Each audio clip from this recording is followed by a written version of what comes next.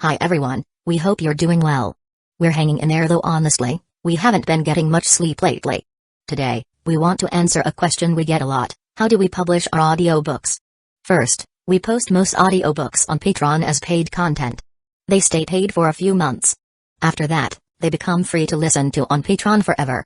A few weeks later, we post them on other places like YouTube, Facebook, and Twitter, X. Lately, things have been a bit slow in terms of new members. So we'd love your help. Please share our site with your friends or in places like Facebook groups, Twitter, X, Discord, Reddit, or novel forums. Even one share can really help us grow. Thanks so much for your support. Off you go now. Tobirama interjected, taking a sip of water and gesturing for Danzō to leave. Of course, Tobirama-sensei. Call me if you need anything. Danzō bowed respectfully before exiting the laboratory. You know. Kakuzu began, setting his teacup down, you're always toying with that kid's ambitions. Why not just give him a real chance? Tobirama smirked. And miss out on the entertainment? Hearing the faint hint of mockery in Kakuzu's tone, Tobirama-senju didn't respond immediately. Instead, he took a sip of water, placed the cup back on the table, and spoke calmly. Kakuzu, why don't you practice it? This forbidden jutsu was a joint effort between the two of us. His fingers tapped lightly on the armrest, and his sharp gaze met Kakuzu's, flickering with a subtle light. Tobirama's unspoken meaning was clear. He had already noticed Kakuzu's reluctance, or inability, to train in certain ninjutsu. For a powerful ninja, there were only two plausible reasons for this. 1. Physical limitations, perhaps from lingering injuries after a battle. Or 2. An inherent inability to master the techniques. Judging by Tobirama's scrutinizing gaze, it was evident which theory he leaned toward. Though his weakness had been exposed, Kakuzu didn't seem bothered. After all, he'd been in Hidden Leaf Village long enough that if Tobirama, the second Hokage, hadn't seen through him by now, it would truly be an embarrassment to Tobirama's title. If you've already drawn your conclusions, there's no need for me to explain. Kakuzu said coolly, taking a sip of tea as if entirely unruffled. Let Tobirama guess all he wanted, whether he was right or wrong hardly mattered. Shifting the conversation, Kakuzu redirected them to the topic of the forbidden jutsu, the multi-shadow clone jutsu. If I'm not mistaken, the concept behind this jutsu originates from your brother's wood clone jutsu, doesn't it? Tobirama snorted, a faint smile tugging at the corner of his lips. It seems you know quite a bit about my brother. Why bring him up all of a sudden? A cheap attempt at deflecting the conversation wouldn't escape the keen mind of Tobirama, the master tactician. Not at all. Kakuzu said, waving his hand dismissively. I was just reflecting, how can two brothers born of the same parents turn out so vastly different? For a moment, Tobirama was stunned, rendered speechless by Kakuzu's pointed jab. Even the water in his hand suddenly seemed unappealing. In truth, Kakuzu wasn't wrong. As the younger brother of the god of shinobi, Tobirama's steady demeanor masked his relentless drive to grow stronger, to measure up to the monumental shadow cast by Hashirama. But for someone of Tobirama's caliber, conventional methods of growth were no longer viable. That was precisely why he delved into the realm of forbidden jutsu, to bridge the gap in power between him and his brother. After a moment of contemplation, Tobirama finally spoke. You're not wrong. My brother's wood clones are almost indistinguishable from living beings. By splitting his chakra evenly, he essentially creates fully autonomous entities. The idea of dividing chakra for the shadow clone jutsu did, in fact, take inspiration from the wood clone. Tobirama paused before continuing. However, in terms of quality, shadow clones fall short of wood clones. But unlike the wood clone jutsu, which has limits to its quantity, shadow clones can be created in the hundreds or even thousands. So, in that sense, they have their advantages. Given their current cooperative relationship, Tobirama saw no harm in sharing these insights with Kakuzu. However, as he finished explaining, he noticed the peculiar way Kakuzu was looking at him, a smirk playing on his lips, his expression unreadable. What? Tobirama frowned, wary of whatever idea Kakuzu was entertaining. You're not seriously thinking? A sudden realization struck him, and Tobirama shot to his feet, his expression shifting to one of alarm. Are you insane? Don't tell me you're planning to experiment on my brother? The thought caught in his throat, and his pupils contracted as the sheer audacity of the idea sank in. Yet, if he was being completely honest with himself, as outrageous as it sounded, a part of Tobirama found the concept disturbingly thrilling. Chapter 47, Hashirama strikes back. Tobirama. You enjoy researching forbidden jutsu, I don't object. But everything has its limits. Hashirama scolded, his tone both stern and brotherly. For example, if you dare place a flying thunder god jutsu seal on me again. Hashirama leaned closer, his voice dropping to a dangerous whisper. I'll show you exactly why flowers bloom so beautifully. The memory of that threat sent a shiver down Tobirama's spine. Years of brotherly bonds made it clear, Hashirama wasn't joking. Experimenting on his elder brother might seem entertaining in theory, but the risk was astronomically high. Testing his flying thunder god jutsu on Hashirama? That was a death wish in disguise. Tobirama blinked back to the present and shuddered. He glanced at Kakuzu and waved dismissively. You go ahead. Just make sure you're tired of living first. Kakuzu, ever the opportunist, smirked knowingly. Tobirama, that's not the attitude you take when asking for favors. Tobirama frowned. What nonsense are you spouting now? If you're going to ask someone for help, especially your older brother, you need to approach them properly. Kakuzu explained, his smirk widening. Right now, you look more like a debt collector than someone seeking assistance. The blunt critique gave Tobirama pause for exactly 2 seconds before he scoffed. Nope. That was Tobirama's final word on the matter. No way he was subjecting himself to Hashirama's antics. Kakuzu wasn't particularly disappointed by the refusal, though. He knew better than anyone that science and ambition were unstoppable forces. The seeds of curiosity were already planted. By the way, Kakuzu interrupted, rolling up his sleeve to reveal the faint glow of the flying thunder god jutsu mark etched onto his arm. When do you plan on resolving this little issue? Tobirama sighed, sitting up straighter. The seal falls under the category of curse marks or sealing jutsu. I've seen countless examples of seals disappearing, taking their effects with them. That's where we'll start. Tobirama rummaged through a stack of documents until he found the schematic he was searching for. Handing it to Kakuzu, he explained, this is the blueprint for a new approach I've been considering. Kakuzu took the scroll, scanning its contents with a neutral expression. Are you sure this will work? No. Tobirama admitted, crossing his arms. But if we don't try, we'll never know. Kakuzu chuckled lightly. Fair enough. Let's give it a shot. And so began 3 grueling months of relentless research into forbidden jutsu. While progress was made, the desired effect, removing the flying thunder god jutsu seal, remained elusive. Tobirama gave Kakuzu's shoulder a reassuring pat. Don't lose hope, Kakuzu. The flying thunder god jutsu mark is intricate beyond belief. One failure doesn't mean the end. We'll just keep trying. Kakuzu narrowed his eyes at Tobirama's expression. Why do I feel like you're secretly enjoying this? Tobirama's deadpan face didn't betray a hint of amusement, but Kakuzu's suspicion lingered. Meanwhile, back in Hidden Leaf Village, word spread like wildfire. Have you heard? The Hokage will be returning in a few days. Tobirama nodded at the news. The lookout tower received word from my brother. He'll be back in the village soon. Tobirama gazed toward the horizon, his expression thoughtful. I wonder how successful their mission was this time. A piercing eagle's cry echoed through the sky as sunlight bathed the Fire Nation's winding roads. 2 men walked side by side, their hearty laughter reverberating through the mountain pass. Both exuded the presence of legends. Madara, it's been so long since I've felt this exhilarated. Hashirama exclaimed, a broad smile lighting up his face. Humphrey. Same here, Hashirama. It's been years since I've had such a satisfying battle. Madara replied, his rare grin matching his companion's. The sight was reminiscent of their first meeting along the riverbank so many years ago. Madara, your scrolls contain some of the strongest tailed beasts. Make sure they don't escape. Hashirama, you worry too much. If they run, we'll just catch them again. The 2 men exchanged a look and burst out laughing. Their camaraderie was palpable, even amidst the weight of their responsibilities. Despite their light-hearted banter, capturing the tailed beasts was no easy feat. One wrong move, and they risked accidentally killing them. And if that happened, they'd have to wait decades for the tailed beasts to reform from pure chakra. Madara. Hashirama mused, his tone contemplative, don't you find it strange? When tailed beasts die, their chakra disperses into the world, only to recondense years later. It's as if they're an inseparable part of this world. He continued, a piece of its natural order. The bustling gates of Hidden Leaf Village were alive with anticipation. Amid the sea of villagers, clans, and shinobi, cheers erupted the moment 2 figures stepped through the entrance, Sanju Hashirama and Madara Uchiha.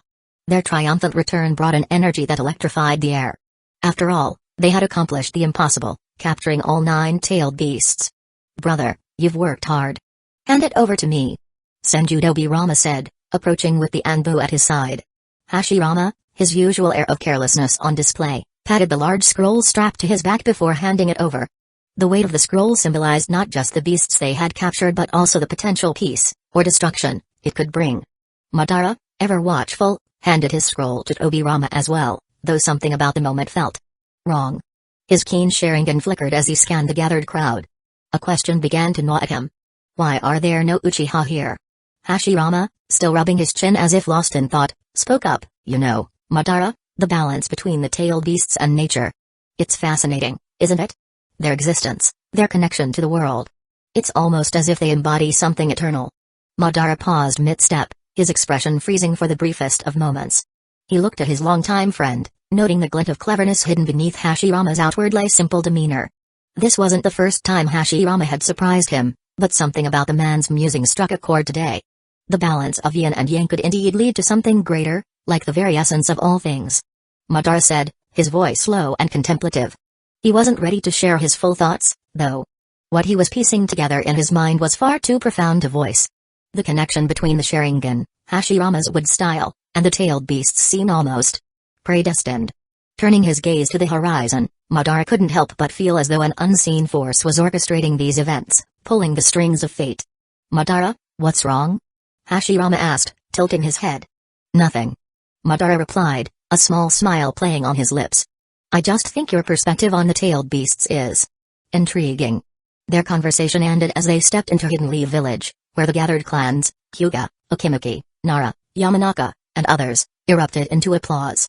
Even the stoic Senju Tobirama allowed a rare smirk to appear as he accepted the scrolls. The moment was a celebration of achievement, a shared triumph for the village. But for Madara, something darker brewed beneath the surface. His unease about the absence of his clan and the swirling questions about destiny lingered in his mind like a storm cloud refusing to dissipate. Chapter 48, The Foolish Atudo. The sun's first light gently spread across the land, casting its warmth upon Hidden Leaf Village. Its rays struck the towering Hokage rock first, highlighting the polished head of the first Hokage with a radiant glow. In the Hokage's office, Senju Hashirama stifled a yawn that made it clear he hadn't slept nearly enough. Hokage-sama, here are the essential documents from the past few months. Senju Momoka announced, arms full with a pile of papers nearly half her height. Hashirama's gaze grew distant, tinged with despair. Just back from a mission, and already buried in work. But what choice did he have? He was the Hokage. Alright, let's take it one at a time. He sighed. Momoka handed him the first document, and he got to work. Hidden Leaf Village's commercial district construction project. Approved. New student list for the next Ninja Academy class. No issues there. Deep in his heart, Hashirama wished for more children to grow up away from the shadows of war. Approved. Budget for the Anbu's second quarter operations. Hashirama bit his pen thoughtfully. The existence of the Anbu was still something he felt conflicted about. Did he really need a personal protection unit? Wasn't this? But in the end, he conceded, it was for Hidden Leaf Village's good. Approved. As Hashirama pushed through his tasks, a knock came at the door. Come in. He called. The door opened to reveal none other than his younger brother, Senju Tobirama, wearing his usual stoic expression. Brother, stop right there, Tobirama. Hashirama interrupted sternly, catching his brother completely off guard. What? What did I do? What did you do? You've got the nerve to ask? Look at what you've been up to while I was away. Hashirama slapped a scroll onto the desk and gestured for Tobirama to take a look. Tobirama's eyes narrowed as he unrolled the scroll.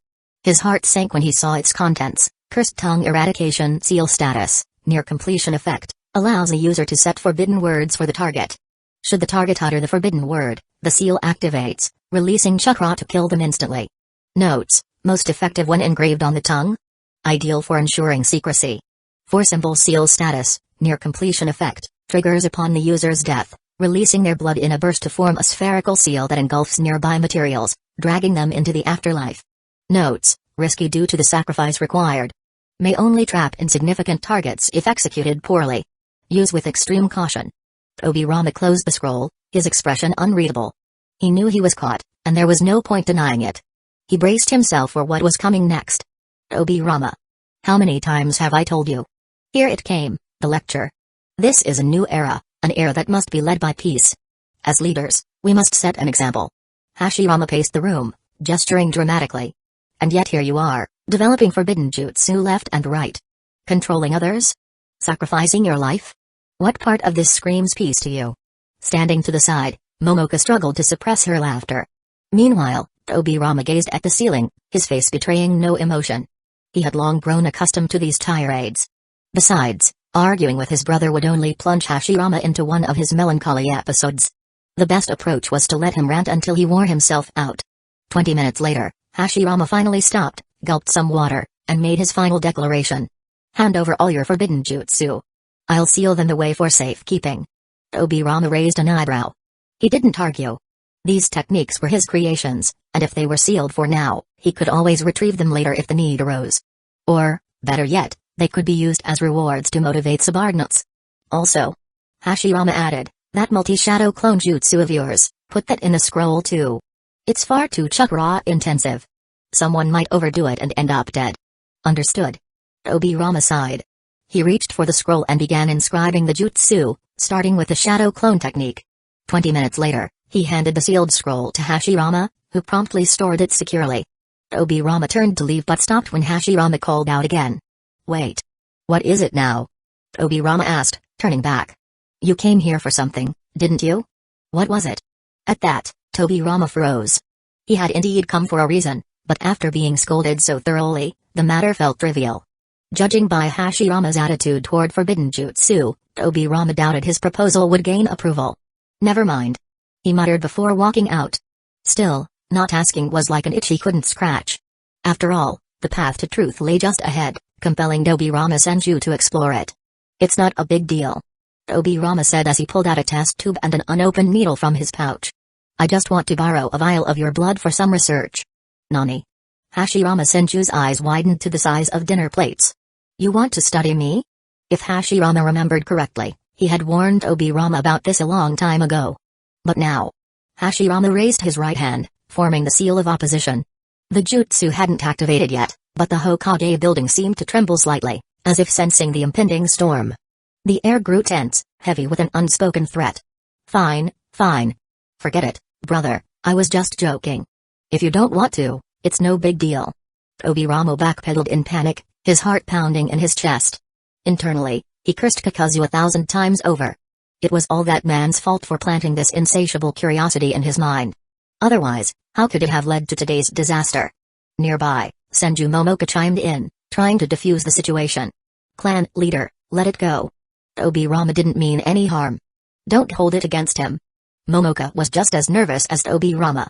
She knew Hashirama's seal was more about respecting their ninja training than actual intent to harm. But if Hashirama casually unleashed a jutsu, Tobirama would undoubtedly be on the receiving end of his brother's loving education. 10 minutes later, one tube after another filled with blood from Hashirama's arm. Removing the test tube from his arm, Hashirama casually tossed the full vial to Tobirama, then picked up another test tube, connected a fresh needle, and continued drawing his own blood. Brother, what are you doing? Tobirama stammered, staring at the 6 or 7 vials of blood already in his hands. This was all his brother's precious life essence. Why was Hashirama acting like blood was free to give away today? Tobirama, I understand your love of researching forbidden jutsu. Hashirama began with a sigh. Honestly, I feel bad about always banning the ones you study. So, to keep you from experimenting on others, just take my blood and do your research. Tobirama was utterly floored. He had never imagined he'd get permission like this. That's enough, brother. Tobirama finally said, his voice tinged with desperation. Enough? Hashirama glanced up, disbelief written all over his face. Take more. This way, you can research for a longer time. It's painful to draw blood, sure, but... He smiled warmly, almost mockingly. What kind of big brother would I be if I didn't indulge my foolish little Atudo? Chapter 49, A Blunder Multi-Shadow Clone Jutsu. Bang. Bang. Bang. With the sound of multiple explosions, several shadow clones appeared in the courtyard. Kazuki, slightly panting, broke into a satisfied smile. Kakuzu-sensei, I did it. Not bad. Kakuzu said, his eyes momentarily showing approval before turning stern. But you're still far from success. Understand? Kazuki immediately caught on, dispersing all the clones with a quick hand seal. The chakra he recovered eased the fatigue on his young face. At barely 10 years old, Kazuki, a child born with all the privileges of a noble heir, understood the importance of pacing himself. Do you remember what I taught you about a ninja's fundamentals in battle? Yes, Kakuzu-sensei. You said that the most important thing in a ninja fight is concealment. Right. Undetectable ninjutsu and secret techniques are a ninja's ultimate tools for turning the tide. The jutsu you've been teaching me will be my ace in the hole. Though young, Kazuki was quick to grasp concepts and adapt. His ability to extrapolate from the basics set him leagues apart from his peers. Kakuzu gave a curt nod. Good. Now go play. I'll teach you more when I have time. Thank you, Kakuzu-sensei. As Kazuki's figure disappeared into the distance, Kakuzu let out a small, satisfied smile. Stretching his towering frame, the cracking sounds of his joints echoed in the air. The black threads within his body wriggled, settling into the most comfortable arrangement. Though the Earth Grudge Fear technique granted Kakuzu eternal life, it came at the cost of a human body's natural attributes. This limitation meant that he couldn't personally practice many ninjutsu or secret arts. However, that didn't hinder his understanding of them. Glancing at his broad palm, Kakuzu mused silently. If I could restore just a sliver of my physical vitality, I could master all those techniques I studied alongside Tobirama Senju. The question is, when will I get the chance to experiment with Hashirama-sama cells? Kakuzu knew better than to push his luck. As long as Hashirama remained alive and well, asking outright was out of the question. But that didn't bother him, time was the least of his concerns. He could wait. The next day Kakuzu's brief vacation ended as he slung a leather bag over his shoulder and returned to work. Unlike his previous hectic days in the lab, his current routine was simple. Entering the lab, he set his bag aside, brewed a strong cup of tea, and pulled out the complete medical compendium from the shelf. Settling into his seat, he lit a cigarette he'd bought from a roadside vendor. The first puff hit his lungs like a punch, but the sharp sting felt oddly refreshing. After about 2 hours of this so-called work, a voice came from outside the door. "Excuse me, is Kakuzu-sama here?" "Come in." The door creaked open, revealing a middle-aged man. He wasn't dressed in a Hidden Leaf Village flak jacket and clearly wasn't a ninja, but the faint chakra emanating from him, coupled with his Hidden Leaf Village forehead protector, hinted at his administrative role. "Ah, Hirata. It's been a month, hasn't it?" "It sure has. With my relationship with Kakuzu-sama, I should be checking in monthly, shouldn't I?" Hirata didn't stand on ceremony, sliding into the chair across from Kakuzu. From his bag, he pulled out a thick envelope and handed it over. "Kakuzu-sama, here's your pay." Setting aside his book, Kakuzu took the envelope and began counting the thick stack of bills inside. Hirata watched nervously as Kakuzu meticulously flipped through the cash, one bill at a time. By the time Kakuzu finished the first count, his sharp gaze made Hirata's throat tighten. Kakuzu started a second count, this time flipping the bills in reverse order. Though the process was slow and elaborate, Hirata didn't dare voice a complaint. He simply prayed silently that the amount was correct this time. The last time there had been a discrepancy, Kakuzu had nearly torn the entire finance department apart, and even Tobirama Senju couldn't calm him down. Finally, with a soft swish, the last bill slid back into place. Not a yen short or over. 65,000 exactly, Hirata. Your math is flawless today. A relieved sigh escaped Hirata as he wiped the sweat from his brow. Wonderful. I still have to deliver the rest of the wages, so I'll take my leave. Go ahead. Hirata didn't waste another second, hastily gathering his belongings and scurrying out of the lab. Kakuzu, on the other hand, tucked away his earnings with a pleased grin. As for the glass industry, it had nearly reached saturation after a few years of rapid development. Yet, it still brought Kakuzu, a hands-off boss, tens of millions in pure profit every month. He couldn't help but think of the mountain of cash stored in his home's basement. Clasping his hands together, fingers interlaced, he muttered to himself, "It's about time to go count my fortune again." Ring, ring, ring. Kakuzu reached out and turned off the alarm clock. Over the years, he had maintained a habit, the sound of an alarm is a command. Time had flown by, and before he knew it, it was already lunchtime. A punctual man, Kakuzu left right on time, neither a minute early nor late. But before heading out, he grabbed a document. It was this month's work report. Walking through the bustling streets, the lively crowds highlighted the prosperity of the area. He stepped into a kairaku ramen. "Boss, chashu ramen." Kakuzu ordered, spreading his palm out skillfully. The owner instantly understood. "Right away, Kakuzu-san." 5 bowls of ramen coming up. In no time, 5 steaming bowls of ramen were placed in front of him. Kakuzu devoured them swiftly, like a storm consuming the sky. Once finished, he headed to a tea house in Hidden Leaf Village for an hour of rest. Finally, as the clock's second hand hit 2 p.m., Kakuzu opened his eyes. A few quick leaps later, he vanished from the tea house, reappearing at the doors of the Hokage's office. After knocking and receiving permission, Kakuzu stepped inside. There he was, the man known as the god of shinobi. Yet, judging by his current state, Hashirama Senju seemed a bit overwhelmed. The piles of documents in the office were significantly larger than usual. "Hokage-sama." "Ah, Kakuzu? Come in, have a seat." Hashirama greeted warmly. Kakuzu sat across from him and handed over the document. "Hokage-sama, here's my monthly report." "Haha, just leave it there." Hashirama said, casually pointing to a random spot on the desk. Raising an eyebrow, Kakuzu thought, well, if he doesn't care, neither do I. After all, the report didn't contain anything particularly meaningful. Hashirama gave Kakuzu a sheepish grin. It wasn't like he ever read these reports anyway. The two exchanged a glance and chuckled knowingly. Hokage-sama, what's got you so busy? Ah, take a look for yourself. Hashirama sighed, sliding a stack of letters toward Kakuzu. Messages from the other nations. They're requesting a 5-Kage summit. What a hassle. Without hesitation, Hashirama let Kakuzu read the contents. One letter began, to the esteemed Hokage, I am the Raikage. I've heard that your village has successfully captured all the tailed beasts. Hidden Cloud's village is deeply grateful, but... Another read, respected Hokage, on behalf of Hidden Stone's village, I invite you to a hunt along the border. As Kakuzu skimmed through the correspondence, his fingers tapped rhythmically on the desk. He quickly grasped the essence of their intentions.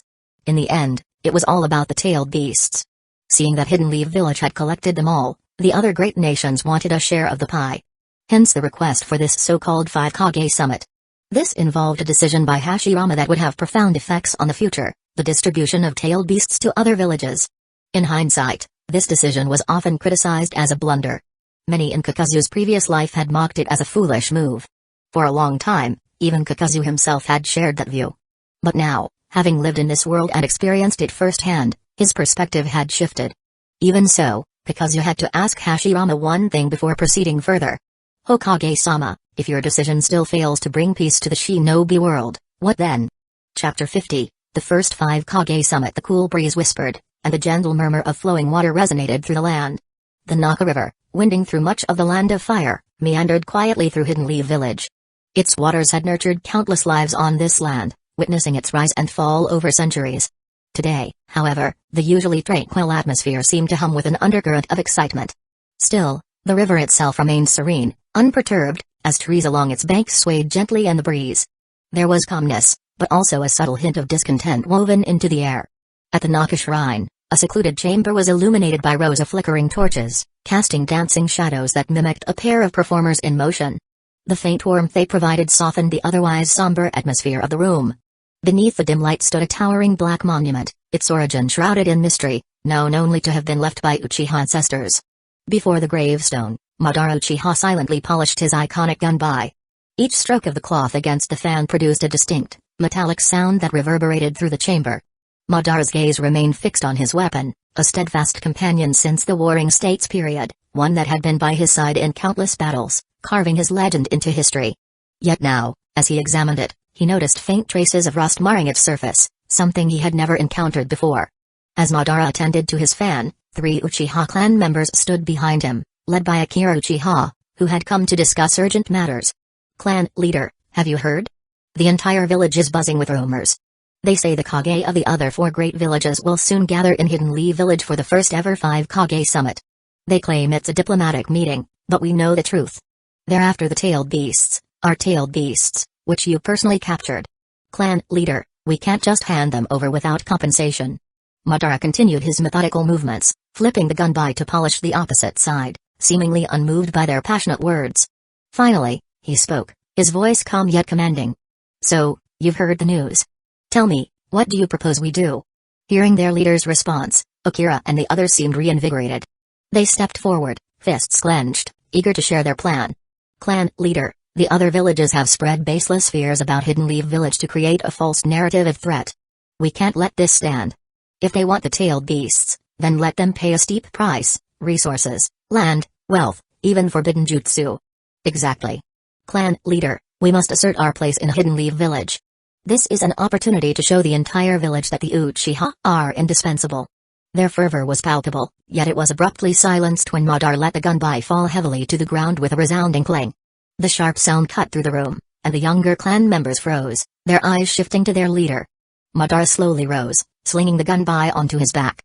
As he turned, his Sharingan activated, transforming into the fearsome Mangekyō Sharingan. His presence shifted, gone was the composed figure polishing a relic, replaced by the battle-hardened warrior of the Warring States period, radiating an aura of cold decisiveness. He walked past the stunned group, his voice echoing as he spoke words they could not fully grasp. Those who are content with fleeting peace will never achieve true harmony. A faint, Enigmatic smile played at his lips as he left the shrine, disappearing into the night. Behind him, the clan members stood bewildered, unable to decipher his parting words. Meanwhile, in the heart of Hidden Leaf Village, the village bustled with unprecedented activity. The fertile lands, lush greenery, and vibrant community made it a beacon of prosperity, flourishing even in the brief years since the end of the Warring States period. Politically, economically, and militarily, Hidden Leaf Village had ascended to the pinnacle of the shinobi world. None of the other great nations could compare. The streets were livelier than ever, filled with villagers mingling with outsiders dressed in peculiar attire. This influx of foreign visitors was not merely a result of Hidden Leaf Village's open policies but a consequence of the upcoming 5 Kage Summit. Leaders from the 5 great nations were converging to discuss matters that would shape the future. The historic nature of the event drew countless onlookers, eager to witness history or at least catch a glimpse of the powerful figures attending. However, the increased activity also posed challenges for Hidden Leaf Village's security forces. Though unlikely, the idea of anyone daring to disrupt the village during its prime was almost laughable. Hidden Leaf Village was fortified by some of the strongest clans, the Senju, Sarutobi, Shimura, Inoshikacho, Hyuga, and many others. Any would-be troublemaker would find themselves subdued in moments. More importantly, any act of sabotage during this critical juncture would be tantamount to shaming their own village, undermining their position in the negotiations. Those from other villages visiting Hidden Leaf Village knew better than to cause major disturbances. Anyone with half a brain could figure that out. But minor mischief? That was fair game. And it was precisely those smaller acts of trouble that tested Hidden Leaf Village's defense capabilities. At the gates of Hidden Leaf Village, the ever-stoic Senju Tobirama stood vigil, his expression as unchanging as a carved mask. Beside him were several representatives from Hidden Leaf Village's various ninja clans, stationed there as the faces of the village. Their presence served dual purposes, to extend a warm welcome to visitors and to handle special arrivals. However, with Tobirama's stern, debt-collector face greeting newcomers, one might question whether he was there to welcome guests, or scare them off. "Hey!" Tobirama's gruff voice broke the silence as he turned toward Kakuzu, who was lounging on the ground, absorbed in a book. "Don't you think me standing here at the gate is a bit much?" Kakuzu shut his book with a quiet snap, stretched lazily, and shot a sidelong glance at Tobirama. "You're a Senshu, an assistant to the Hokage, and the face of Hidden Leaf Village. If not you, then who? If anything." Kakuzu continued with a smirk, "I'm the one who doesn't belong here. I was perfectly content in my lab, and you dragged me out here for this. What's the meaning of this, Tobirama?" Tobirama shoved his hands into his pockets and gave Kakuzu an unimpressed look. "Quit pretending. You know the village's defenses are stretched thin right now. If something serious happens, I couldn't care less about the other villages losing face, but Hidden Leaf Village? That's non-negotiable. We need top-tier shinobi on guard. Otherwise, I wouldn't have called you out here." Kakuzu nodded thoughtfully, his expression suddenly serious. "That's a decent attempt at flattery. Fine, I'll give you that. Humphrey." Tobirama let out a small, prideful scoff. "Good. I'll be stepping away for a bit. While I'm gone, you're in charge of keeping an eye out. Don't let any suspicious individuals slip through." No sooner had Tobirama finished speaking than Kakuzu promptly sat back down, book in hand. "What the hell is this?" Tobirama's brow twitched, but he forced himself to hold back his irritation. "We agreed on this already. I'm paying you 1.5 times your usual rate to help out. Isn't that enough?" Kakuzu's eyebrow arched, and his gaze sharpened. "Oh, so you do understand. I'm here to help with the work, not to take responsibility for it. You're telling me to watch over the gate, but if something goes wrong, won't the blame fall squarely on me?" Tobirama's patience was wearing thin. "What do you want, then?" Standing up and tucking his book away, Kakuzu raised 3 fingers. "If you want me to take responsibility, it's going to cost you triple the pay." Chapter 51, The Kage from Other Villages. Tobirama Senju vanished in a flash of flying thunder god, leaving Kakuzu standing at the post with nothing but a faint breeze in his wake. Kakuzu, ever the reliable man of business, sighed. "The deal's already sealed. Guess I'll keep an eye on his stall." Stretching lazily, he stood up, his sharp eyes scanning the steady flow of villagers coming and going. With Hashirama Senju holding down the fort, it wasn't like Hidden Leaf Village would face any real trouble. This was more a formality than an actual task. Still, Kakuzu resigned himself to standing guard. Amid his boredom, a voice rang out. "Kakuzu-sama. It's an honor to meet you. I'm Hyuga of the Hyuga clan." Kakuzu turned to look. A man with flawless Byakugan eyes stood there, bowing in a perfect 90-degree angle. His broad robes swayed slightly as he rose, revealing a square-jawed face. "Ah, the Hyuga heir. Pleasure to meet you." Kakazu said, extending his hand in greeting. Rutan, ever polite, quickly stepped forward, bowing again as he extended both hands to clasp Kakazu's. Please, there's no need for such formality. Just call me Rutan. Sure. Kakazu replied, his tone tinged with awkwardness. The younger man's unyielding courtesy was unsettling. A polite demeanor was one thing, but this level of deference bordered on oppressive. From an age perspective, Kakazu had maybe 10 years on Rutan, not an insurmountable gap for friendship or even camaraderie. Yet Rutan's unwavering respectful junior act made Kakazu feel off. Was it because he seemed so much older, or because Rutan made himself seem so small? If anything, Rutan embodied the stereotypical Hyuga, less arrogant than the Uchiha, but equally hard to get close to. No doubt his stiff, hierarchical upbringing played a part, with its rigid divisions between main and branch families. Kakazu glanced at Rutan, who was still standing upright, awaiting his next words. This dynamic was exhausting. For the sake of diplomacy, Kakazu forced a smile. Have you eaten yet? No. How about sleep? Kakazu caught himself mid-sentence and quickly corrected. I mean, want to grab a bite later? Rutan stepped forward, bowing slightly. I'm at your service.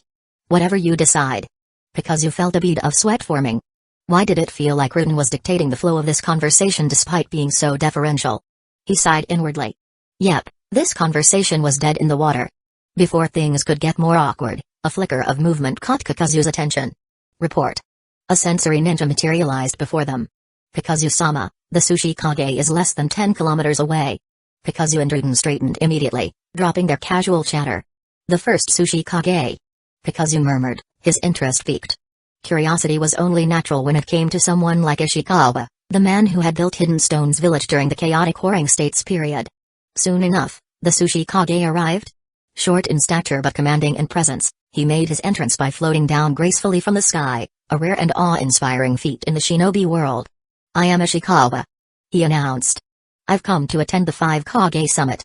The Sushi Kage wasted no time introducing himself, his tone devoid of arrogance despite his status. Welcome, Sushi Kage-sama. Kakazu greeted him with a courteous smile. Your journey must have been tiring. We've prepared accommodations for you in our finest inn, complete with hot springs, exquisite cuisine, and luxurious beds. For an additional fee, there are special services. Please, this way. Nani? Ishikawa's brow twitched, clearly puzzled by the last part of Kakazu's statement. Kakazu simply smiled and gestured discreetly behind his back. The nearby Nara clan member, Shikame, quickly stepped forward. Sushi Kage-sama, it's an honor to host you. Please allow me to guide you to your quarters. Members of the Akimaki clan moved forward as well, taking the Sushi Kage's luggage. Without further ado, Ishikawa was escorted to the inn, his retinue following closely behind. Among them were 2 notable figures. First was Mu, the Sushi Kage's apprentice, a man wrapped head to toe in bandages. Second was a short ninja with a large nose and a mischievous grin plastered across his face. His sly look said it all, he was already scheming something. As their eyes met, Kakazu smirked knowingly. The little ninja's lips formed a silent sentence, name your price. Kakazu chuckled to himself. So, even Onoki of the both scales wanted to explore hidden leaf villages. More colorful offerings. But given his young age, Kakazu figured the kid could handle it. If the money was good, Kakazu didn't see why not. After all, it wouldn't be his waist on the line. By the following afternoon, Hidden Leaf Village welcomed a delegation from the Land of Water.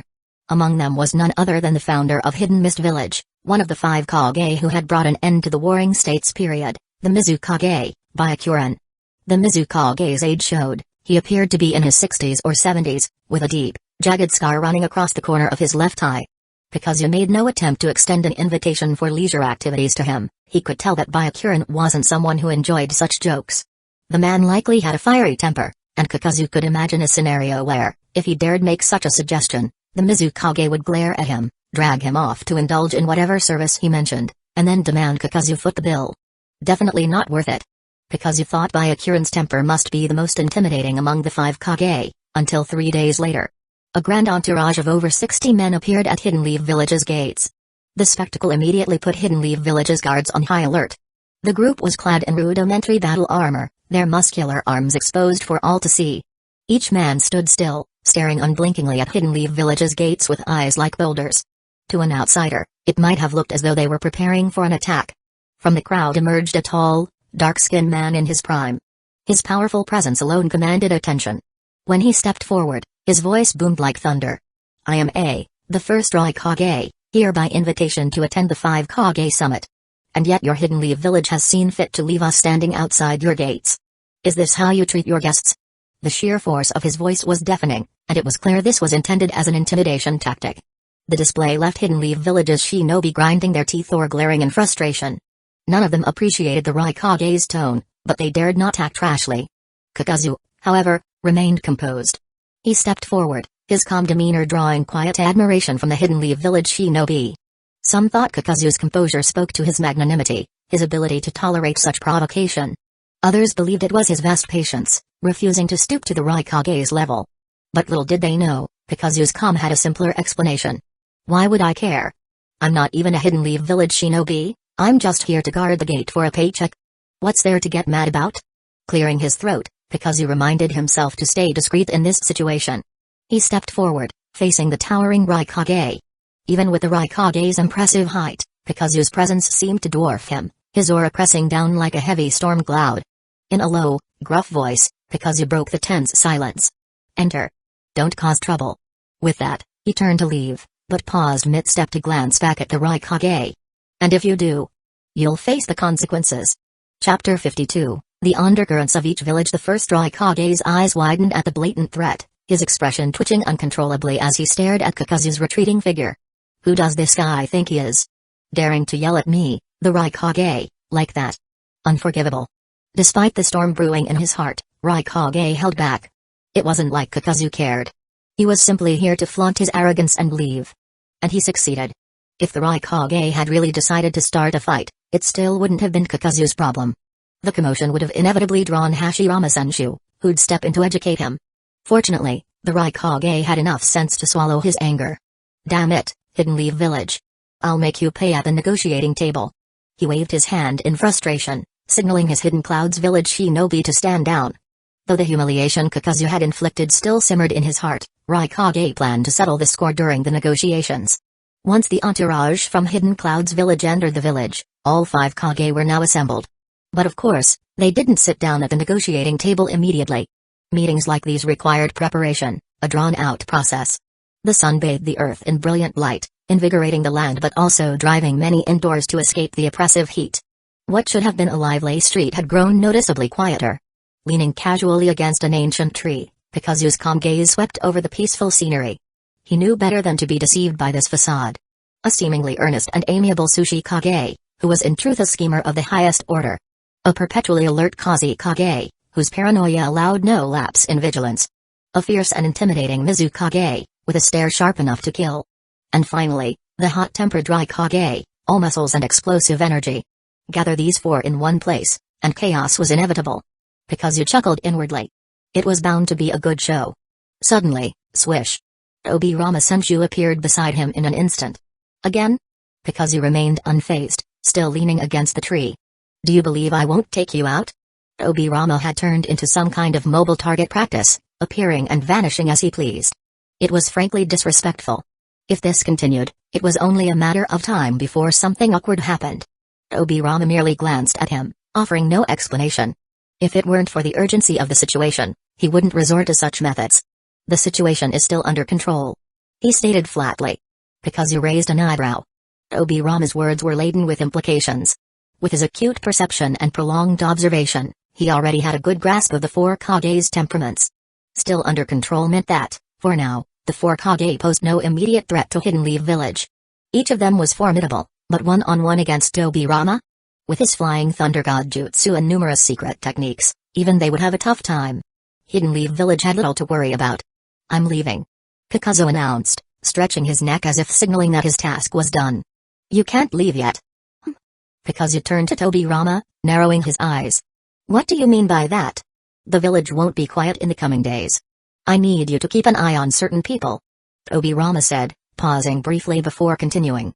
Rukongai, Kazekage, Mizukage, they already have people shadowing them. The Sushi Kage is your responsibility. Ha! Kakuzu scoffed. Obirama really did treat him like a hired hand. Just as Kakuzu opened his mouth to refuse, Obirama cut him off, his tone turning sharp. Triple the pay. The moment the words left his lips, Obirama activated Flying Thunder God Jutsu, disappearing in a flash. Damn it. Kakuzu cursed at the empty spot where Dobirama had stood moments ago. You better pay up. The next few days passed quickly. While Hidden Leaf Village prepared for the talks, the other 4 villages were equally busy. Shinobi bustled around the inns housing the delegations, their movements betraying the underlying tension. Negotiations were no less than a battlefield. The final agreements could shape the fate of every village, so it was no surprise that some began probing for information within Hidden Leaf Village. How many tailed beasts were being distributed? What were their prices? What stance was the Hokage taking in these talks? Spying on Hidden Leaf Village, however, was no easy task. In the past, this would have been the perfect opportunity to plant agents. But with the Yamanaka clan's techniques sweeping through the ranks, inserting spies into Hidden Leaf Village had become nearly impossible. Those subjected to Yamanaka interrogation not only divulged current intelligence but also surrendered details of past operations. The old method of raising sleeper agents from childhood was no longer feasible.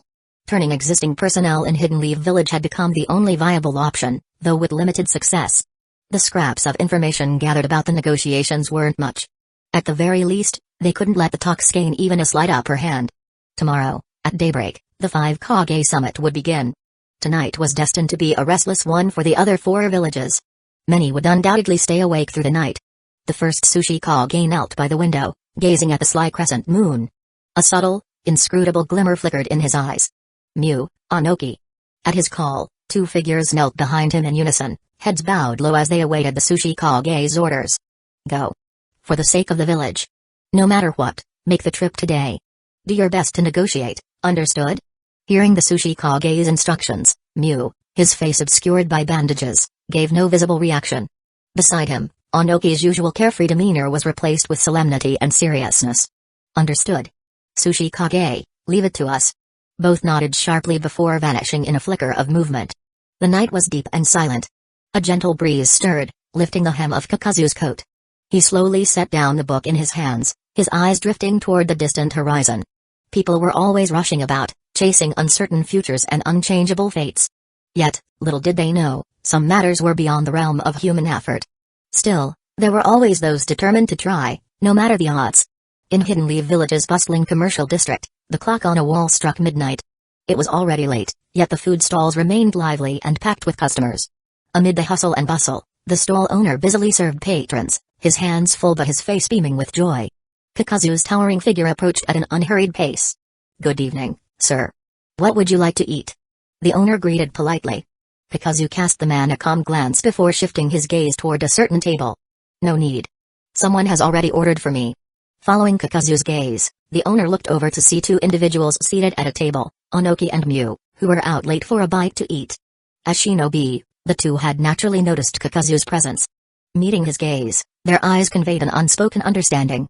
Both were elite jonin of Hidden Stone's village and had long been aware of Kakuzu tailing them. Now that he had followed them here, it was impossible to ignore him. A fellow shinobi from Hidden Leaf Village, since you're here, you're our guest. Come, have a seat. Mew said politely, motioning Kakuzu to join them. Ha ha ha. Anoki stood up, laughing heartily. Isn't this the same guy who greeted us the other day? Perfect timing, come, let's eat together. Their enthusiastic invitation left Kakuzu with no reason to refuse. He sat at their table, his eyes briefly sweeping over the untouched dishes laid out before them. A faint smirk tugged at his lips. Kakuzu-san, you've been guarding us tirelessly these past few days. I must toast to your efforts. Mew said, lifting a cup of sake. He even cut a small slit in his bandages to drink it down in one gulp. It's nothing. Just a small task. Kakuzu replied with a calm smile, returning the toast. Beside him, Anoki grinned and poured Kakuzu another drink. Hey, Kakuzu-sama, you're being too stingy. I told you I'd pay extra. When are you going to show me around Hidden Leaf Village and let me experience the local culture? Anoki's sly grin earned a slight narrowing of Kakuzu's eyes. He downed his sake without a word. This kid, Anoki, he might be older than Hiruzen Sarutobi by a bit, but he was still far from an adult. Brat, you're still wet behind the ears, and you're already thinking about things like that? Ridiculous. Kakuzu snapped. Anoki chuckled awkwardly under Kakuzu's stern rebuke, scratching his head. The drinks continued, with Anoki and Mew taking turns raising their cups to Kakuzu, as if determined to drink the night away. Half an hour later, Kakuzu glanced up at the sky, then set his cup down abruptly. He looked at the 2 across from him, a faint but meaningful smile on his lips. Do you know why I haven't gone after your real bodies but instead chose to sit here, drinking and chatting with you?" At these words, the smiles on Onoki and Myu's faces froze instantly. What do you mean, Kakuzu-sama?" Onoki began, only to trail off mid-sentence. He cursed himself inwardly, wishing he could slap himself twice. Of course Kakuzu, an elite shinobi of his caliber, would see through their clay clones. Myu, however, remained calm. He had likely guessed Kakuzu's intentions, to play along without interfering with their real bodies' plans. This was undoubtedly a relief for them. Kakuzu cast them a dispassionate glance. "The reason I haven't gone after your real bodies is simple. Since you're so eager to dance, why should I hold you back?" These words struck a nerve. Though Onoki and Myu maintained outward composure, the flicker of panic in their eyes betrayed them. Chapter 53, Submission and Defiance. Onoki and Myu stood before a dimly lit room. Raising their voices, they announced their purpose to the person inside. Moments later, the man emerged. He was clad in armor, a hidden leaf village headband resting prominently on his forehead. His long, spiked hair obscured half of his face, but even the darkest night couldn't conceal the fiery glow of his crimson Sharingan. It was Madara Uchiha. "Lord Madara," Myu began, his tone respectful but firm. "We represent Hidden Stone's village. We've come to propose an alliance with Hidden Leaf Village." Madara stood at the top of the stone steps, arms crossed as he gazed down at them. His Sharingan glimmered menacingly in the darkness, as if stripping away their thoughts, their secrets.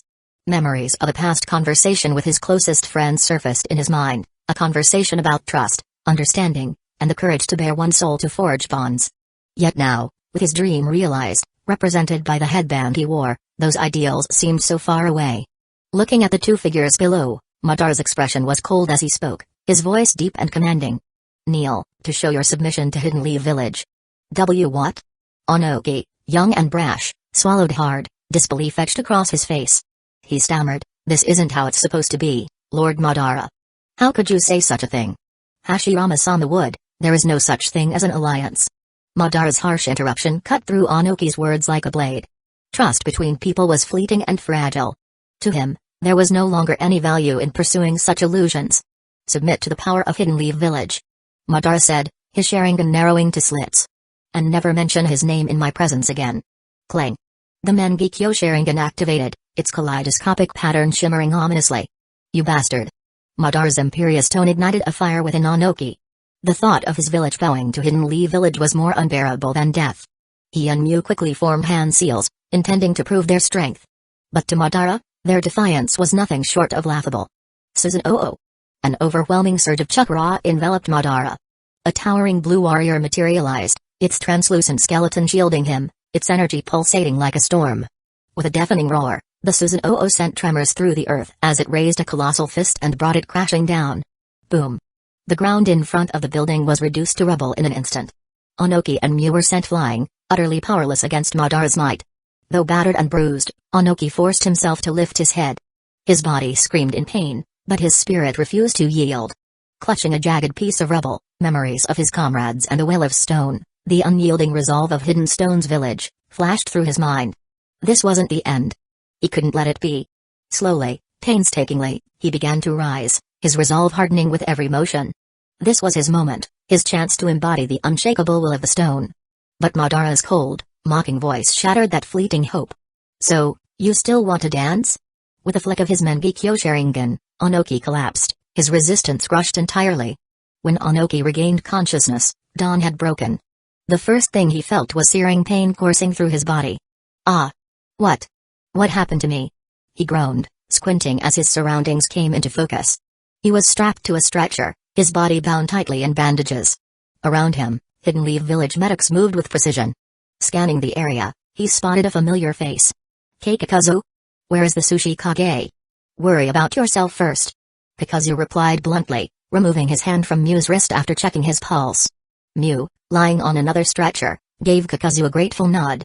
His injuries were superficial, just some scrapes and bruises that would heal quickly with rest.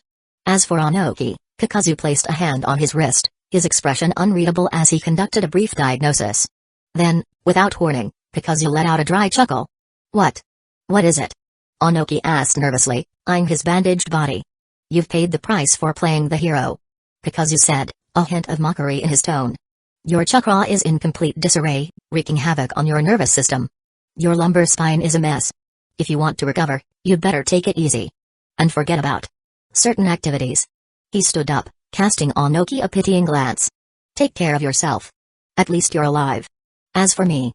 Kakuzu's gaze shifted towards the horizon. I've got to check on how your beloved Sushi Kage is holding up. Without another word, Kakuzu vanished in a blur of motion. In a specially constructed meeting room in Hidden Leaf Village, preparations for the first 5 Kage summit were underway.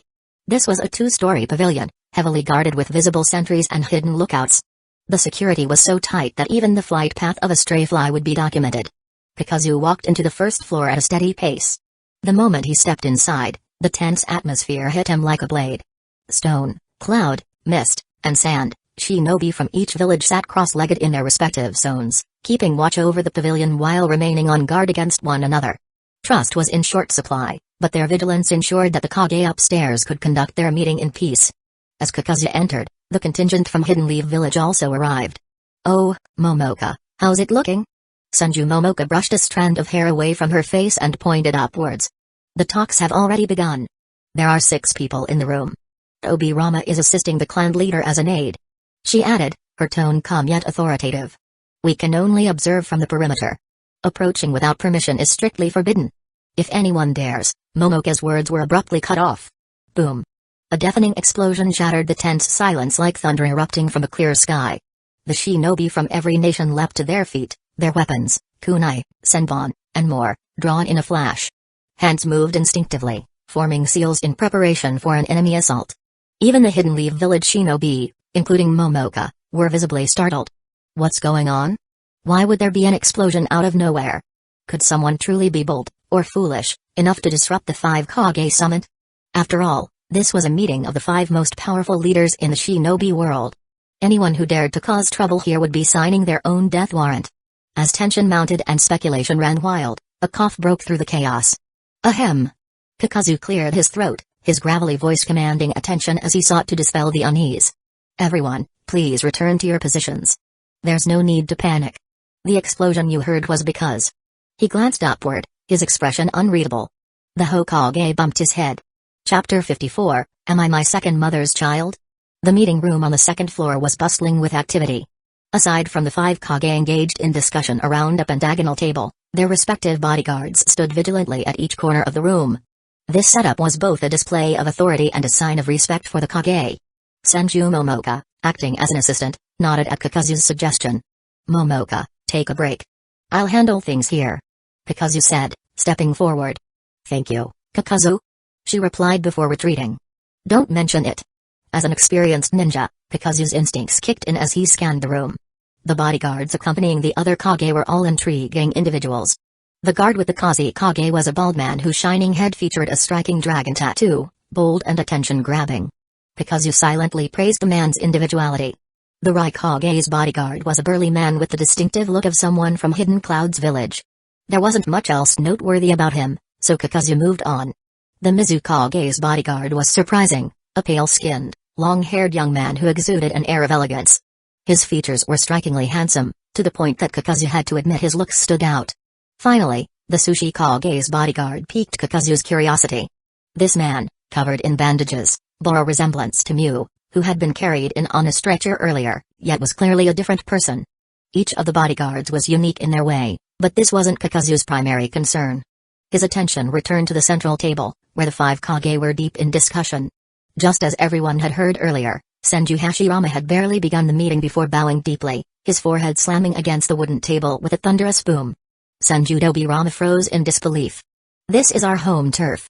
Why is he bowing like this? Isn't this humiliating? The other 4 Kage were momentarily stunned, then thrilled. Was Senju Hashirama showing submission? Could this be an opportunity to extract more concessions or even additional tailed beasts from him? However, their elation was short-lived. As seasoned leaders, they weren't naive. The force of Hashirama's bow had caused tremors akin to an earthquake. If he had directed that force at them, their spines would have shattered instantly. The only reason the table remained intact was due to its construction, courtesy of wood style. Understanding this, the other Kage remained vigilant. Under Tobirama's guidance, the meeting eventually shifted to its main topic. In light of the varying strengths of our nations, Tobirama began, we propose a balanced distribution of the tailed beasts to maintain equilibrium among us. However, we will require compensation from each village for this allocation. It was unclear whether Tobirama truly believed this proposal himself, but it was undoubtedly aligned with Hashirama's vision of peace.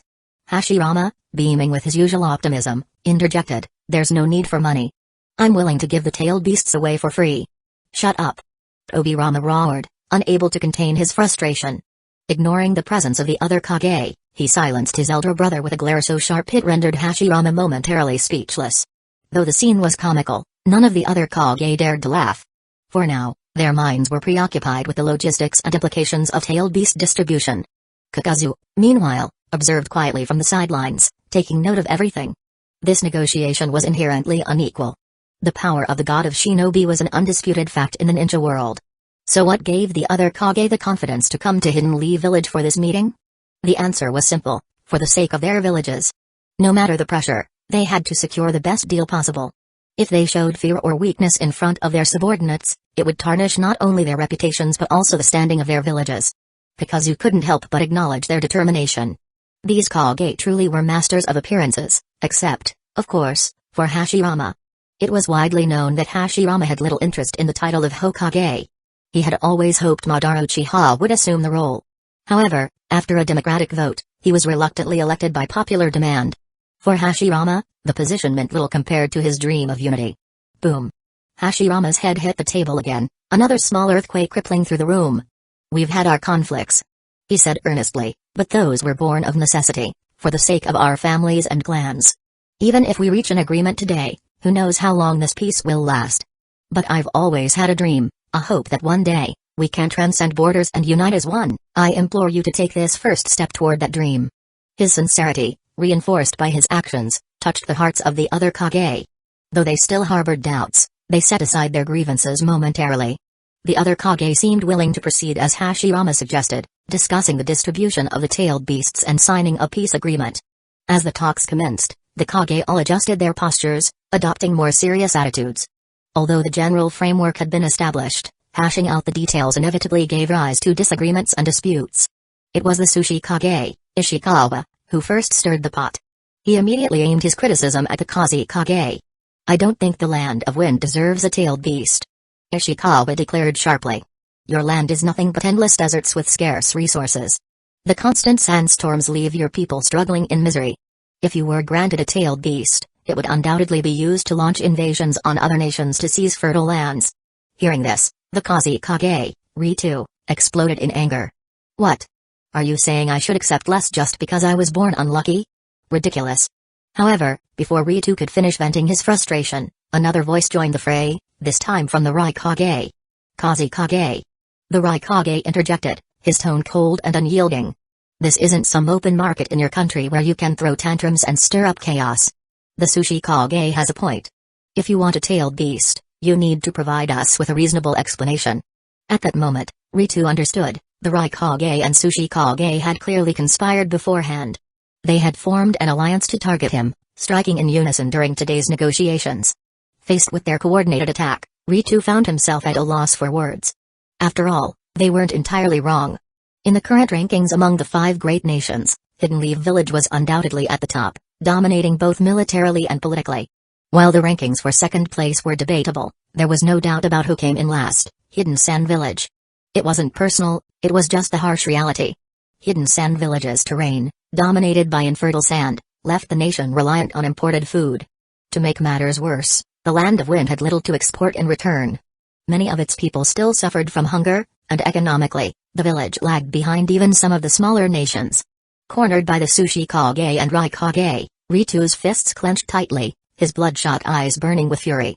If the setting had been different, he might have leapt up and started a brawl. But he restrained himself. Losing his temper wouldn't solve anything.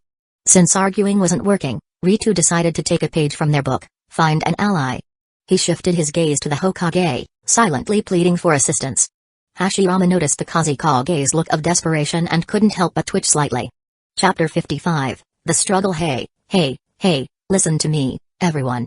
The Kazekage has traveled all the way from Hidden Sand Village to Hidden Leaf Village. It would be unreasonable for him to leave empty-handed. Let's give him a tailed beast. Right? That sounds about right. Hashirama Senju rehearsed his speech in his mind, confident in its effectiveness. With both hands on the table, He was about to rise and deliver his proposal when a firm grip pinned him in place. Tobirama. What are you doing? His younger brother, Tobirama Senju, loomed over him with a cold, piercing gaze that felt as ominous as a grim reaper from another world. Ah. This. Hashirama's confidence crumbled instantly. He realized he was about to embarrass himself again and quickly lowered his head, his expression turning dejected. Tobirama didn't need to hear his brother's speech to know what foolishness he had in mind. Shifting his attention from Hashirama, Tobirama scanned the room, his sharp eyes flitting across the four other figures at the table. In his mind, the situation became clear. The Tsuchikage and Raikage had undoubtedly formed a private alliance, seeking to maximize their gains during these negotiations. The Tsuchikage's complaints about Hidden Sand Village's geography were just a pretext. The Land of Earth occupied the northwestern region of the Shinobi world, a land blessed with flat terrain and abundant resources, rivaled only by the Land of Fire. Neighboring both Hidden Leaf Village and Hidden Sand Village, the Tsuchikage dared not provoke the former but saw an opportunity to pressure the latter. The weak are easy prey, Tobirama thought, his eyes gleaming with cold calculation. Finally, Tobirama broke the silence, his voice sharp and direct. A nation without a tailed beast hardly deserves to be called one of the 5 great nations, don't you think? The room fell quiet. The Raikage and Tsuchikage exchanged a glance, their expressions hardening. Tobirama's pointed remark struck at the heart of the issue. If every village except Hidden Sand Village had a tailed beast, the balance of power among the 5 great nations would be shattered, defeating the purpose of this summit. TCH. The Tsuchikage sneered. Perhaps we should return to the original topic. Agreed. The Raikage said, slamming a hand on the table. What if the Kazekage uses the tailed beast to attack other nations? Ignoring their posturing, Tobirama turned to the Kazekage. Kazekage Dano, Shukaku was captured in your desert. Its mastery of wind style and magnet style makes it perfectly suited to your country's environment. As a strategic weapon for Hidden Sand Village, there's no better option. Hashirama nodded enthusiastically, finding no fault in his brother's logic. But the Kazekage hesitated, his frustration evident. Was one-tailed beast enough? His gaze pleaded with Tobirama for more, but the younger Senju remained silent, his frosty demeanor unyielding. The Kazekage understood Tobirama's stance, he had already pushed as far as he would go. It was now up to the Kazekage to fight for more if he dared. Suddenly, the Tsuchikage produced a document and slid it across the table to the Kazekage. Kazekage Dano, I suggest you take a look at this. It might be beneficial for your village. The Kazekage glanced at the document, his expression carefully neutral. However, a fleeting look of surprise betrayed his inner turmoil. Pride and sovereignty were non-negotiable for any village leader. But for those suffering in Hidden Sand Village, struggling to survive amid endless sandstorms and famine, lofty ideals meant little. Each Kage had the same dream when founding their villages, to end the chaos and protect their people. Yet, some dreams remained unrealized. The Kazekage's fist clenched, veins bulging as his anger simmered. His bloodshot eyes betrayed the depth of his frustration. In that moment, he understood what it meant to be part of a weak nation with no leverage. For the sake of his village, for his people, he swallowed his pride. The Kazekage didn't speak further, though his silence spoke volumes. Watching from the sidelines, Kakuzu appraised the situation. The Kazekage, though outmatched, had proven himself a leader willing to sacrifice for his people. Surprisingly, it was the Tsuchikage's actions that stood out.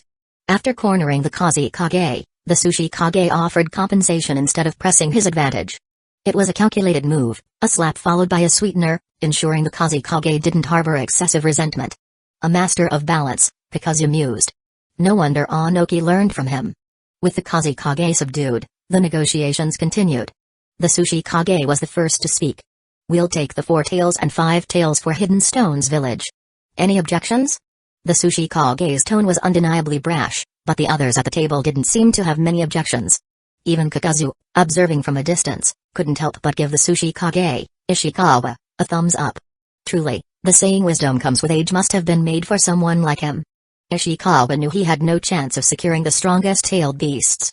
Rather than getting dragged into a bloody battle for supremacy, it was smarter to take the safest bet while he still held some leverage. The 4 tails and 5 tails were middle-tier beasts, not too powerful, not too weak. They were more than sufficient to fortify the Land of Earth's defenses. And since they weren't the most coveted, the other nations had little objection. While Ishikawa might not emerge as the biggest winner, he would certainly walk away without any losses.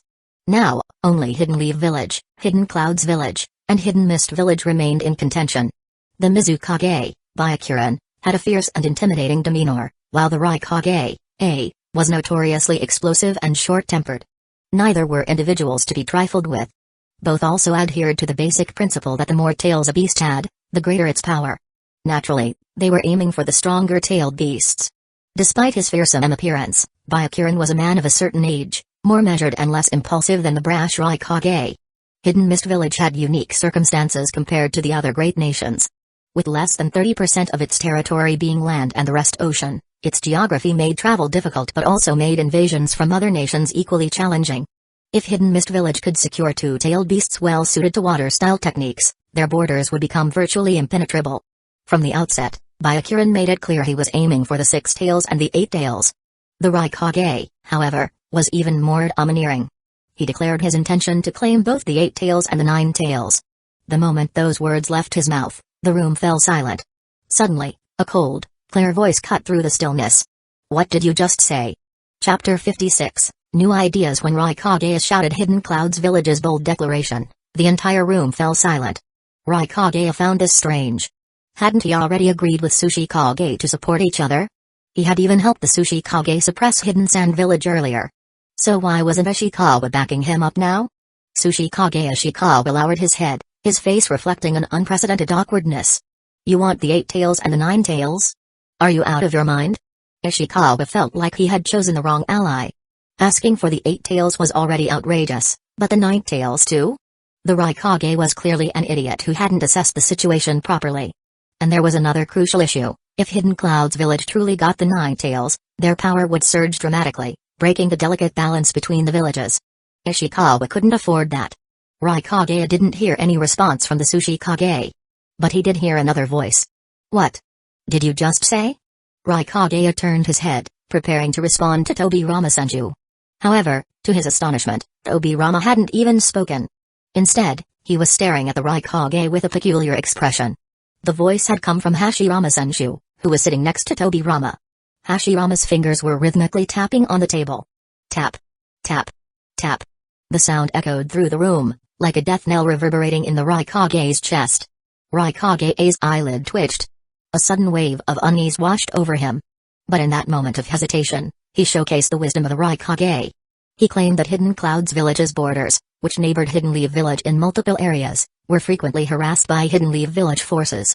If they couldn't hand over the 9 tails, maybe the 7 tails or 8 tails could suffice.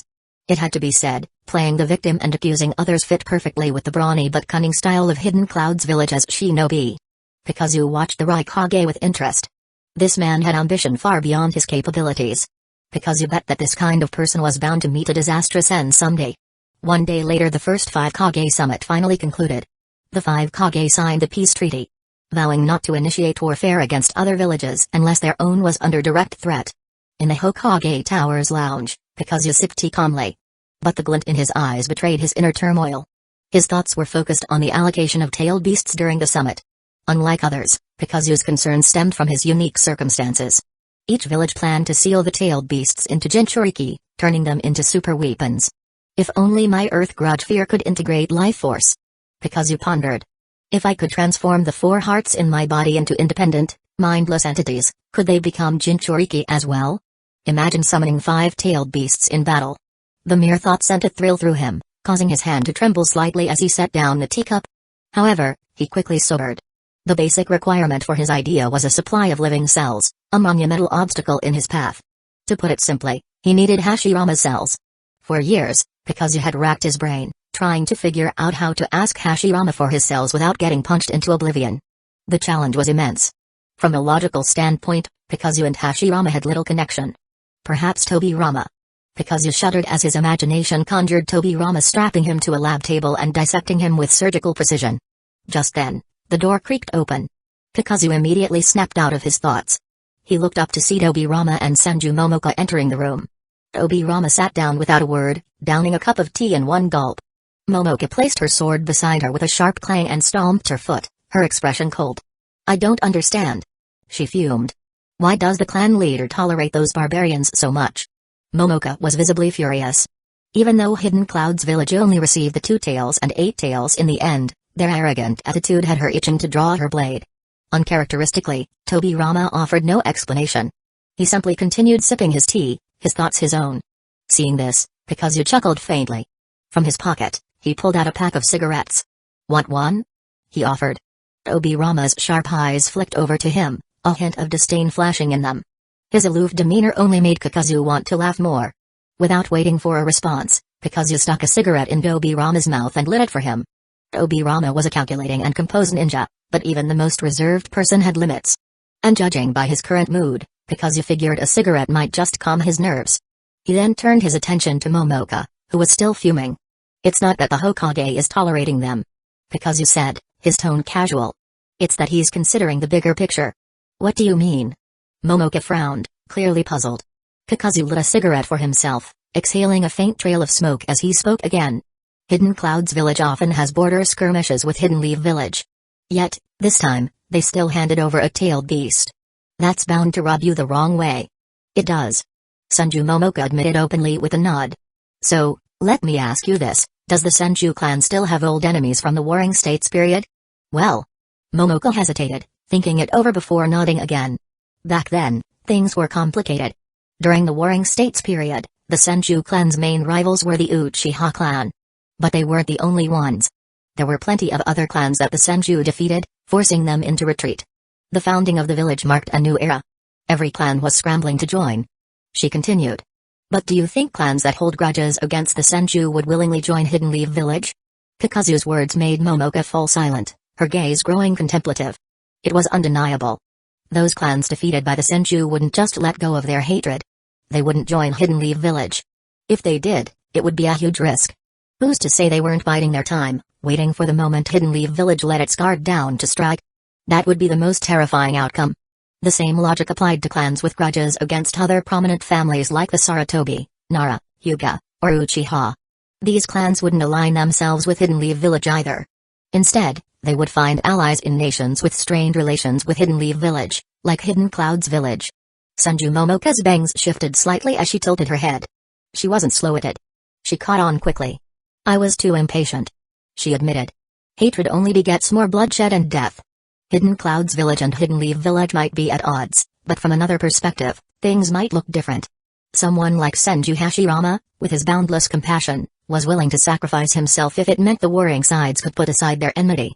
But for one man, even someone like Hashirama, to try and resolve all the hatred in the shinobi world?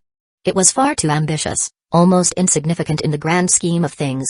His vision of universal love was too idealistic, too distant. Even so, he kept trying, step by step. The shinobi and villagers of Hidden Clouds Village were also people living on this continent. If Hidden Clouds Village were ever destroyed, its people would be left homeless, forced to band together as clans for survival, plunging the world back into the endless slaughter of the Warring States period. This was why there was no Susanoo armored Buddha wiping out 4 nations in one fell swoop. Because Hashirama wouldn't allow it. Killing only breeds more killing. Is there no way to end this cycle? Momoka asked a new question. There is. Obirama replied. Holding a cigarette between his middle and thumb, he tapped off the ash with his index finger, the ease of his movements betraying his long familiarity with smoking. But it will take time to erode the hatred. Unlike Hashirama, Obirama didn't have boundless compassion or love for all. But his vision was sharp, extending far into the future. He understood that true peace was unlikely to be achieved in their generation. As for the so-called peace treaties, he chuckled softly. They're nothing but scraps of paper. Kakuzu chuckled as well. True. Besides time, what's needed is an opportunity. What kind of opportunity? Obirama paused mid-motion, his cigarette held still as he turned to look at Kakuzu. An event that forces the world to unite. Kakuzu replied simply. Chapter 57, the first anti-Uchiha in the elegant and spotless bio-research lab number 2, the scene was tranquil. A cup of strong tea, a pack of cigarettes, and a book on the desk created the perfect setting for a relaxing day. For Kakuzu, earning a daily salary of 20,000 ryo in a stable position within Hidden Leaf Village's system was nothing short of a dream job. But such serenity rarely lasted in a shinobi's world. Swish. Kakuzu furrowed his brow slightly, instantly aware of the disturbance. Without turning around, he knew, Tobirama Senju was back. The second Hokage, having wrapped up his previous tasks, was back to his relentless pursuit of forbidden jutsu. For every new forbidden jutsu he created, another would inevitably be banned. Despite Hashirama's numerous admonishments and the fact that most of Tobirama's research had been buried or outlawed, The man's resolve was unshaken. Science, after all, did not wait for anyone's approval. This time, though, Tobirama had brought something different. Kakuzu glanced over his shoulder and saw two individuals sprawled on the ground, breathing shallowly. They had been brought along with Tobirama's signature Flying Thunder God Jutsu. "You're getting bold," Kakuzu remarked. The presence of living subjects signaled the start of human experimentation. While Kakuzu was unsurprised, he recalled that Hashirama had explicitly forbidden such unethical studies. "Relax. They're death row inmates from Hidden Leaf Village's prison," Tobirama replied, his gaze cold. "They'll contribute to the village one last time, with their lives. Well, if anyone can rationalize skirting the rules with such eloquence, it's the champion of the will of fire." Kakuzu muttered as he got up, donning white gloves and preparing for work. Tobirama ignored the jab, stroking the stubble on his chin thoughtfully. "Oh, by the way, there's something I need your help with." "What is it?" "The research funding from the village is tight, and I can't allocate too much to this project without raising suspicion. My resources are running dry. I need you to contribute some funds, or this experiment won't progress." The room fell silent. Clang. The forceps Kakuzu had just picked up dropped to the table. He looked at Tobirama, his expression unreadable. "If it's that difficult, maybe it's a sign you should abandon the project. Don't expect me to cover for you. I want my salary paid on time." Tobirama crossed his arms, his haughty expression a mix of irritation and stubbornness. 3 months later 2 new forbidden jutsu were born. The first was entirely Tobirama's work, inspired by a Ganjutsu technique passed down within the Senju clan. He refined and developed it into what he called the Dark Night Walking Jutsu. This Ganjutsu created an all-encompassing darkness that robbed the target of their sight. Only the caster and their allies could navigate the blackened environment, giving them a decisive advantage. In short, it temporarily stripped the enemy of light itself. The second jutsu was a collaboration between Tobirama and Kakuzu, the mutual multiplying explosive tags. This technique focused explosive power on a target, creating a cascade of detonations so devastating that it left nothing behind, not even ash. It was particularly effective against opponents with teleportation, evasion, or resurrection abilities. The success of these jutsu left Tobirama thoroughly satisfied. One evening, after months of grueling work, the two finally sat down to enjoy a well-earned drink. "Tobirama-sensei, Kakuzu-sama, please try this, it's my family's secret recipe for sake," Sarutobe Hiruzen said as he presented the bottle with pride. "Good boy," Kakuzu said, patting Hiruzen on the head. Oddly enough, Danzo was absent, which was unusual for someone so eager to curry favor. Perhaps Tobirama had deliberately excluded him. Kakuzu didn't particularly care. Taking a sip, Kakuzu let out a satisfied hum. "Not bad, Sarutobe. Bringing this sake to honor your teachers shows you've got your head on straight." "Thank you, Kakuzu-sama. I'll keep working hard," Hiruzen replied, beaming. Tobirama gestured for Hiruzen to leave the bottle and clean the inner lab. Once Hiruzen was gone, Kakuzu sipped his sake and casually remarked, "Tobirama, are you planning to start a civil war?" Tobirama froze mid-drink. "What are you talking about? Don't tell me you haven't noticed how both of these jutsu seem tailored to counter the Uchiha." Kakuzu's tone was neutral, but his point was razor-sharp. The Dark Night Walking Jutsu nullified the Sharingan sight, while the mutual multiplying explosive tags was devastating enough to counter even techniques like Izanagi. For a moment, Tobirama closed his eyes, considering his response. He had multiple ways to deflect the accusation. He could deny it outright or attribute it to his experience in countless battles against the Uchiha. But deep down, Tobirama knew the truth. Saying something like this in front of Kakuzu was nothing short of inviting ridicule. After a long silence, Tobirama Senju set his sake cup down and finally spoke. "First, I never underestimate anyone who threatens the village. That includes people like you in the past." Kakuzu didn't refute this. Even though the two of them were currently working together, he knew well that a shrewd politician like Tobirama would always keep his guard up. "Second," Tobirama continued, "are you not aware that there is a child in my Anbu team named Kagami Uchiha?" "Oh? What exactly are you implying?" Kakuzu's voice carried a hint of curiosity, though his eyes remained sharp and calculating. Tobirama fell silent once again, his gaze drifting to the laboratory window. Kakuzu could sense the faint trace of reminiscence in his expression. After about half a minute, Tobirama spoke again, his tone more reflective. "The Uchiha clan is one that loves deeply, so deeply that their love can become unbearable. But that depth of emotion isn't something most people can handle." He paused, then continued, "One wrong step, and that love spirals out of control. I've always been trying to guide that power towards a righteous path, rather than rejecting it outright. That's why, when dealing with the Uchiha, I've worked to open their hearts and integrate them fully into Hidden Leaf Village. Kagami is the person I've chosen to lead that effort. Do you understand now? Kakuzu nodded slightly, understanding Tobirama's intentions. If possible, Tobirama hoped to see the Uchiha fully assimilated into the village. However, given the Uchiha clan's proud demeanor and their apparent lack of regard for others in Hidden Leaf Village as true comrades, such a goal seemed distant. That pride often bred resentment and heightened mistrust, which, Kakuzu surmised, was likely one of the reasons behind Tobirama's development of certain forbidden jutsu. Tobirama didn't view the Uchiha as enemies, but neither did he fully trust them. At least for now, he hadn't reached the point of branding them as an inherently evil clan. Just as Tobirama and Kakuzu were about to shift the conversation, the sound of rapid footsteps interrupted them. Whoosh! A Chunin darted into the laboratory with urgent speed. Besides Tobirama and Kakuzu, only Tobirama's trusted disciples could enter this space so freely. The newcomer was Danzō, his expression tense and full of unease. Tobirama-sensei.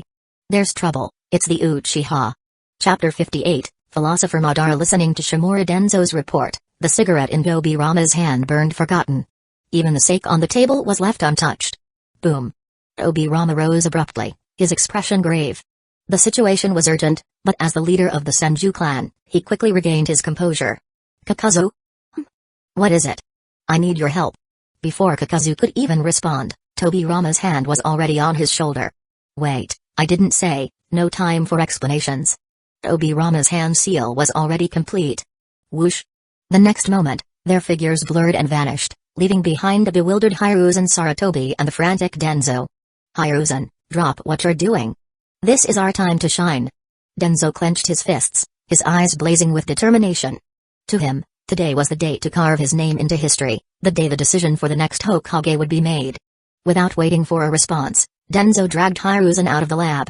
Today, he would prove himself on the battlefield. The next instant, Kakuzu found himself outside. A quick glance at the towering gates confirmed their location, Hidden Leaf Village's entrance. Ahead, a lone man approached the village gates, a scroll strapped to his back. Madara. You can't leave. Tobirama's voice was sharp, his piercing gaze fixed on Madara Uchiha. Lowering his stance, Tobirama prepared for battle. At any moment, he was ready to use the Flying Thunder God Jutsu to strike down the defector. Madara stopped, turning slowly. His long black hair framed his intense, domineering eyes. Can't leave? He said, his voice laced with disdain. And you think you can stop me? Madara's gaze shifted briefly to Kakuzu. What about you? Are you here to try your luck too? A cold breeze swept through, scattering fallen leaves. Kakuzu internally sighed. This situation was far from ideal. He wanted no part in this. Madara, don't misunderstand. Whether you leave or not has nothing to do with me. It's Tobirama who dragged me into this mess. Suppressing his growing frustration, Kakuzu weighed his options. A peaceful resolution seemed unlikely, especially with Tobirama's unwavering resolve. Madara, you can leave. Tobirama said, his voice cutting through the tension. But the 9 tails on your back belongs to Hidden Leaf Village. Leave it behind. Madara's cold laugh echoed. Turning to fully face Tobirama, he smirked. So, you want to dance as well? As he spoke, the Tomoe in Madara's Sharingan spun rapidly, evolving into the Mangekyō. The killing intent that followed was suffocating, turning the air heavy. The gusts of wind swirling around him felt like blades, forcing Tobirama and Kakuzu to shield their faces as they retreated a few steps. The gap in strength was undeniable. Kakuzu's thoughts raced. Tobirama, I get your grudge, but this is reckless. You're facing someone who has every reason to hate you. Madara has suppressed his rage for years, but now, it's just a matter of time before this explodes. Silently, Kakuzu activated his Earth Grudge Fear, ensuring his heart threads were buried deep underground. If things went south, at least his survival was guaranteed. Just as the battle seemed inevitable, whoosh, whoosh, whoosh. Dozens of Enbu operatives arrived, their movements sharp and coordinated. In mere moments, they had formed a perimeter around Madara. This was Hidden Leaf Village's emergency response team, elite shinobi ready to act at a moment's notice. With Tobirama and Kakuzu in the mix, their combined force was formidable, enough to make any of the other Kage hesitate. But to Madara, they were mere annoyances.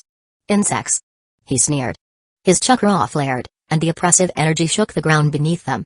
He began forming seals, the outline of a Susanoo starting to materialize. Madara-sama, please, calm down. A voice cut through the tension. Madara paused, glancing over his shoulder. The speaker was a member of the Nara clan, his calculating eyes betraying the pressure he was under. The Hokage will be here shortly. Madara's chakra stilled, if only slightly. The word Hokage hung in the air, stirring something within him. It was a title he had once dreamed of but had long since abandoned. The memories it carried were both bitter and nostalgic, a painful reminder of what had been lost. Moments later, a figure arrived, parting the crowd effortlessly. Draped in the Hokage's cloak, Hashirama Senju stepped forward. The surrounding shinobi instinctively moved aside, giving him a direct path to Madara. Hashirama stopped a few paces away, his gaze heavy with emotion. He didn't shout or demand answers. He simply looked at his old friend, his expression a complex mix of sorrow and understanding. For a moment, the battlefield fell silent, the weight of their history hanging thick in the air. Finally, he spoke. Madara. Hidden Leaf Village is our dream. No arguments, no condemnations, just the simplicity of a shared childhood ambition. Back then, they were pure, untouched by the world's complexities. Those promises they made as children were what they had cherished the most. Now, nearly everything they once dreamed of had come to pass. To abandon it now would feel like denying their past selves. Hashirama desperately wanted to know what Madara truly thought at this moment. Surely, somewhere in his heart, that childhood dream still stirred, however faintly. Madara closed his eyes, and for a fleeting moment, his lips seemed to curve slightly, as if reminiscing. But when he opened them again, his face was devoid of emotion. Perhaps even that brief flicker of sentiment was the last remnant of his nostalgia. Then, in front of everyone present, Madara spoke. Hashirama, the world doesn't work the way you wish it to. The longer you live, the more you'll came to understand the futility, pain, and emptiness that permeate reality. Listen well, wherever there is light, there will always be shadow. The concept of victory necessitates the existence of defeat. To pursue peace with selfish intent only leads to war. To protect love inevitably breeds hatred. These forces are bound by cause and effect, they cannot be separated. That is reality. When Madara finished speaking, the 100 or so shinobi gathered fell into unified silence. Everyone understood, Madara's words stood in stark opposition to the ideals of the Hokage. It made sense, then, why Madara had chosen to leave Hidden Leaf Village. Ideological differences, it was reasonable enough. But Kakuzu, observing the scene from the sidelines, noticed something else. Among the crowd, there were those who frowned slightly, like Naruto and others known for their intellect. They seemed to sense it too. Madara's words weren't merely a disagreement with Hashirama's ideals. Turning his gaze back to Madara, Kakuzu thought of the rumors. It was common knowledge that Madara had been manipulated by Black Zetsu, which ultimately led to his downfall. If the timeline was accurate, Madara must have already seen the altered tablet.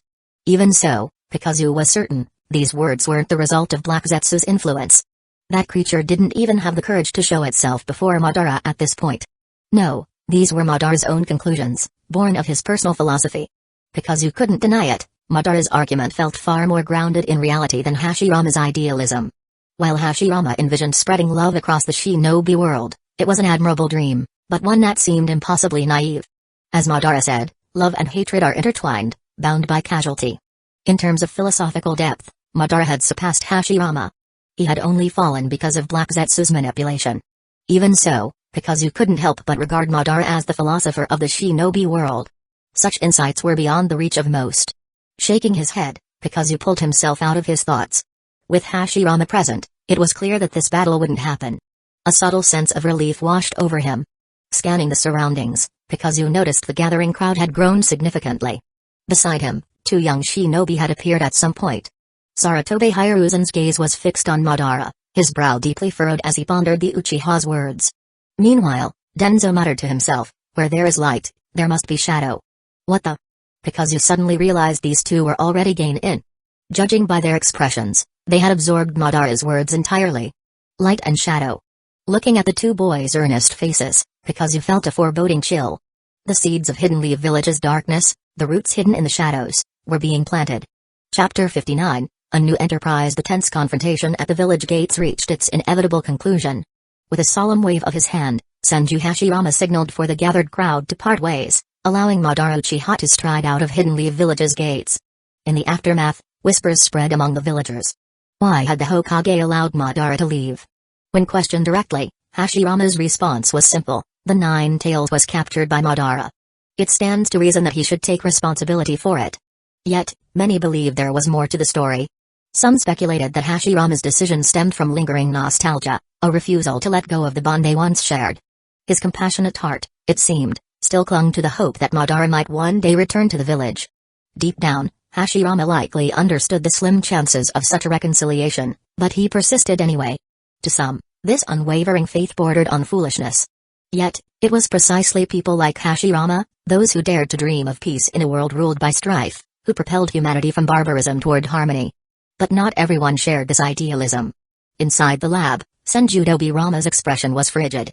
With a loud crack, his hand slammed against the wooden table. "I don't understand why brother would let him return," Tobirama growled. "When Madara inevitably resurfaces, his vengeance will be aimed squarely at Hidden Leaf Village." Pragmatic as ever, Tobirama's frustration was plain.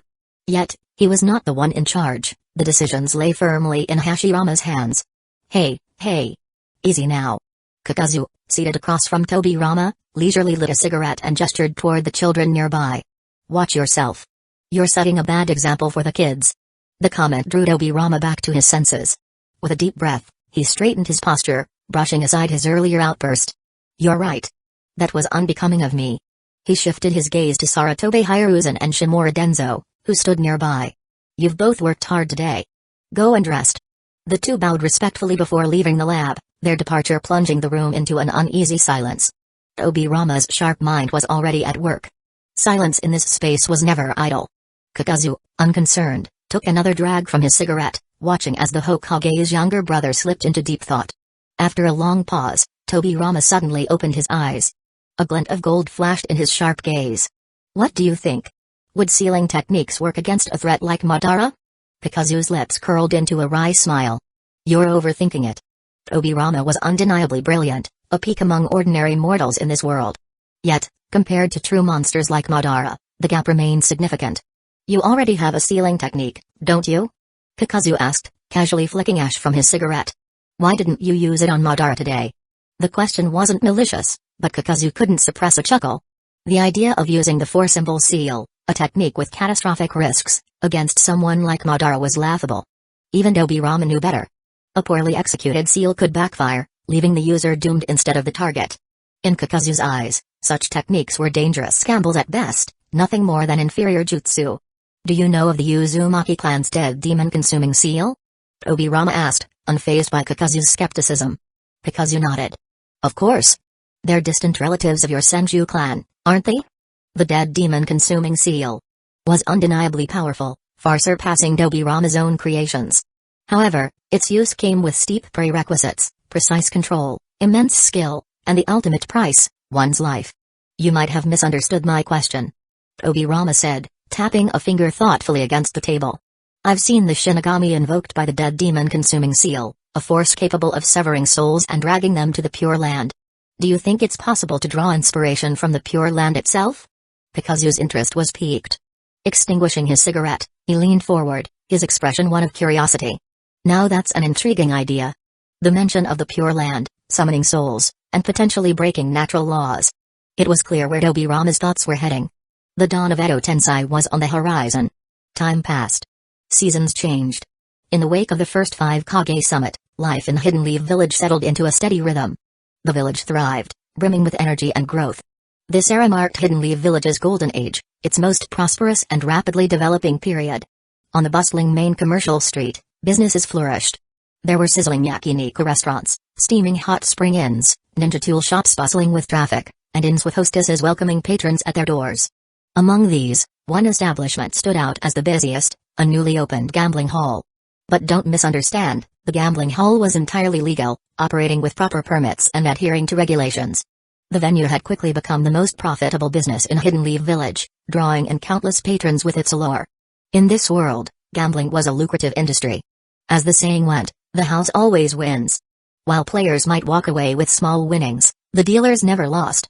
Curiously, this particular gambling hall, Sky's Casino, had opened only 6 months ago. Yet in such a short time, it had dominated Hidden Leaf Village's gambling scene, forcing competitors to either merge with it or shut their doors entirely. If you think that the reason the Sky's Casino holds a significant position in Hidden Leaf Village is because of its ruthless methods, you couldn't be more wrong. The truth is, this casino excels in every aspect, whether it's the paperwork, the management, or the customer service. Everything is polished to perfection. It's precisely this level of excellence that has allowed the Skies Casino to dominate the gambling market in Hidden Leaf Village, turning it into an enormous money-making machine. Every day, a steady stream of gamblers flocks to the casino. While chasing thrills, they also can't resist speculating about the mysterious owner behind the operation. How could someone wield such power in Hidden Leaf Village? The rumors run rampant. Theories abound, each more outlandish than the last. Prominent figures from Hidden Leaf Village, and even across the Land of Fire, have been dragged into the gamblers' conversations, their reputations flipped inside out. Yet no one can provide a definitive answer. Since the true identity of the owner remains elusive, people naturally turn their attention to the casino's staff. One day, a short man with a neatly trimmed mustache, dressed in fine clothes, strode into the depths of the casino. Flanked by two towering bodyguards, his presence drew immediate attention. This man was known as Little Mustache by some, while others respectfully called him Master Mustache. He managed the day-to-day operations of the casino, overseeing everything big and small. However, everyone knew that he was merely a figurehead, not the real boss. Even so, Little Mustache was meticulous in following the rules laid down by his employer. The boss's instructions were clear: while handling external affairs, never overstep the boundaries of the established protocols. For a man as seasoned and savvy as Little Mustache, who had navigated the intricacies of human relationships for years, this was hardly a challenge. He only ventured to meet his boss in person on rare occasions when something truly significant occurred. Today was one such occasion. He stood before a massive set of doors. Bringing his hands together, he channeled his chakra outward, ensuring there were no unwanted presences nearby. After confirming the area was secure, he nodded to the two guards behind him. They immediately understood. With synchronized effort, the two men gripped the doors, their muscles bulging and veins pulsing as they heaved. Creak, the heavy doors finally swung open, revealing the figure seated inside. Without a doubt, this was the true mastermind of the Skies Casino. Little Mustache raised his head, his eyes locking onto the person before him. What he saw was far from what anyone might expect. The boss wasn't a menacing figure shrouded in darkness but a refined and scholarly individual. Chapter 60, Mastery. Once, Kakuzu fought with kunai and jutsu in the streets. Now, he buys properties, runs factories, and chats amiably with clients. A true boss template. Kakuzu leaned back in his chair, feet propped on a stool, body reclined at a 120-degree angle. He sat quietly, exuding a refined air as he flipped through documents. From afar, he looked every bit the cultured, high-quality shinobi. His gaze dropped slightly to the document in hand, the Principles of Organism Reconstruction. A rare text from a century ago, it was a technological marvel in this world. The animals described here were not ordinary cats and dogs. These were unique creatures of the shinobi world, octopuses the size of mountains, flying birds with 3 or 4 heads, and massive rhinos that could flatten trees with a single step. What set them apart from normal beasts was the presence of chakra in their bodies. With sufficient strength, a powerful shinobi could even subdue them as summoning beasts. 100 years ago, someone had theorized cloning these animals using just a strand of fur or feather. Unfortunately, with war ravaging the land and lacking the necessary technology, the idea had remained just that, a theory. But now, it seemed plausible. Kakuzu turned page after page, absorbed in the text. Suddenly, the door opened. Standing respectfully at the doorway was his subordinate, Kt. Kakuzu's nicknames for his underlings were straightforward and often based on their most obvious traits. Kt, what's the matter? The subordinate waved a hand, signaling the guards to leave, and they wisely closed the door behind them. Alone now, Kt placed a hand on his chest and spoke apologetically. Kakuzu-sama, my apologies. There's an issue that requires your attention. Speak. Someone borrowed 3 large sums from us. Wait. Kakuzu interrupted, a cold edge creeping into his tone. Did you forget my rules? The Skies Casino operated legally, and Kakuzu had added an extra rule for loans, 1 loan at a time. A borrower could only take out another loan after repaying the first. And you're telling me this person borrowed 3 times without paying back, and lost again this time? Kakuzu's tone grew icier, and the room seemed to chill with it. The oppressive cold made Kt shiver. He dropped to one knee, stammering, Kakuzu-sama, the borrower. He's from the Senju clan. He had such a convincing story that the staff at the lower level let their guard down. Senju? Kakuzu's eyes narrowed. The rapid growth of Skies Casino was partly thanks to Senju Tobirama, the assistant to the Hokage, who had backed it. However, all operations and management were handled solely by Kakuzu. Without his efforts funding Tobirama's experiments, the forbidden jutsu research would have collapsed long ago. It was a mutually beneficial arrangement. Still, Kakuzu had no intention of giving free rein to any Senju, no matter their status. Bring him here. Kakuzu ordered. hesitated, swallowing hard. Kakuzu-sama, the man's chakra levels are strong, probably Jonin level. I'm afraid, if he refuses. Kakuzu interrupted, his gaze piercing, you will kneel and beg him to hit you until you're bruised and battered. Then crawl to the Senju compound and roll around their gates, telling them this matter won't end without a billion ryo. P lay dead at the Senju's doorstep. That was a death sentence. Gulped and nodded reluctantly before scurrying out. Fortunately, the Senju debtor seemed surprisingly cooperative and was brought to Kakuzu's office within minutes. The man radiated vitality, his cheerful demeanor completely at odds with his massive debt. Most striking was his bowl-cut hairstyle, it was almost a declaration of personality. Kakuzu dismissed with a wave, his tone calm but commanding. Leave him to me. Relieved, quickly shut the door behind him. Kakuzu's gaze locked onto the man. The subtle chakra fluctuations from his body hinted at a transformation jutsu. But the transformation was laughably poor. If anyone compared him to an old photograph, they'd notice immediately. This was clearly a younger version of Hashirama Senju himself. Seeing Kakuzu's piercing look, the man sheepishly scratched his head, tilted his face upward at an absurd angle, and let out a hearty laugh. Ha ha ha. My bad, my bad. I didn't expect the boss here to be Kakuzu-sama. That makes things much easier. Poof. With a burst of smoke, the transformation vanished, revealing the first Hokage's familiar features, waist-length hair, simple light-colored robes, and his ever-goofy face. Please, Hokage-sama, take a seat. Kakuzu said with a polite smile. Hashirama sat down with an awkward grin, clasping his hands together. Kakuzu, my apologies. I forgot to bring money on these trips. I'll definitely repay you next time. His tone was earnest and apologetic. Kakuzu, ever the pragmatist, decided to humor him. If the Hokage says so, I'll trust your word. Weighing the 3 IOUs in his hand, Kakuzu noted that the total amount barely came to 10 million ryo. For him, it was a drop in the ocean. Honestly, he didn't even care if the debt was repaid. Ha ha ha, Kakuzu, you really get me. Just hold on to those IOUs for now, I swear I'll pay them back eventually. So. Can I leave now? The esteemed Hokage wants to leave? Who would dare stop you? Hey, Kakuzu, you've got quite the sense of humor. Senju Hashirama chuckled awkwardly and was about to leave when Kakuzu's lips curled into a sly smile. Hashirama-sama, I'll be sure to send these IOUs to your residence later. Oh, by the way, isn't Uzumaki Mido-sama the one managing your household finances? Hearing Mido's name, Hashirama froze, his expression shifting into a mix of panic and embarrassment.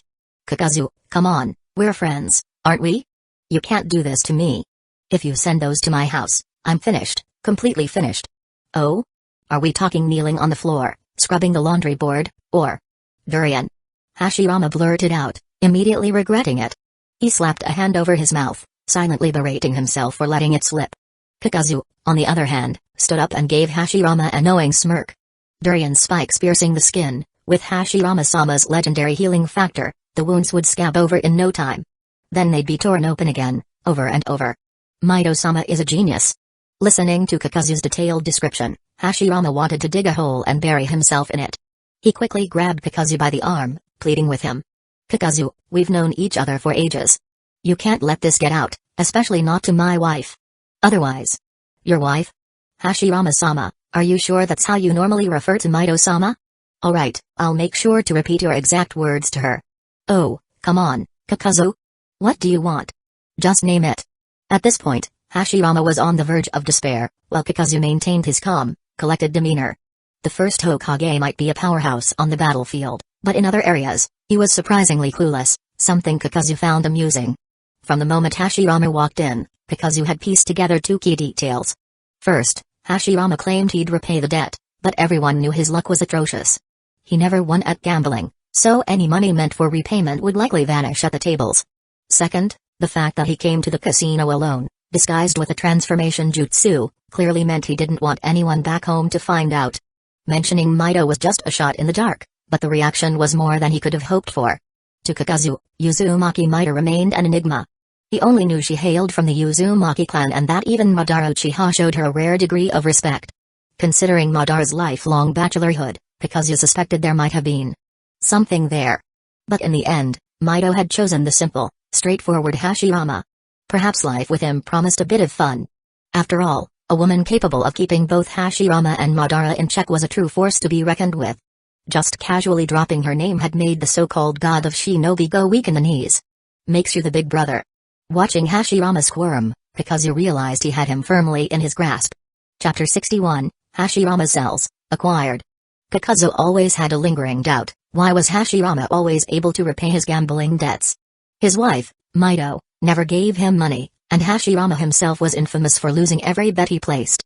When Kakuzu finally asked, Hashirama scratched the back of his head, looking slightly embarrassed. Well, Madara helped me out a few times. What? The truth hit like a thunderbolt.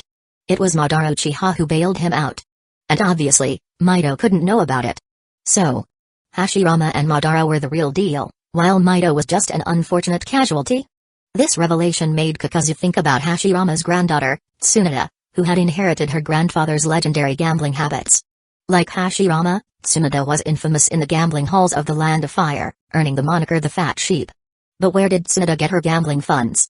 Some claimed the Senju clan had deep pockets, but by that time, the Senju had long faded from prominence in Hidden Leaf Village. Any leftover assets would have likely been squandered by Hiruzen and Danzo. Even so, Tsunade maintained her gambling lifestyle. Kakuzu suspected her source of funds was none other than Jiraiya. Despite his average looks, Jiraiya's writing was top tier, a surefire platinum-level talent. Unlike some no-name writers struggling for scraps, Jiraiya was a literary giant, practically a chosen one. Each month, he probably handed over his royalties to Tsunade. This arrangement bore a striking resemblance to Hashirama and Madara's dynamic. Unfortunately for Jiraiya, his lifelong pursuit of Tsunade's heart never bore fruit, whereas Hashirama had long since parted ways with Madara. With Madara gone, Hashirama was left without a safety net. The thought of Madara cleaning up his messes left Hashirama both touched and melancholic. Now, with Madara gone, the emptiness in his heart could only be filled by gambling. Kakuzu, however, merely smirked in silence. Money. He had already written that off, better than risking Hashirama throwing himself at his feet and begging. Who knew how much each kowtow from the first Hokage might cost? Still, this matter couldn't simply end here. The mighty Senju brothers, Hashirama and Tobirama, the pillars of the clan, needed him to sustain them financially. Was this really appropriate? Lord Hokage, I'm willing to delay the debt repayment, but you need to tell me one thing. Or else I'll go straight to Lady Mundo. A month passed. On a moonless, starless night, with clouds shrouding the sky, the second biological research lab in Hidden Leaf Village was alive with activity. Inside, Kakuzu and Tobirama exchanged glances. In front of them knelt two unconscious men, bound and ready for experimentation. Kakuzu gave Tobirama a slight nod. Let's begin. Tobirama took a deep breath, swiftly weaving hand signs. Tiger, snake, dog, dragon. Ha! A sharp shout echoed as chakra surged. The earth beneath their feet shifted, and tiny flecks of soil began to erode the unconscious men's bodies. The excruciating pain jolted the men awake, their bloodshot eyes widening in agony. They howled, their screams reverberating through the lab. But it was futile. As the soil completely enveloped their bodies, their voices ceased. Perhaps they had journeyed to another world. When the ritual concluded, two souls were dragged back from the hands of the Shinigami. The resurrected individuals opened their black, cracked eyes, scanning their unfamiliar surroundings.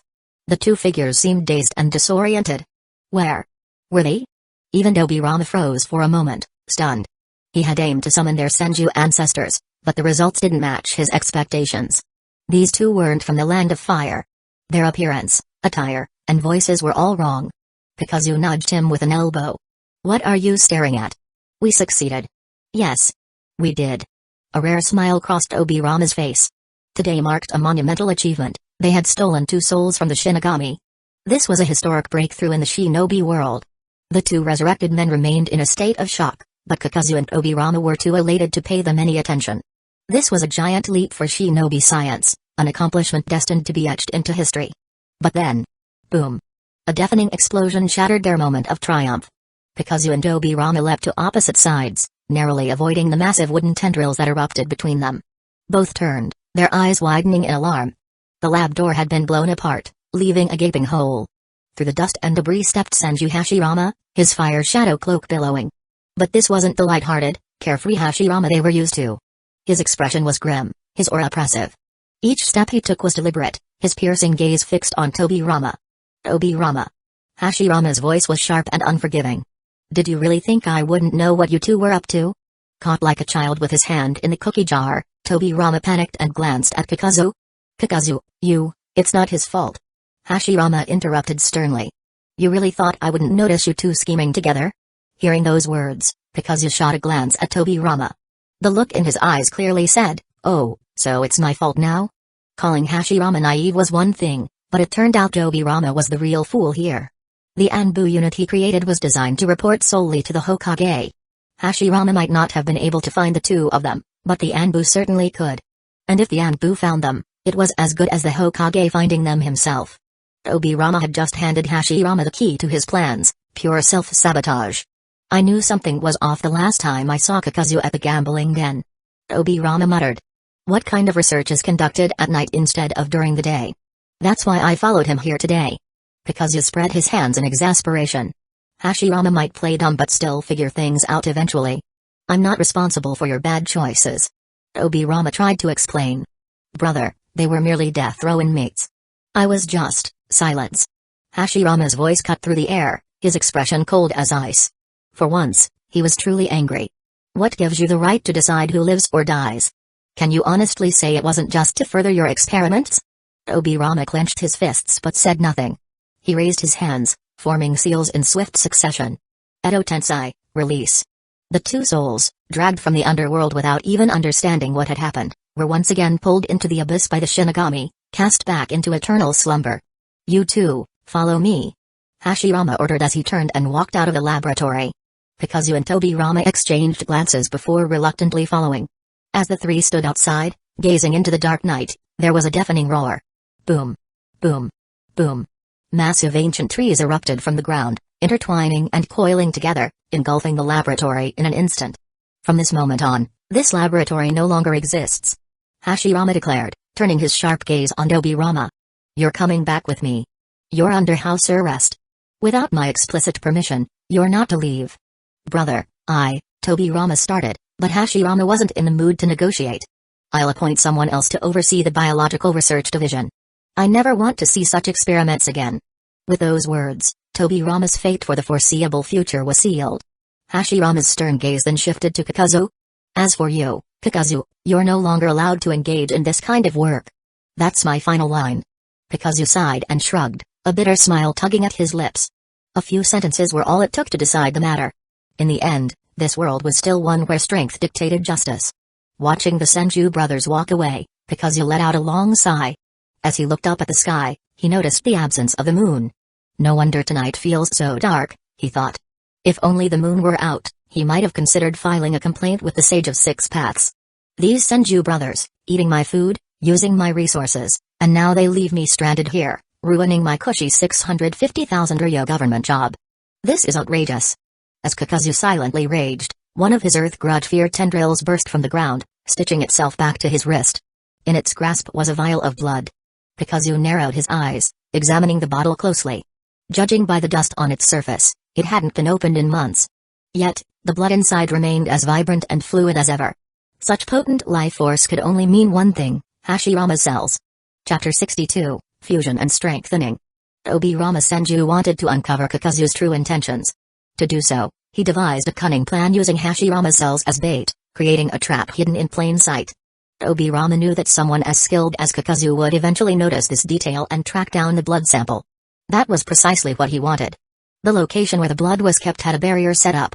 Any disturbance in Hashirama's blood would immediately alert Tobirama. Now, the bait was laid, it was up to Kakuzu to decide if he had the nerve to take it. Today, this matter came to a conclusion. Kakuzu lost his job but stumbled upon a treasure. Still, he didn't show any excitement. Holding something so valuable demanded restraint. True to his nature, Kakuzu maintained a calm demeanor. Over the next few days, some close acquaintances, including Naruto, came by to visit him.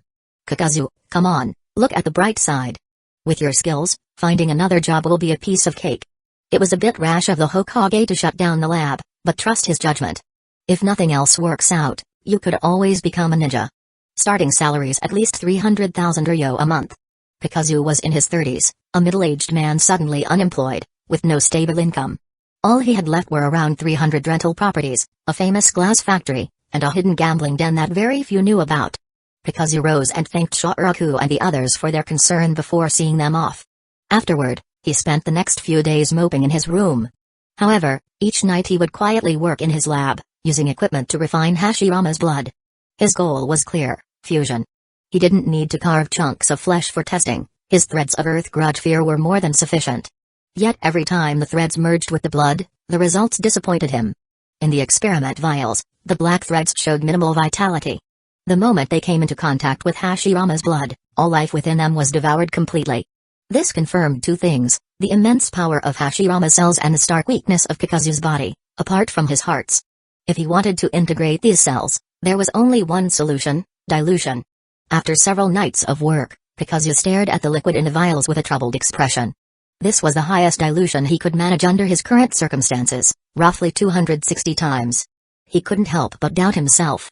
Diluting Hashirama's blood 260 times? It was practically water at this point. And yet, his black thread still struggled to withstand it. Was his earth grudge fear really that weak?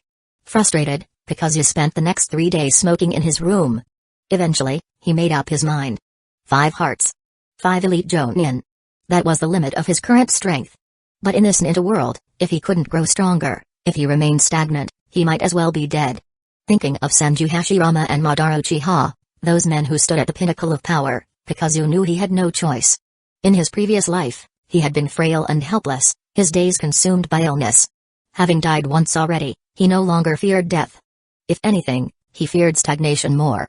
With grim determination, he picked up a syringe. The needle pierced his artery. The plunger of the injector compressed rapidly under his hand. The liquid flowed through his body like a rushing river, carried along by the black threads of earth grudge fear. Kakuzu felt a coldness spreading through him, inching its way to his head. He wasn't sure if this was a physical reaction or just his mind playing tricks on him. His body grew colder, and his consciousness began to fade. Before darkness claimed him, he clung to one thought: this is my chance to change my fate. I can't let it slip away. I won't let it slip away. If I fail, I would rather die. Drip. Drip. Drip. The clock on the wall struck 7 p.m., the exact time Kakuzu had injected the Hashirama cells. 3 days had passed since then. Creak. The door slowly opened. A cautious head peeked inside. Kakuzu-san. The voice belonged to Maraboshi Kasuke. Once a 6-year-old when Kakuzu took him in, Kasuke was now a teenager and close to graduating from the ninja academy. Kakuzu had instructed him to guard the door and let no one in. For 3 days, Kasuke had faithfully obeyed. But his concern eventually got the better of him, and he decided to check on Kakuzu. The sight inside made his heart lurch. Kakuzu sat motionless on the ground, eyes closed and hands limp at his sides. Panic surged through Kasuke, and his first instinct was to scream. But he remembered his training: he was a ninja. He forced himself to stay calm and cautiously approached Kakuzu. Kasuke's fear gnawed at him, but he searched Kakuzu's body for any sign of life. Then, he saw it, a single bead of sweat trailing down Kakuzu's forehead. Do the dead sweat? Kasuke wasn't sure anymore. Trembling, he reached out a hand to check Kakuzu's breath, but before he could. Swish.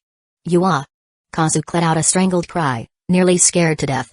Before his fingers even brushed Kakuzu's nose, a powerful hand shot out and grabbed his wrist. He wanted to scream, but before he could let out more than a few syllables, another hand clamped over his mouth. 1 minute later, Kasuke was panting heavily. The grip on his wrist had loosened, and the other hand was gone as well. As he rubbed his sore wrist, he looked up, utterly bewildered. There was no mistake: dead people don't sweat, right? And yet, here was Kakuzu, drenched in sweat that practically steamed in the chilly air. Kakuzu-san. Are you okay? Kasuke asked cautiously, finally convinced this wasn't some macabre prank. Kakuzu wiped the sweat from his brow, a faint smile tugging at the corner of his lips. I'm fine. I just had a dream. A very long dream. That dream, however, had been no ordinary one. It showed Kakuzu a vision of his past lives and present self. He wasn't just the Kakuzu of this world, nor the Kakuzu of his former life. He had become something entirely new, a fresh existence, forged with his own thoughts and will. With a burning determination to survive from his past life, Kakuzu knew one thing: this time, he wouldn't fall. When he awoke, a revelation struck him. Immortality wasn't just about eternal life, it was about invincibility. True immortality meant ensuring no one could ever hurt him again. He swore to seize every opportunity to grow stronger, no matter what. This life, he realized, wasn't a supporting role. He was the protagonist. Now that he was awake, Kakuzu's heart was steady. Yet 3 days and nights of mental battle had taken their toll, leaving him physically and emotionally drained. Kasuke, thank you. Kasuke gave him a small, relieved smile. Of course, Kakuzu-san. Get some rest. I'll head to the market and grab something to help you regain your strength. Once Kazekage confirmed everything was fine, he left the room, closing the door firmly behind him.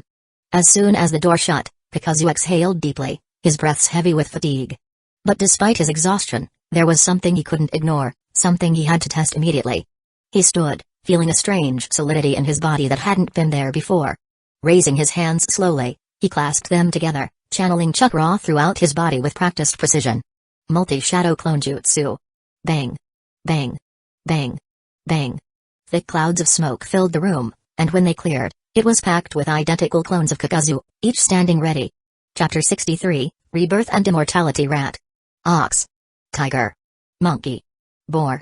Goat. Snake. Kakuzu's hands moved in a blur, forming seals with practiced precision. Dark Night Walking Jutsu. Whoosh, the lights in the room extinguished instantly. Even the faint glow from outside vanished, plunging everything into total darkness. The only illumination came from Kakuzu's eyes, gleaming like embers in the pitch-black void. This technique, a high-level genjutsu, temporarily blinded its target. If properly refined, Kakuzu mused, it might even match the grandeur of the Uchiha's legendary genjutsu prowess. He reversed the seals, dispelling the technique. The darkness lifted, and Kakuzu leaned against the wall, his breath steadying as he assessed the changes in his body. The cells of Hashirama Senju had, at last, granted him a glimmer of opportunity. His blood coursed with newfound vitality, his chakra pathways humming with potential. This was the foundation for his continued evolution. To date, he had mastered nearly all of Tobirama Senju's forbidden techniques, everything except the Flying Thunder God. Even the most complex of them, Edo Tensei, posed no insurmountable challenge. Of course, the current version of Edo Tensei was far from the perfected iteration seen during the Fourth Great Ninja War. At this stage, the technique lacked precision in reviving targets.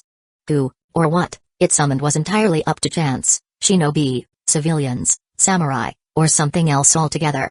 The timeline was equally unpredictable, bringing forth individuals from disparate points in their lives. A revived subject might retain 80% of their peak strength, or as little as 20%. They could even return as infants. The results could be awkward, to say the least. Kakuzu had a theory about these resurrection techniques, whether Edo Tensei, Rin Rebirth, or one's own life reincarnation. All of them likely required an understanding of the metaphysical concepts of time and space to precisely interact with the Shinigami's domain. Without that, the outcomes would always be inconsistent. Such mastery, Kakuzu reasoned, was beyond Obirama's current grasp. These techniques were the work of pioneers, meant to be refined by their successors. Take the multi-shadow clone jutsu, perfected by Naruto Uzumaki, or the Flying Thunder God, streamlined by Tobirama Senju. And as for Edo Tensei, it would eventually find its master in Orochimaru. Hey! Tobirama, the copyright ninja. When you're resurrected, you'd better start collecting royalties, should net you tens of billions. Enough for decades of research. Back to the matter at hand. Kakuzu straightened up, leaning forward slightly as his arms extended backward.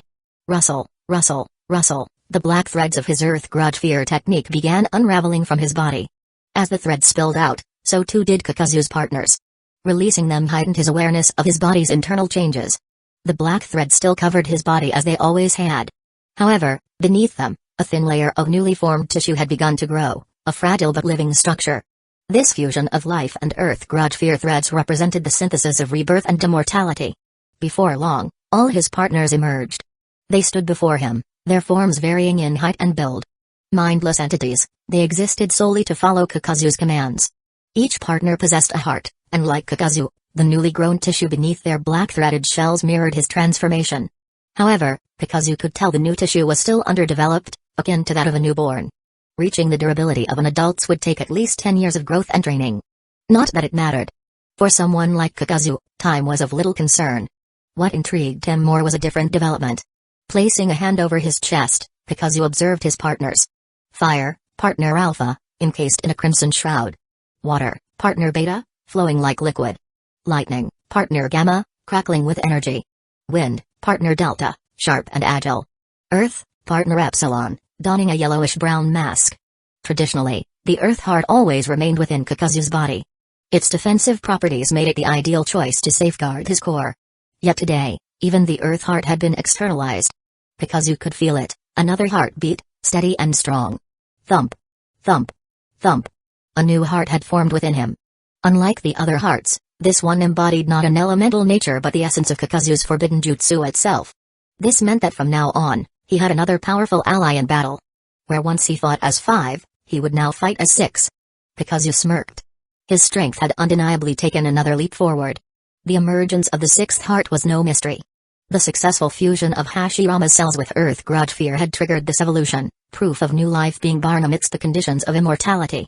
Much like the 10,000 white Zetsu, whose artificial lives stemmed from Hashirama's cells, Kakuzu's body now allowed for the emergence of new hearts without rejection. Satisfied with this result, Kakuzu thought, not bad at all.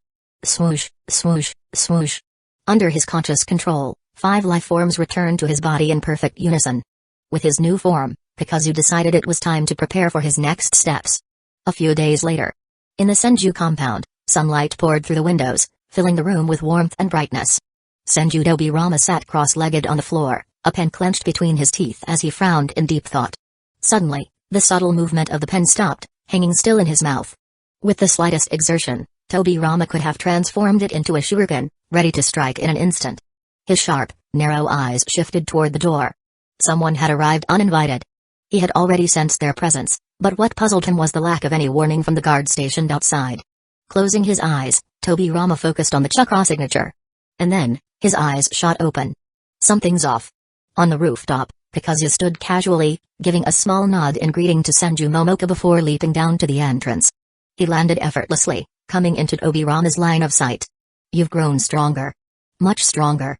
Tobirama remarked, removing the pin from his mouth and setting aside his work. His gaze toward Kakuzu was sharp and serious.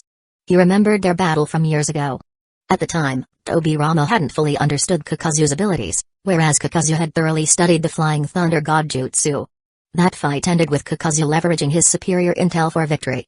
Over the years, Kakuzu's capabilities had gradually revealed themselves, but his power seemed stagnant. Tobirama had assumed Kakuzu had already reached his peak. But now, seeing him today, Tobirama couldn't help but reconsider. It was clear that Kakuzu had been honing himself for years, leading to a breakthrough. Tobirama realized his previous understanding of Kakuzu had been incomplete, even flawed. Most intriguingly, Tobirama sensed there was still a thick veil around Kakuzu, a shroud even his keen perception couldn't penetrate. Just how strong was Kakuzu now? Even Tobirama couldn't tell. Picking up on the astonishment in Tobirama's voice, Kakuzu smirked slightly and tilted his head, gesturing toward the courtyard. Care to test it outside? Kakuzu offered. Talking only gets us so far. A good fight would make it clear. After all, it had been years since Kakuzu had fought seriously. He was worried he might have grown rusty. But Tobirama shook his head and returned his focus to the blueprints on the table. I'm not going. Hearing this, Kakuzu scratched his nose awkwardly. He hadn't expected such a blunt refusal.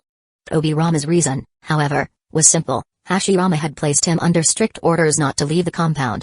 If Tobirama dared step outside, Hashirama would break his legs upon returning.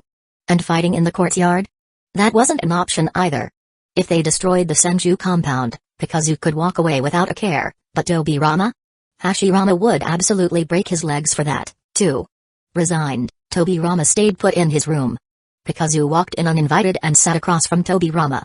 Seeing the usually dignified Tobirama in such a restricted state, Kakuzu couldn't help but chuckle. This must be tough for you. Don't worry, it'll pass. His gaze drifted to the blueprints Tobirama was working on. Even as the Senju clan's second-in-command, you still find time to dive into forbidden jutsu research? Tobirama didn't look up.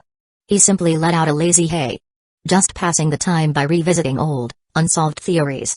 I doubt this one will ever succeed, though. Kakuzu raised an eyebrow. Was there really a forbidden jutsu Tobirama couldn't complete? His curiosity piqued, he leaned closer to examine the blueprints.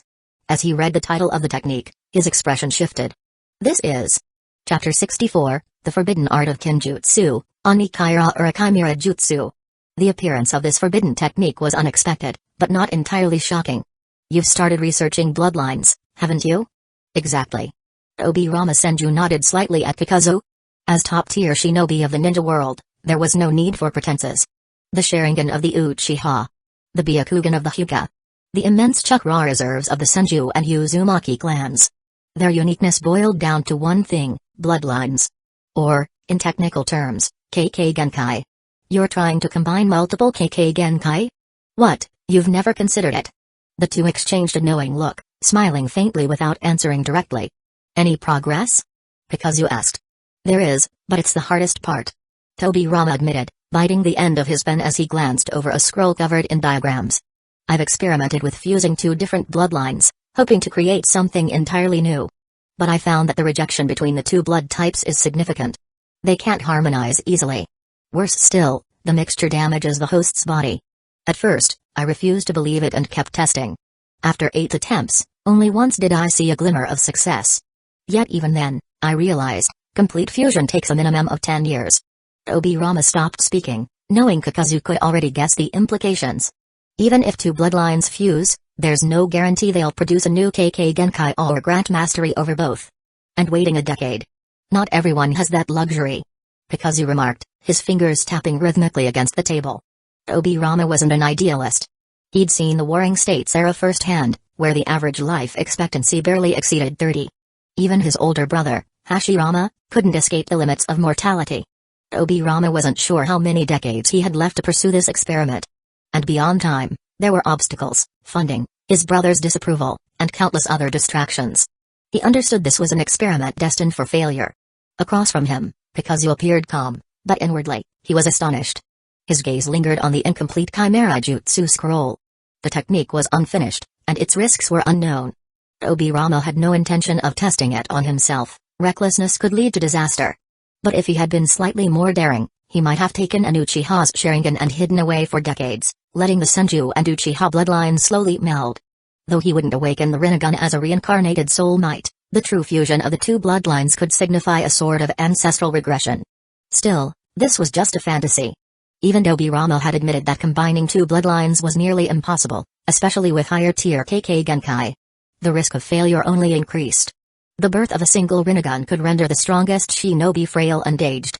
Bloodline fusion wasn't something just anyone could achieve. Kakuzu reflected that his own fusion with Hashirama cells was likely a unique exception. No other bloodline could retain such vitality even after being diluted over centuries. That's why Hashirama cells became the gold standard for the powerful in later years, with even Danzō clamoring for a piece of the action. As for Kakuzu, adapting to this body would likely take him another decade before he could further strengthen the cells. He glanced back at Tobirama, who seemed to have already dismissed the research. With a careless gesture, Tobirama tossed the draft onto a nearby pile. The scroll fluttered in the wind, eventually landing in some obscure corner of the Senju estate. If it were lost, Tobirama wouldn't bother looking for it. To him, it was just a scrap of paper.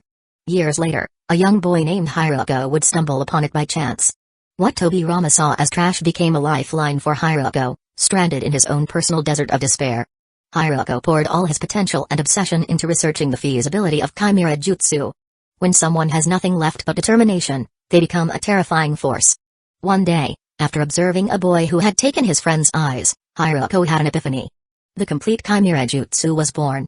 Ah, Tobirama, the unacknowledged copyright ninja. Then again, Hyuga's version differed from Tobirama's. To put it simply, Hyuga prioritized speed and brute force, while Tobirama leaned towards gradual fusion. Kakuzu preferred Tobirama's approach. Rushing often led to failure, and Hyuga's greed for power turned him reckless. According to Hyuga's claims, combining 5 Kekkei Genkai would grant immortality and spark a 4th great ninja war. Ridiculous. Immortality from 5 bloodlines? Did he consult the Sage of 6 Paths first? True immortality in this world belonged to people like Kakuzu and Orochimaru, not some cobbled-together bloodline. As for starting the 4th great ninja war? During that period, people like Rinnegan Nagato, Kamui Obito, Sage Mode Jiraiya, and the strongest of the 5 Kage, Anoki, could definitely give him a run for his money. In the end, though, Hyuga's situation was rather pitiful. He shared a similar fate with Kakuzu, after all. Despite being so powerful, he was taken down by some random wind-style jutsu. It made no sense, absolutely no sense. Kakuzu's thoughts wandered far as he dwelled on this. Seeing him so lost in thought, Tobirama Senju assumed Kakuzu was deep in contemplation. Hey. Huh? What's up? Kakuzu snapped back to reality, pulled out of his reverie by Tobirama's voice. Tobirama handed him another set of notes. Since you're so interested, consider this spare copy yours. Take your time studying it. At that, Kakuzu inwardly smirked. He picked up the notes and began flipping through them at a leisurely pace. The contents were extensive, detailing the differences between integrating Kekkei Genkai and fusing ordinary bloodlines. After a quick skim, he reached a conclusion: merging Kekkei Genkai ultimately required time, decades, even centuries. Waiting that long? Tobirama couldn't do it. Hyuga couldn't do it. But for Kakuzu? Time was hardly a problem. Satisfied, Kakuzu tucked the notes away. You're really generous, Tobirama. Giving me something like this? You're not worried I'll turn out like you, locked away by your older brother? Tobirama scowled. Hashirama hadn't gone after Kakuzu for a reason, and it wasn't because of some unpaid debts. No, in Hashirama's eyes, Tobirama was the true culprit and deserved to face the consequences alone. That was why he'd confined only Tobirama. But if Kakuzu decided to rebuild his lab, well, the story might change. Kakuzu could already imagine it. Hashirama would not only use the excuse of unpaid debts but also confiscate his funds to fuel his gambling habits. Not an ideal scenario. Still, there was a solution, taking his research outside of Hidden Leaf Village. Problem solved. Chapter 65, A New Journey. Farewells are an inevitable part of life. Even after spending years here, Kakuzu couldn't deny a peculiar sense of attachment. Still, overly emotional goodbyes weren't his style. For acquaintances like the Inoshikacho trio, Kakuzu skipped the personal farewells, opting instead to send Maribashi Kazuki to deliver 10 million ryo to each of them as a token of gratitude for their years of camaraderie. Kakuzu's business ventures in Hidden Leaf Village weren't to be abandoned either. He entrusted the management of rental properties to Kazuki, who would ensure the income was deposited directly into Kakuzu's account. With banks across the Land of Fire, checking his growing wealth would be a simple matter. His glass factory and gambling dens were also left in capable hands, with clear instructions to remit profits monthly. Kakuzu relished the luxury of earning money without lifting a finger. As he walked toward Hidden Leaf Village's gates, he carried little baggage, just as when he arrived. Dressed in his oversized cloak and carrying a single travel bag, Kakuzu's steps were calm and measured. Before long, he reached the village entrance. Pausing briefly, he glanced up at the guard tower. A ninja leapt down and landed before him. "Leaving already?" asked Senju Momoka, her expression calm but curious. "Yeah. Staying cooped up in the village is too dull. I'm heading out to travel." Kakuzu replied with a faint smile. "When will you return?" 1 or 2 years, maybe." Both exchanged brief smiles. Kakuzu wasn't a Hidden Leaf Village shinobi, nor did he share any deep ties with Momoka. As ninja, they knew better than to let emotions linger. With a polite nod, Momoka stepped aside, silently bidding him farewell. Kakuzu said no more, his footsteps echoing as he crossed Hidden Leaf Village's gates and ventured into the open world. The moment he left the village's perimeter, the sensory seal placed on him by Senju Tobirama activated. Within the Senju compound, Tobirama immediately sensed the shift. The Flying Thunder God mark he placed on Kakuzu was still intact. A flicker of thought crossed his mind as he resumed his research, but he decided against pursuing it further. Meanwhile, Kakuzu took a deep breath, savoring the fresh mountain air. His destination wasn't aimless. Long ago, during a conversation with Senju Hashirama, Kakuzu had asked about the location of the Sage Arts sanctuaries. The Sage Arts, an anomaly within the standard chakra system, allowing practitioners to harness nature's energy, offered a powerful path to strength. Although Sage Mode was one of Hashirama's signature abilities, the former Hokage hadn't withheld information. "Honestly, I don't know," Hashirama had admitted. "I stumbled into Shikatsu Forest by sheer chance while training my wood style. I was exhausted and wandered in without realizing it." Kakuzu had been speechless at the casual response. How was he supposed to find such a place without wood style? Seeing his frustration, Hashirama had provided a second suggestion. Sage sanctuaries and summoning realms share similarities, they're both otherworldly spaces. With some luck, you might stumble upon one. The idea had some merit. Thinking of the numerous stone statues in Mount Mayabaku, Kakuzu surmised they were likely remnants of those who had gotten lucky in the past. Hashirama had then recalled a possible location. "When I trained in wood style, it was near the southeastern corner of the Land of Fire, close to the border with the Land of Water." And so, Kakuzu decided to test his luck, though he wasn't naive enough to expect guaranteed success. To ensure his trip wasn't wasted, he planned to prepare along the way. His journey led him to a decrepit-looking building that resembled a public restroom. He grimaced but stepped inside regardless. Descending to the second basement level, he found the station's manager, a bald man in his 30s whose gleaming head was matched only by the gleam in his eyes. The man lit up the moment he saw Kakuzu. "Ah, esteemed shinobi. You look like a skilled professional," the man exclaimed enthusiastically. "We have a variety of fresh missions available for selection. Don't miss out. Oh, by the way," he added sheepishly, "our cooling system's broken, so there's a bit of a stench from the stored bodies. We had to pick this place to mask the smell. I hope you don't mind." "Enough chatter," Kakuzu snapped, waving dismissively. The bald man quickly complied, laying out mission scrolls on the table. The older ones were coated in dust, their edges frayed from years of neglect. The top scrolls bore familiar names: Senju Hashirama, Bounty, 153.2 million Ryo. Madara Uchiha, Bounty, 149.8 million Ryo. Hyuga Tenjin, Bounty, 73 million Ryo. Raikage A, Bounty, 72.5 million Ryo. Senju Tobirama, Bounty, 60 million Ryo. Isn't this bounty a bit inflated? Never underestimate Kakuzu's memory.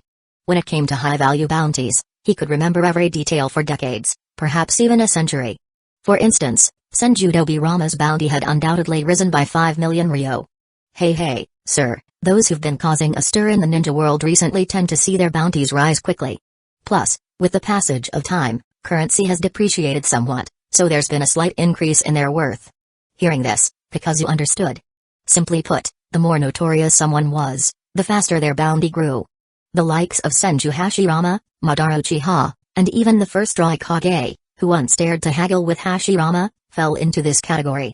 Meanwhile, those who kept a low profile had their bounties creep upward over the years, mainly due to inflation, as long as their strength didn't wane.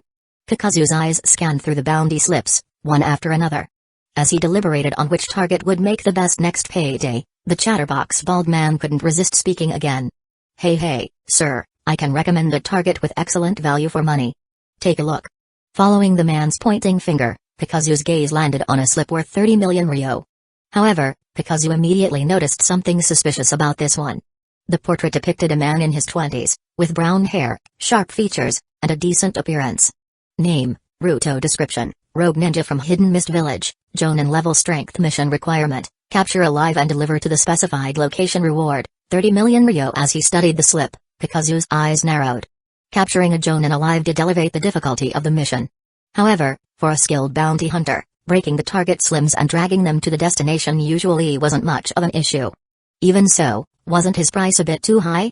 Seeing Kakuzu's contemplative silence, the bald man quickly jumped in to explain. Sir, to be honest, this is the most cost-effective target currently available. From what I've heard, similar slips have already been taken at other stations. As for the reward being a bit generous, that's nothing to worry about. After all, you'll be infiltrating the land of water to capture someone, and the risk does merit a higher payout. Don't hesitate any longer. If you keep pondering, someone else might catch him before you do. 30 million isn't a small sum, you know. As the bald man's incessant chatter continued, Kakuzu's gaze slowly lifted, a chilling aura enveloping the room. One more word, and I'll end you. The bald man immediately clammed up, a bead of cold sweat sliding down his forehead. Chapter 66, Boyle style. The mountains stretched endlessly, their peaks like jagged teeth piercing the sky. Shrouded in dense mist, the landscape felt both majestic and foreboding, a scene of raw power and mystery. Beneath the thick veil of fog, there was no solid ground, only rivers snaking across the terrain like veins, their waters converging into the heart of the sea. The sprawling ocean spread like a devouring beast, its countless branches carving the land into fragmented islands. This was the land of water, a realm of countless isles, each with its own unique culture and charm. The isolation bred by distance and treacherous waters made every island a world of its own, distinct from the rest. Among these islands lay Ryugetsu Island, an obscure, overgrown place teeming with dense forests but lacking fresh water. Uninhabited for years, it had become a forgotten, wild corner of the land of water, a perfect hideout for those seeking to vanish. In the suffocating mist, the clash of steel echoed sharply. Clang! Clang! Figures darted through the haze, blades colliding in flashes of sparks. 5 shinobi clad in gray and black uniforms, their foreheads marked with the symbol of the land of hot water, slid across the damp ground, regrouping into a predatory formation. Encircling their prey, their eyes gleamed with the thrill of the hunt. At the center of their circle stood a lone shinobi. His red-brown hair framed a face of sharp features, his lean build marked with the scars of countless battles. Around his arm, a forehead protector bore the symbol of Hidden Mist Village, 4 diagonal lines flowing like cascading water. The leader of the hot water shinobi, Tetsu, unfurled a wanted poster, his lips curling into a sinister grin as he studied the familiar face. Well, who would have thought you'd fetch such a price? He sneered. 30 million Ryo. That's not a sum anyone could ignore. Don't hold it against us, Ruto. It's nothing personal. Hidden Mist Village's defector, Ruto, locked eyes with the bounty hunters. Tetsu, you're swimming in waters far deeper than you realize. Even if you kill me, you'll never see that 30 million. Tetsu chuckled, unfazed. Spare me your warnings. We've done our homework. Boys, let's finish this quick. Ruto sighed. There was no reasoning with men blinded by greed. So be it. He muttered, raising his hands as his fingers danced through a sequence of seals. Tetsu barked a command. Careful. He's releasing his boil style, everyone, masks on and hold your breath. The bounty hunters snapped into action, donning crude gas masks as Ruto exhaled. A pale mist poured from his mouth, curling and mingling with the natural fog. The air grew heavier, the temperature rising subtly. Now! Tetsu roared, launching a flurry of shuriken. His comrades followed suit, unleashing a barrage of weapons and low-level jutsu. Ruto leaped backward, his hands never breaking from their seal as he continued to release his mist. Minutes passed in a tense game of cat and mouse, but luck turned against Ruto. A blade grazed his arm, drawing blood. Wincing, he stumbled, his footing unsteady as the bounty hunters tightened their net. Tetsu laughed triumphantly.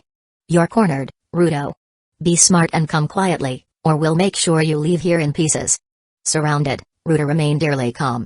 He regarded Tetsu with a faint smirk. You think you know me because you've read my bounty notice? How naive.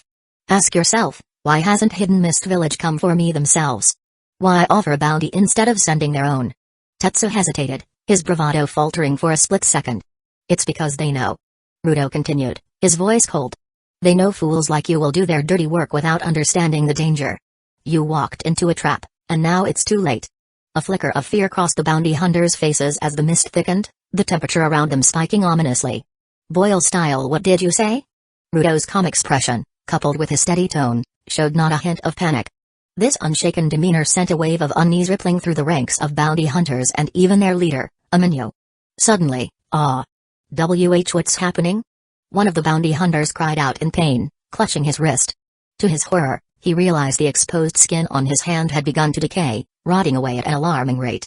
As his agonized voice echoed through the mist, the others began to notice something was terribly wrong. During the battle, they had felt a vague discomfort, like a small flame searing their bodies. However, with the intensity of the fight and no significant chakra fluctuations, they had brushed it off. Now that they had paused, the reality hit them like a storm. Their clothing, exposed to the mist, was disintegrating bit by bit, and any bare skin was rapidly corroding. For some, it wasn't just flesh being eaten away, the corrosive effect had reached their bones. In mere seconds, the hunters who once held the upper hand were reduced to chaos. One by one, they dropped their weapons, writhing in agony, clutching at corroded arms and other afflicted areas. But it was futile. As long as they remained shrouded in this mist, every inch of their bodies would suffer the same fate. Mangekyō, the bounty hunter's leader, fared slightly better due to his skill, but even he couldn't escape the searing pain of his flesh decaying. Gritting his teeth, he turned a pained glare toward Ruto. You! What did you do? Lowering his hands, the seals complete, Ruto responded with a cold, detached tone, did you really think wearing gas masks or holding your breath would save you? He took a step forward, his voice as steady as ever. This isn't poison gas. What you're facing is my unique KK Genkai, boil style. Chapter 67, Thundercrack Spear, damn it. Mangekyō snarled, his eyes bloodshot with frustration. A deep sense of anger boiled within him. Why hadn't the intel mentioned the true capabilities of boil style? Those higher-ups in Hidden Mist Village were scum, sending him on this mission without so much as a warning. He'd bet his life that there were even bigger secrets hidden within Ruto's abilities. But right now, Mangekyō couldn't afford to dwell on it. The bounty of 30 million ryo was tempting, sure, but only if he lived to claim it. As an experienced bounty hunter, he knew when to cut his losses. Retreat. Let's go, now. He shouted, spinning on his heel and darting away with a burst of speed. He had to get as far as possible from the corrosive mists of boil style, or his body would dissolve until not even bones remained. The other bounty hunters didn't need to be told twice. One after another, they followed Mangekyō's lead, fleeing the area. Behind them, Ruto smiled coldly, his transformation from prey to predator complete. Have you forgotten? Ruto's voice rang out, calm yet laced with menace. In your panic, you've already inhaled plenty of my boil style. It's working its way through your bodies as we speak. You're not going anywhere. With a single leap, Ruto launched himself into the air, closing the distance between him and the fleeing hunters. He had no intention of letting them escape. If they got away, they'd expose his location, and that was a risk he couldn't take. No, he'd eliminate them here and now, and then find a new island to hide on. The dense forest blurred past as Mangekyō and his men sprinted, choking on pain as the boil style corroded them from within. Mangekyō glanced back, his jaw clenched tight. We won't last like this, he thought, his mind racing for a plan. That bastard will kill us all if we don't lose him. Be boss. One of the hunters stammered, his voice trembling. There's someone up ahead. What? Amenyo snapped his head forward. Through the swirling mist, a towering figure loomed, walking slowly in their direction. Who the hell is that? Get out of the way. Amenyo shouted, frustration boiling over. Without hesitation, he hurled a handful of shuriken forward, each one primed with explosive tags. The shuriken sliced through the air, embedding themselves in the ground and nearby trees. Boom. Boom. Boom. A series of explosions rocked the area, smoke and debris scattering in every direction. Trees were blown to splinters, and the ground was left scorched. Yet from within the smoke, steady, rhythmic footsteps emerged. Tap. Tap. Tap. Amenyo's heart sank as the figure came into view, unscathed. What? What the hell is that? He gasped. Standing before him was a man, clad in blackened steel from head to toe, his towering frame exuding an oppressive presence. It was Kakuzu. The bounty hunter's eyes widened in recognition and terror. Well, Kakuzu said, a faint smirk tugging at his lips. We're in the same business, aren't we? Seems polite to introduce myself.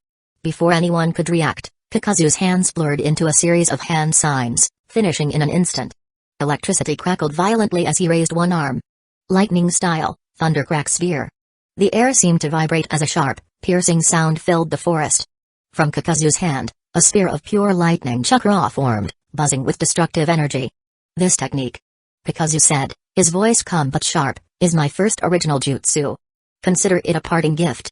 The spear erupted from his hand, streaking forward like an eagle in flight, fast, unrelenting, and deadly. Amenyo's pupils dilated, the image of a lightning dragon reflected in his eyes. It's too fast. Instinct screamed at him to move, but the thundercrack spear was faster. Before he could even think of a counter, it was upon him. No, no, no. Screams filled the air as the spear tore through the hunters, leaving destruction in its wake. When the thundercrack spear struck, it was like a primordial beast had opened its enormous maw of lightning, swallowing the bounty hunters whole. The violent arcs of electricity intertwined, coiling and writhing over their bodies. Each crackle of lightning felt like the beast's fangs tearing into them repeatedly. Their flesh began to scorch, their faces and any exposed skin darkening to a charred black. In mere seconds, the devastating power of the thundercrack spear faded. But for the bounty hunters, those few seconds stretched into what felt like centuries of excruciating torment. Of the remaining four, one had been reduced to a motionless husk of charred flesh, lying prone on the ground. A gentle breeze would be enough to scatter him to ash. Another's entire body was pitch black, save for the stark white of his lifeless, unblinking eyes, staring blankly at the sky. The agony of those fleeting moments had been etched into his final expression. Only the bounty hunter's leader, Amenyo, managed to survive the initial strike, though barely. He lay sprawled on the ground, his blood pooling beneath him and soaking into the dirt. Trembling, he raised a hand, weakly trying to lift his head. His face, a grotesque mix of burnt flesh and oozing blood, told a tale of unimaginable suffering. His cracked, charred lips moved soundlessly, as though he had something to say. Standing tall above him was Kakuzu, his imposing frame casting a shadow over the defeated hunter. He looked down at the man, his voice calm yet dripping with cold disdain. Ah, my apologies. Kakuzu said, his tone mockingly sincere. It seems the technique wasn't quite powerful enough. You're still clinging to life, left to endure this misery. My mistake. As he spoke, Kakuzu reached down, placing a hand firmly on Amenyo's trembling head. I'll make sure to refine the jutsu for next time. He continued, his voice steady. For now, allow me to end your suffering. With a quick, practiced motion, Kakuzu twisted his hand. A sickening crack echoed through the clearing as Amenyo's head was wrenched to the side, his life snuffed out instantly. Dusting off his hands, Kakuzu straightened, his expression unreadable. In one move, he had eliminated a competitor and cleared the path toward his true target. His gaze shifted, locking onto the ninja with a 30 million ryo bounty. The man stood ready, his hands already forming seals, while a haze of boil style bubbled and hissed around his mouth. Chapter 68, What else can entertain me? The bounty station was far enough away that it wasn't affected by the lightning style technique.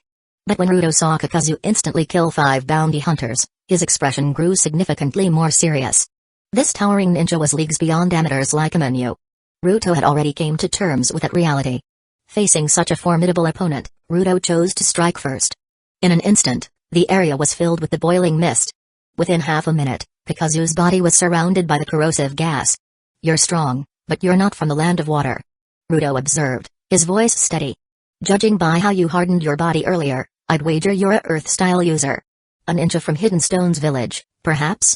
Kakuzu rose slowly, his gaze fixed on Naruto. You don't need to know that.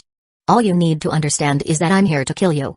Naruto wasn't surprised by this response, it was the kind of line he'd heard countless times before. Hidden Mist Village might have been around for years, but it's still a mess internally. An outsider like you stirring things up won't end well. Kakuzu chuckled lightly, crossing his arms as he sized up the young man in front of him. There was some truth in Naruto's words.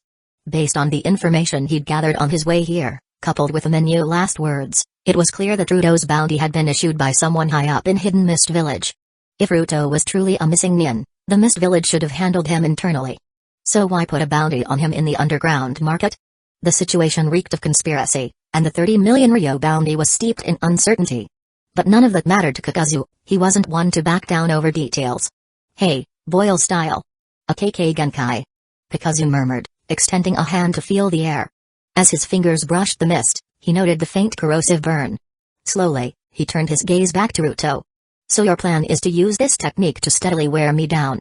The longer we stand here, the more damage my body takes, increasing your chances of winning. Am I right? Naruto stiffened.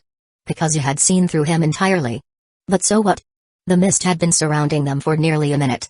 The corrosive effects should start showing soon. Once Kakuzu collapsed, victory would still be his.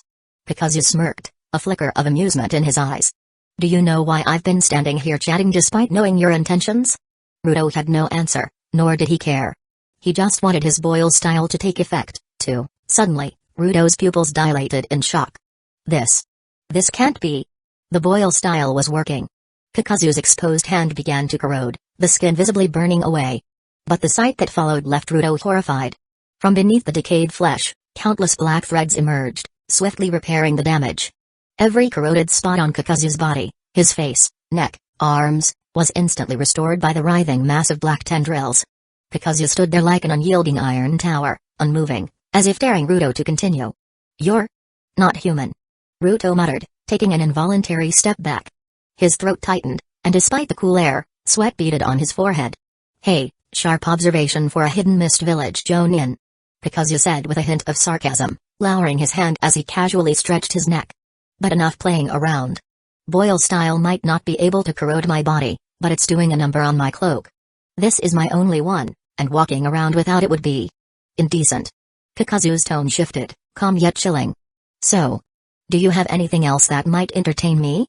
Naruto said nothing, every nerve on edge as he watched Kakuzu. If not. Kakuzu continued, his voice darkening, then it's my turn.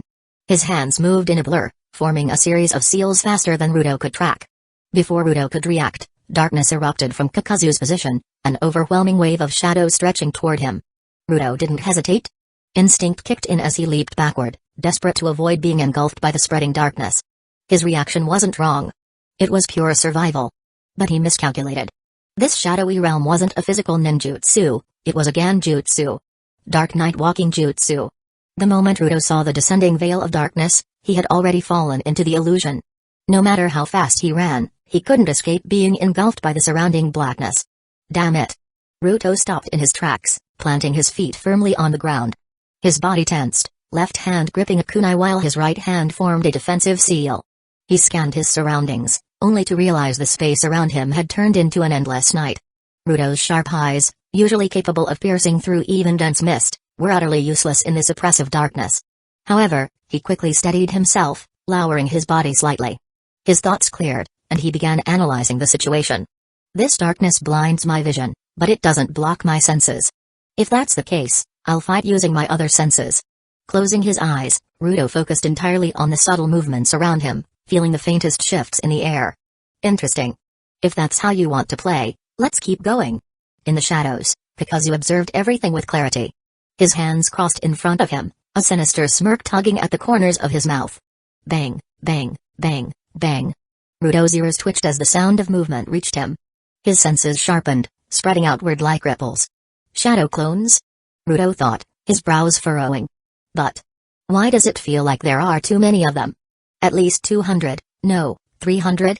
Is this part of the Ganjutsu? Though uncertain about the scene before him, Naruto had no time to second guess.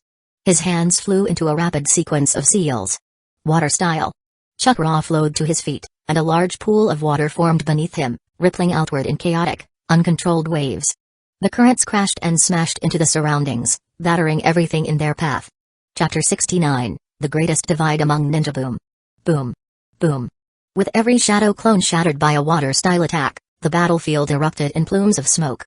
This sound had echoed over 200 times now. Ruto was under immense pressure. He genuinely couldn't tell whether this was all real or some elaborate illusion. No ordinary ninja could produce so many shadow clones, right? Ruto frowned deeply, realizing he had fallen into Kakuzu's rhythm. Yet, at this critical juncture, he could only rely on himself. His stamina and chakra were being consumed at an alarming rate. But then, a moment came when Ruto's eyes snapped open. The oppressive darkness around him began to wane. His tactics had worked, at least partially. Although the Dark Night Walking Jutsu was a high-level genjutsu, it had its limitations. No genjutsu, barring outliers like Koto Umatsukami or Infinite Tsukaimi, could last forever. After several tense minutes, the technique weakened significantly. The moment his vision cleared, Ruto saw the enemy before him. His pupils contracted sharply, and he froze in shock. Over 200 Kakuzu stood in front of him. In that instant, Ruto understood, this was a new, groundbreaking ninjutsu far beyond his comprehension. But what good was understanding now? A fierce gust roared from behind him. Kakuzu's towering form loomed like a tiger emerging from the jungle, ready to devour its prey. His iron fist was poised to shatter Ruto's back in one devastating blow. In the face of imminent death, Ruto gritted his teeth and channeled chakra to his feet, spinning around just in time. Whoosh! The black iron fist, carrying the force of a speeding locomotive, bore down on him with a deafening roar. Boom! The sheer impact was overwhelming. A strike to the head or chest would have meant instant death. Desperately, Ruto raised his arms to block. Bang! At the moment of collision, Ruto felt his arm snap under the tremendous force. Biting through the searing pain, he struggled to keep his footing.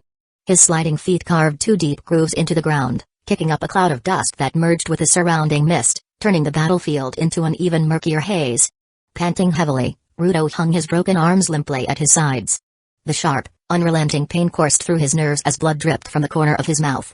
He tried to lift his head but found himself utterly drained. In this moment, a bitter truth became crystal clear to him. When he first became a ninja, Ruto naively believed that the greatest gap in skill was between Genin and Jonin. A Jonin could dispatch a Genin with just a few moves, and becoming a competent Jonin had been his ultimate dream. With this belief, Ruto dedicated himself to relentless training and missions, striving for strength. Along the way, he awakened his clan's bloodline limit, Boil Style. A deadly ability that could meld with the surrounding air to kill enemies silently. Coupled with a perpetually mist-shrouded environment of Hidden Mist Village, Ruto had enjoyed a natural advantage. His strength skyrocketed, and he finally achieved his dream of becoming a Jonin. However, as his experience grew, he began to realize a new truth. The greatest divide among ninja wasn't between Genin and Jonin. It was between Jonin and Elite Jonin. Years ago, Ruto had been drawn into one of the village's darker conspiracies. It was then he first felt the disparity. Although he had some skill, he was still far from being a top-tier Jonin. If an elite ninja decided to target him, he wouldn't fare any better than a Genin. The fight would be over in just a few moves. This understanding solidified as he faced Kakuzu's overwhelming presence. He wasn't just outmatched, he was utterly outclassed. Kakuzu's appearance had sealed his fate, death. But Ruto refused to accept it. Even with most of his strength depleted, he wasn't ready to give up. Clenching his teeth, he forced himself to lift his head, determined to track Kakuzu's next move. But Kakuzu was nowhere to be seen. Desperately, Ruto extended his senses in every direction, but the enemy was gone. Below. He looked down in alarm, but it was too late. A hand shot up from the ground, gripping his ankle tightly. Earth-style, double suicide decapitation jutsu. Crash. Crash. Crash. With the sound of breaking earth, Ruto was dragged underground. His already crippled arms became useless in the tight confines, and even his legs were immobilized. Kakuzu emerged instantly, standing before Ruto's exposed head. His black iron hand reached out without hesitation. This wasn't just to ensure victory, it was calculated. Against a Jonin with a bloodline limit, Kakuzu wouldn't risk underestimating his opponent. In the ninja world, secret techniques were as numerous as the stars. Losing a bounty worth 30 million ryo because of carelessness was unthinkable. Of course, Kakuzu knew that wasn't enough. The mission required him to capture Ruto alive. If Ruto bit his tongue and committed suicide halfway through, it would spell big trouble. That's why, the moment Kakuzu appeared, he extended his black, iron-like hand. His options were clear: Either stuff Ruto's mouth with a cloth or remove his teeth entirely, leaving him no way to bite his tongue? Only then would the mission be secured. No. Please. Don't. Ruto's voice trembled as Kakuzu's hand drew closer. His face turned pale, and he shook his head furiously, like a drum in a storm. The fear in his eyes betrayed his desperate will to live. He was pleading for Kakuzu to spare him. Kakuzu's sharp eyes narrowed slightly. His hand paused mid-motion but didn't retreat, staying ready to counter any sudden attempts at self-harm. Still, observing Ruto's overwhelming desire to survive, Kakuzu doubted he had the courage to follow through on biting his own tongue. A flicker of intrigue lit up Kakuzu's eyes. It was well known in the shinobi world that beyond ninjutsu's power, two other concepts drove people to remarkable extremes, sometimes even to their deaths. Those were the village and bonds. Inspired by these ideals, most shinobi acted without fear, facing death head-on. Even those few who feared death rarely displayed the level of desperation and panic Ruto now showed. What's the matter? Didn't Hidden Mist Village teach you that, as a shinobi, you should never show weakness in the face of death? Kakuzu's voice carried a mocking edge as he recalled his own training in Hidden Waterfall Village. Being a shinobi was a merciless profession. They weren't meant to have feelings, nor should they let emotions sway their decisions. Obedience to orders and the completion of missions were their only concerns. Kakuzu figured that Hidden Mist Village's training wouldn't stray far from Hidden Waterfall Village's ethos. But Ruto's reaction surprised him. Hearing Kakuzu's words, Ruto bit his lip, lowering his head, not as a prelude to biting his tongue, but as if grappling with an intense internal struggle. After a tense moment, he raised his head, his eyes resolute, as though he'd came to a decision. That kind of village. I don't need to die for it. Ruto's voice cracked, his tone raw with emotion. Because. The one who placed the bounty on my head is none other than the Mizukage. Chapter 70, The Beginning of the Bloody Mistwater Country, Shinri Island. Nestled in the southwestern region of the water country, Shinri Island was renowned for its vast central lake, Shinri Lake. This colossal body of freshwater provided abundant resources, making the island a key hub for villagers and merchants alike. However, a week ago, a thunderous explosion shattered the tranquility as a group of Hidden Mist Village shinobi passed through. Soon after, more Hidden Mist Village forces arrived, issuing orders for all civilians to evacuate immediately. The abrupt and unexplained expulsion left many residents frustrated, but they had no choice but to comply. Now, the island was devoid of its usual bustle, occupied solely by shinobi. Standing on the still waters of Shinri Lake, Mizukage Byakuran gazed forward with his eyes closed, arms crossed.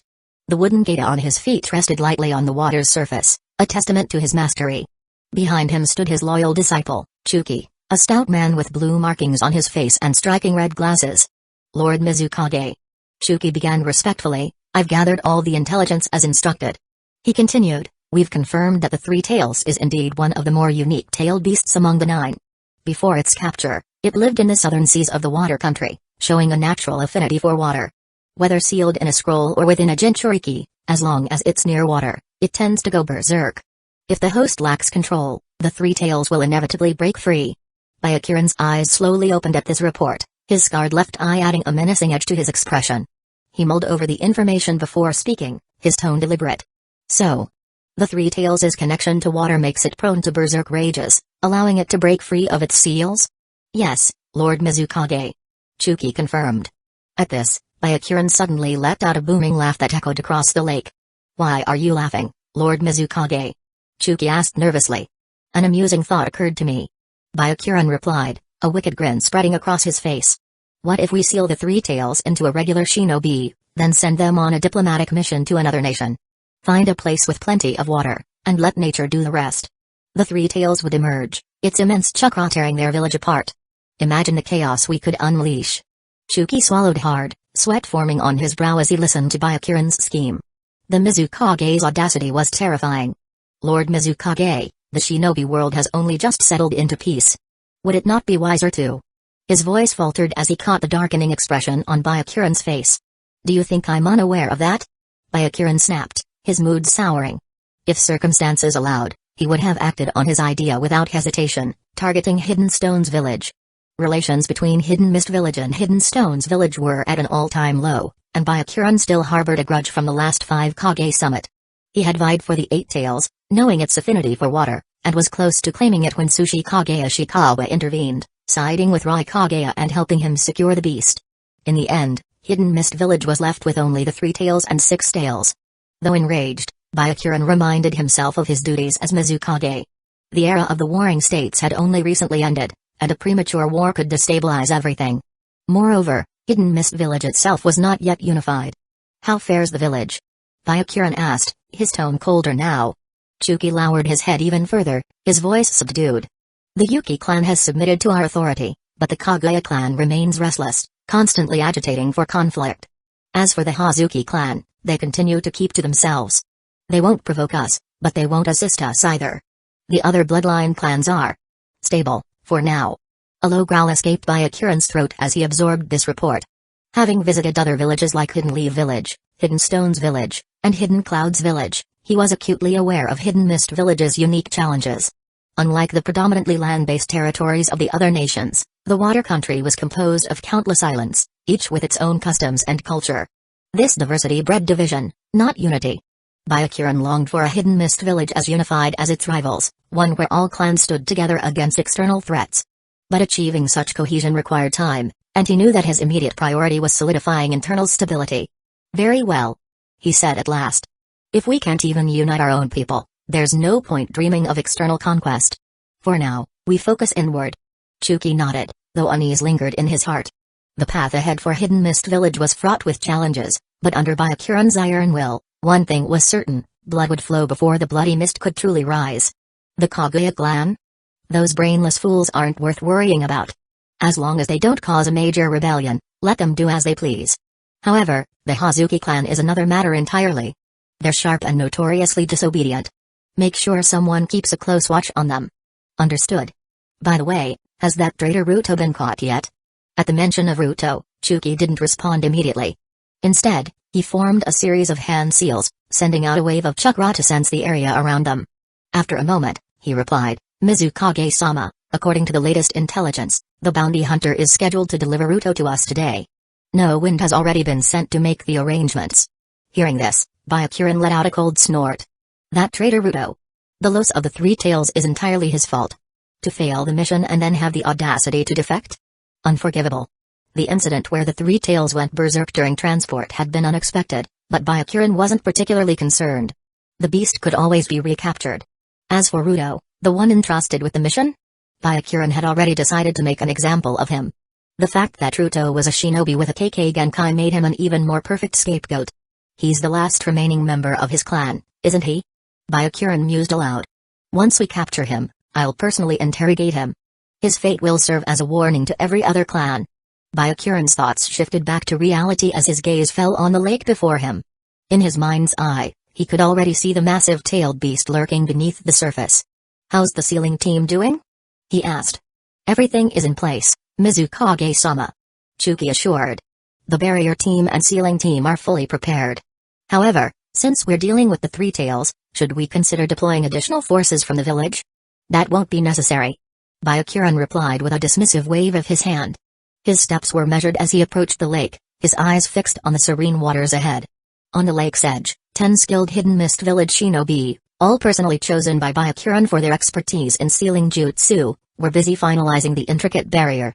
Once the seal was complete, the Three Tails, Isabu, would be as good as trapped. Of course, Byakuran had briefly entertained the possibility of the seal failing. After all, Isabu was a tailed beast. But that thought lingered for only a moment. A mere beast. Byakuran scoffed. "I'll admit its chakra reserves are immense, but beyond that? Hardly impressive. If it manages to break free again, I'll personally subdue it." Byakuran unfolded his arms, extending his hands slowly. In his palm, a yellow, eye-like symbol began to form, pulsating faintly with power. Chapter 71, What Matters More, Money or Life? A light drizzle fell steadily, soaking the earth and nourishing all it touched, while the thin mist in the air gradually dissipated. For the land of water, this was a rare, clear day. On the southern edge of the island, Kakuzu trudged along the road with his prisoner, Ruto, in tow. He cast a glance at the partially obscured sun hanging in the sky. To the people of the land of water, this weather would likely be considered ideal for a meeting. Visibility was clear, yet not blinding. Before long, Kakuzu and Ruto stopped simultaneously. 5 meters ahead of them stood a figure, his back turned toward them. There was little mystery about his identity. This was the contact for the mission. Sensing their arrival, the man turned slowly, a briefcase in hand. He had long black hair adorned with blue accessories, a sharp, chiseled face, and a perpetual habit of keeping his eyes closed. This was Mufu, the second disciple of Byakuren. During the 5 Kage summit, he had been the one standing guard by Byakuren's side. "Well, this is familiar," Mufu said, his tone casual but sharp. "Though you're not from Hidden Leaf Village, Kakuzu, I've always considered you one of theirs. Isn't that right?" It wasn't surprising that Mufu could identify Kakuzu by name. After all, as a member of Hidden Mist Village, he was well versed in the village's famed sensory and assassination techniques. Recognizing Kakuzu's chakra signature would be second nature. "Enough chatter," Kakuzu replied curtly. "The target is here. Where's my payment?" Mufu chuckled lightly. "Oh, Kakuzu, you really made this convenient for us, capturing this traitor. Let's hope this transaction is the first of many." Mufu approached, placing one hand on Ruto's shoulder while tossing the briefcase toward Kakuzu. Without hesitation, Kakuzu opened it, revealing a neatly packed pile of high-denomination bills. "Don't be in such a rush to leave," Kakuzu muttered as he sat down cross-legged on the damp ground, meticulously counting the cash. "Every deal requires proper confirmation."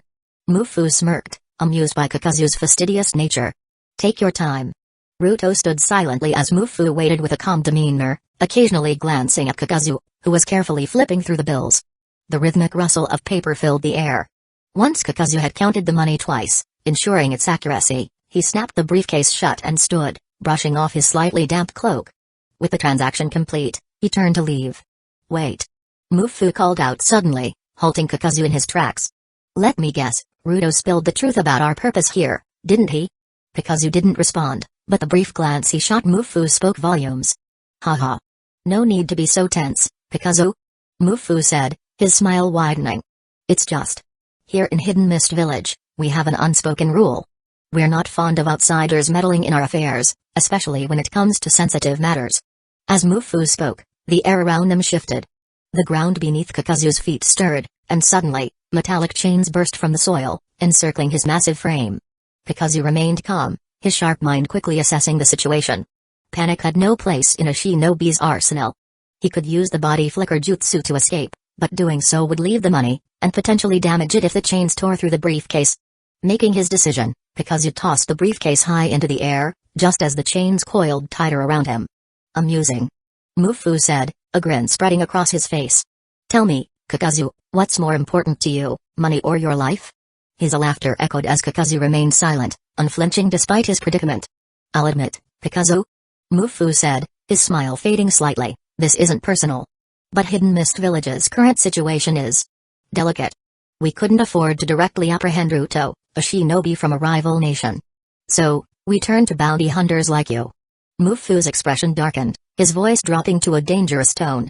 "But you have ties to Hidden Leaf Village, and we can't risk our village's secrets, or the matter of the lost-tailed beast, leaking to the outside world. I hope you understand why this has to end here." With that, Mufu formed a series of hand seals. Water style, water prison. The ground erupted as torrents of water surged up, forming a massive wave that crashed toward Kakuzu. The spiraling water bore down on him, threatening to engulf him completely. In the blink of an eye, an enormous water prison formed, encapsulating Kakuzu within. "Kakuzu, farewell." Mufu's lips curled into a smile as his hands shifted through another sequence of seals. With a surge of chakra, Mufu activated the barrier concealed within the water prison. Boom. Boom. Boom. The water prison erupted violently, sending sprays of water soaring through the air. The resulting shockwave roared, churning the surroundings with a relentless force. Nearby, Ruto, who had already been captured alive, closed his eyes and lowered his head, resigned to his fate. The fierce winds whipped through Mufu's hair, and tiny droplets of water clung to his face. Moments later, the explosion's aftermath subsided, and Kakuzu's body had vanished without a trace. Thud. Something heavy dropped from the sky, a black leather briefcase worth 30 million ryo. "Hey!" Mufu chuckled as he leisurely walked over, picked up the briefcase, and dusted it off. Turning to the subdued Ruto, he spoke in an unhurried tone. "Though you're a rogue ninja, I can't help but wonder, what's your opinion of Kakuzu? Why does he value money so much?" Mufu smirked, his voice laced with mockery. "Life is a one-time thing, yet he chose 30 million. Could it be he has more than one life?" Fascinating. Ruto kept his eyes closed, refusing to answer, his silence a show of disdain for Mufu's smugness. Just as Mufu felt he had successfully completed his mission, snap. Snap. A peculiar sound broke through the silence, immediately putting Mufu on alert. His smile vanished as he scanned his surroundings, his senses sharpening. From a branch nearby, a shinobi clad in hidden mist village attire emerged, holding the iron chains Kakuzu had been using. This ninja was one of Mufu's own subordinates, planted in the area to provide backup. But as the ninja stepped forward, his body suddenly collapsed to the ground, lifeless. Simultaneously, two other hidden mist village shinobi stationed in different directions met a similar fate. One was flung down from the trees, while the other, hidden in the grass, lay motionless. In the span of mere moments, all of Mufu's reinforcements had been eliminated. Shock overtook Mufu's face. Before he could fully comprehend what was happening, a calm, chilling voice whispered in his ear. "Kid, put down the money. If you don't, you'll die." Chapter 72, 3 Views, Shattered. The moment Mufu realized Kakuzu wasn't dead, his guard went up. His powerful sensory abilities flared to life, swiftly scanning for Kakuzu's location. Not on the left, not on the right, and no chakra signals from the ground. That left only one possibility. Mufu snapped his head upward. His sharp gaze caught Kakuzu's towering figure clearly silhouetted against the sky. Kakuzu's blackened fist, wrapped in a whirlwind of devastating force, plummeted toward Mufu like a meteor. If that punch landed, there was no doubt it would result in instant obliteration. TCH. Don't underestimate me. Mufu raised his left hand, forming the opposing seal with a single hand. Chakra surged to his feet as he rapidly slid backward. Boom. Boom. Shards of rock and plumes of dust erupted into the air. Mufu narrowly avoided Kakuzu's iron fist, which smashed into the ground like a cannonball, leaving a massive crater in its wake. "Kakuzu-san, I can see you're strong, but don't underestimate the shinobi of Hidden Mist Village." Mufu quipped, his voice steady despite the chaos. As a disciple of the first Mizukage, his skills were certainly not lacking. His left hand blurred through a series of seals, single-handedly. Single-handed seals were considered an advanced skill in the shinobi world, showcasing unparalleled chakra control. They allowed for faster jutsu activation by reducing the required seals and execution time. Just as Mufu was about to launch his water-style counterattack, the lifeless figure of Ruto behind him suddenly stirred. Ruto's eyes snapped open, blazing with a spark of vitality. He could feel the ropes binding his hands, crafted from Kakuzu's earth grudge fear threads, beginning to fray. The moment the bindings disintegrated, Ruto knew exactly what to do. SHK. The sound of a blade piercing flesh rang out. Arg. Mufu, his jutsu uncast, was struck by searing pain in his side. His usually half-closed eyes flew open, wide with shock and fury. Glancing sideways, he saw Ruto, the man who had stabbed him in the waist. "You traitor! I'll kill you myself." Mufu roared, his voice brimming with anger and disbelief. But Ruto, the knife still buried deep, ignored him entirely.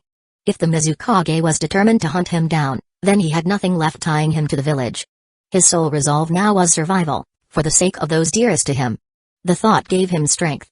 He twisted the kunai deeper, eliciting another guttural groan from Mufu. Under normal circumstances, Mufu wouldn't have hesitated to turn and eliminate the backstabber. But now, he faced a far more formidable enemy, Kakuzu. His only chance was to retaliate against Kakuzu during the brief moment his punch had missed. That plan, however, was now in shambles. Kakuzu retracted his fist and rose to his full height, his cold eyes fixed on the Mufu. The look wasn't that of a rival sizing up an opponent, it was pure disdain, a predator toying with its prey. Mufu clenched his teeth.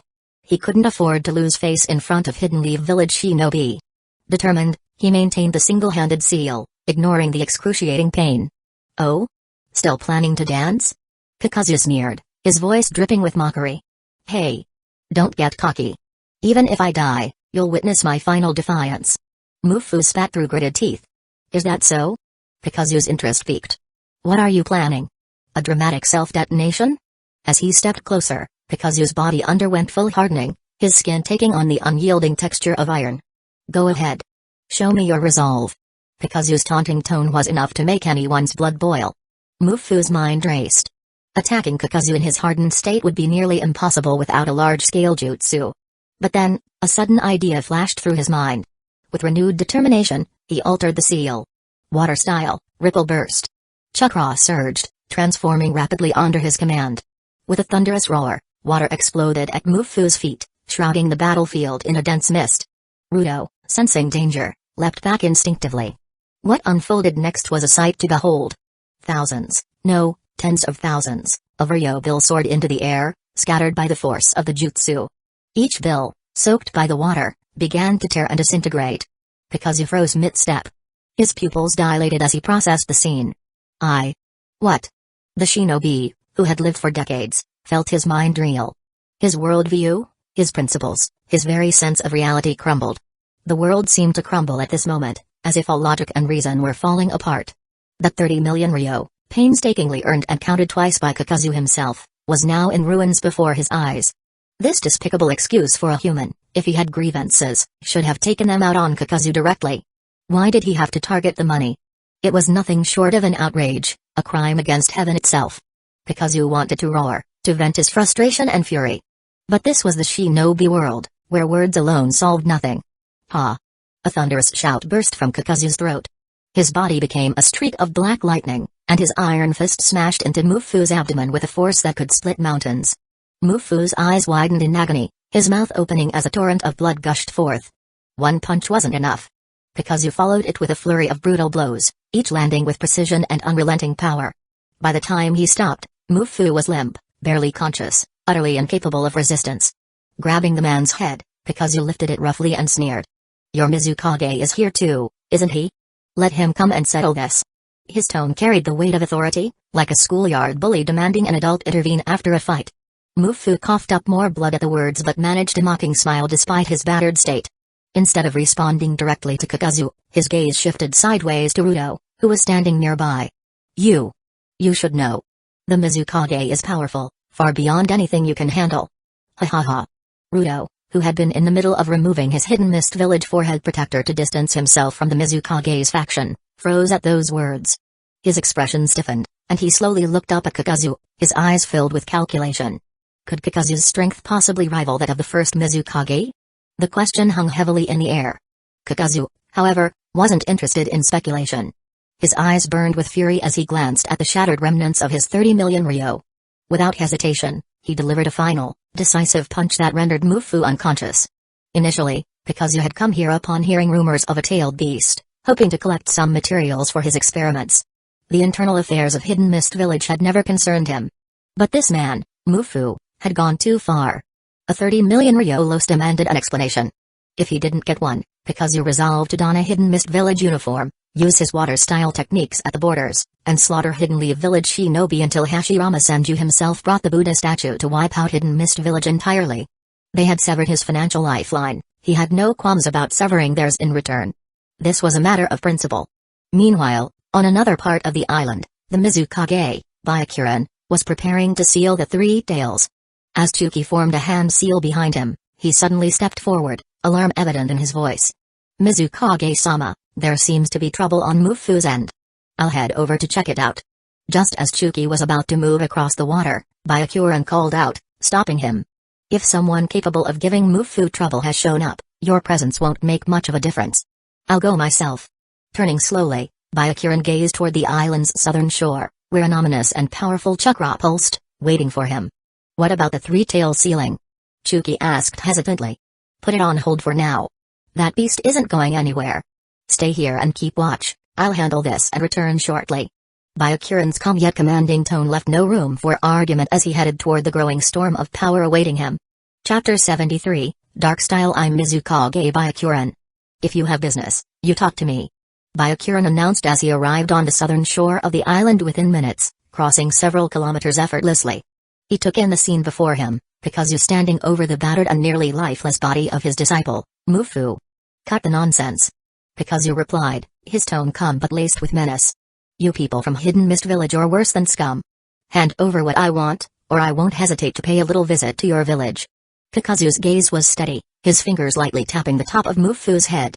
The motion was casual, yet chilling. It spoke volumes, Kakuzu was not bluffing. The Mizukage's lips curled into a smirk. Then, he laughed, a loud, mocking laugh that echoed across the shoreline.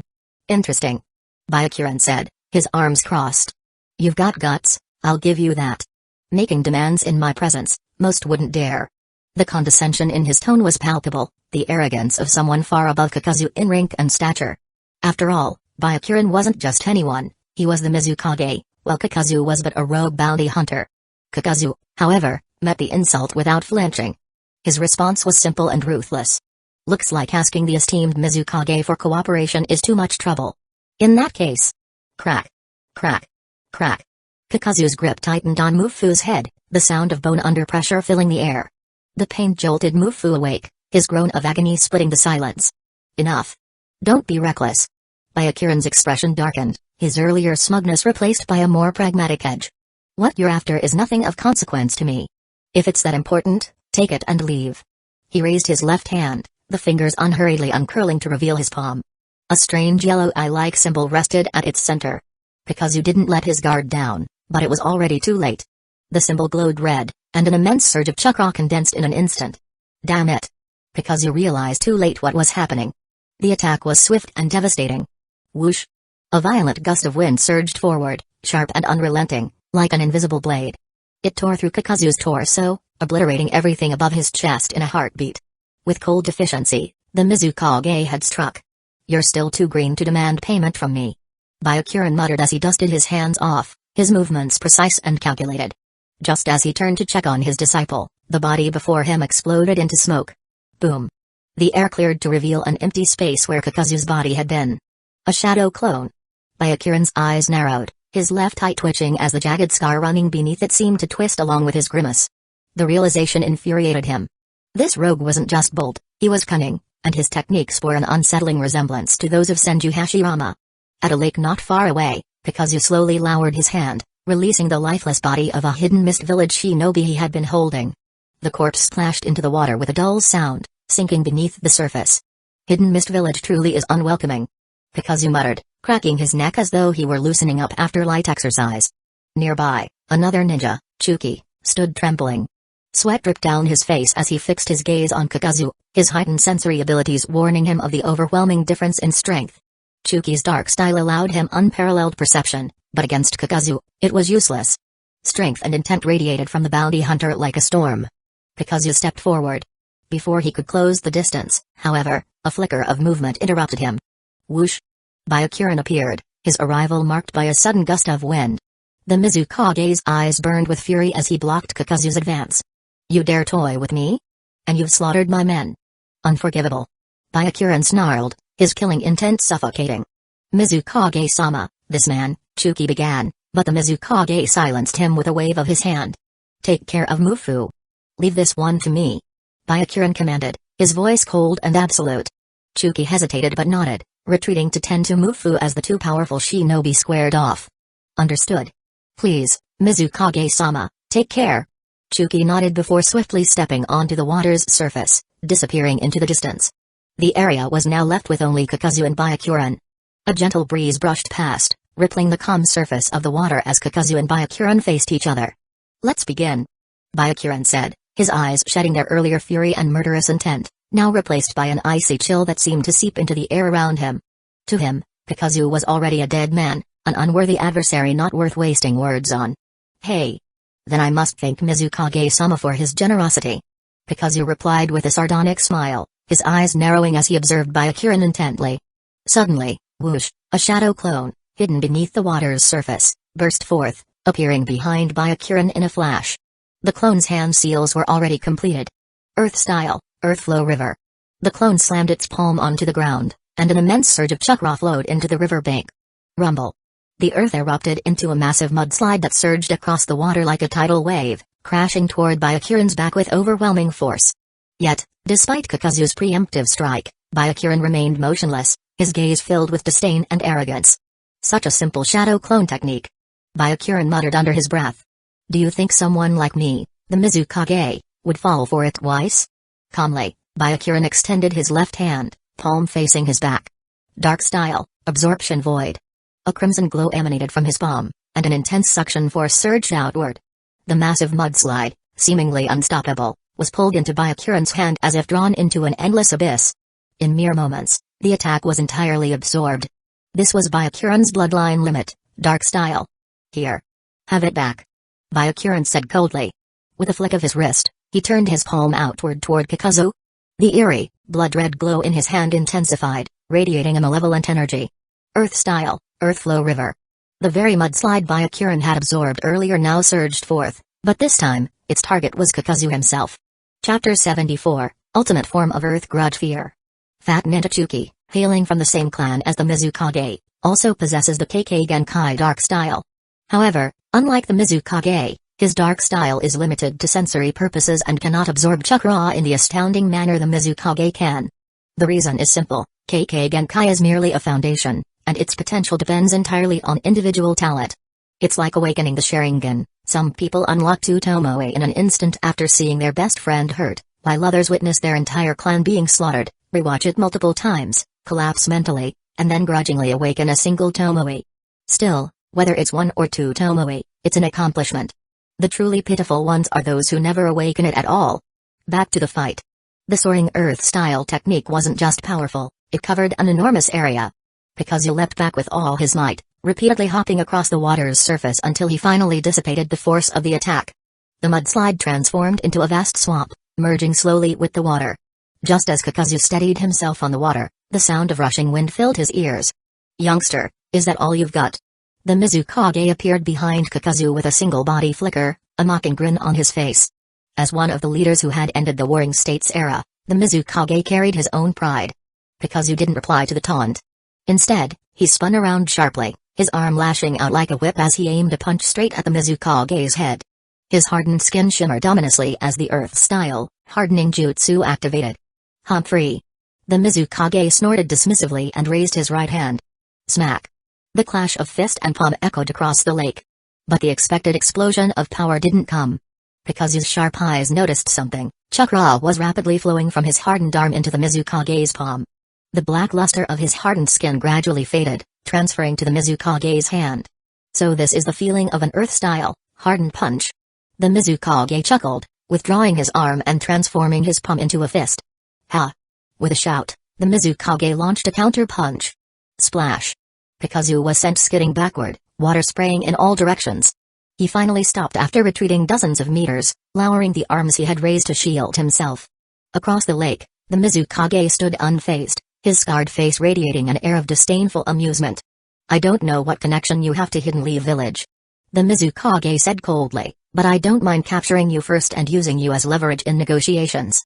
If you turn out to be worthless, then coming to Hidden Mist Village and spouting nonsense will be a decision you regret for the rest of your life." The weight of his words, combined with the oppressive aura he exuded, made the tension on the battlefield palpable. Kakuzu straightened up, a self-deprecating smile tugging at the corner of his mouth. Everyone knows the first Hokage was hailed as the god of shinobi, the strongest in the ninja world. Yet people often overlook the other founders. Each Kage who created a village during the Warring States era wasn't weak. They wouldn't have survived otherwise. Looking at the Mizukage's confident demeanor, it was clear he was underestimating Kakuzu. "Looks like you're taking me lightly." Kakuzu gripped his coat with his left hand and yanked it off. Whoosh! The coat fluttered through the air before settling on the water.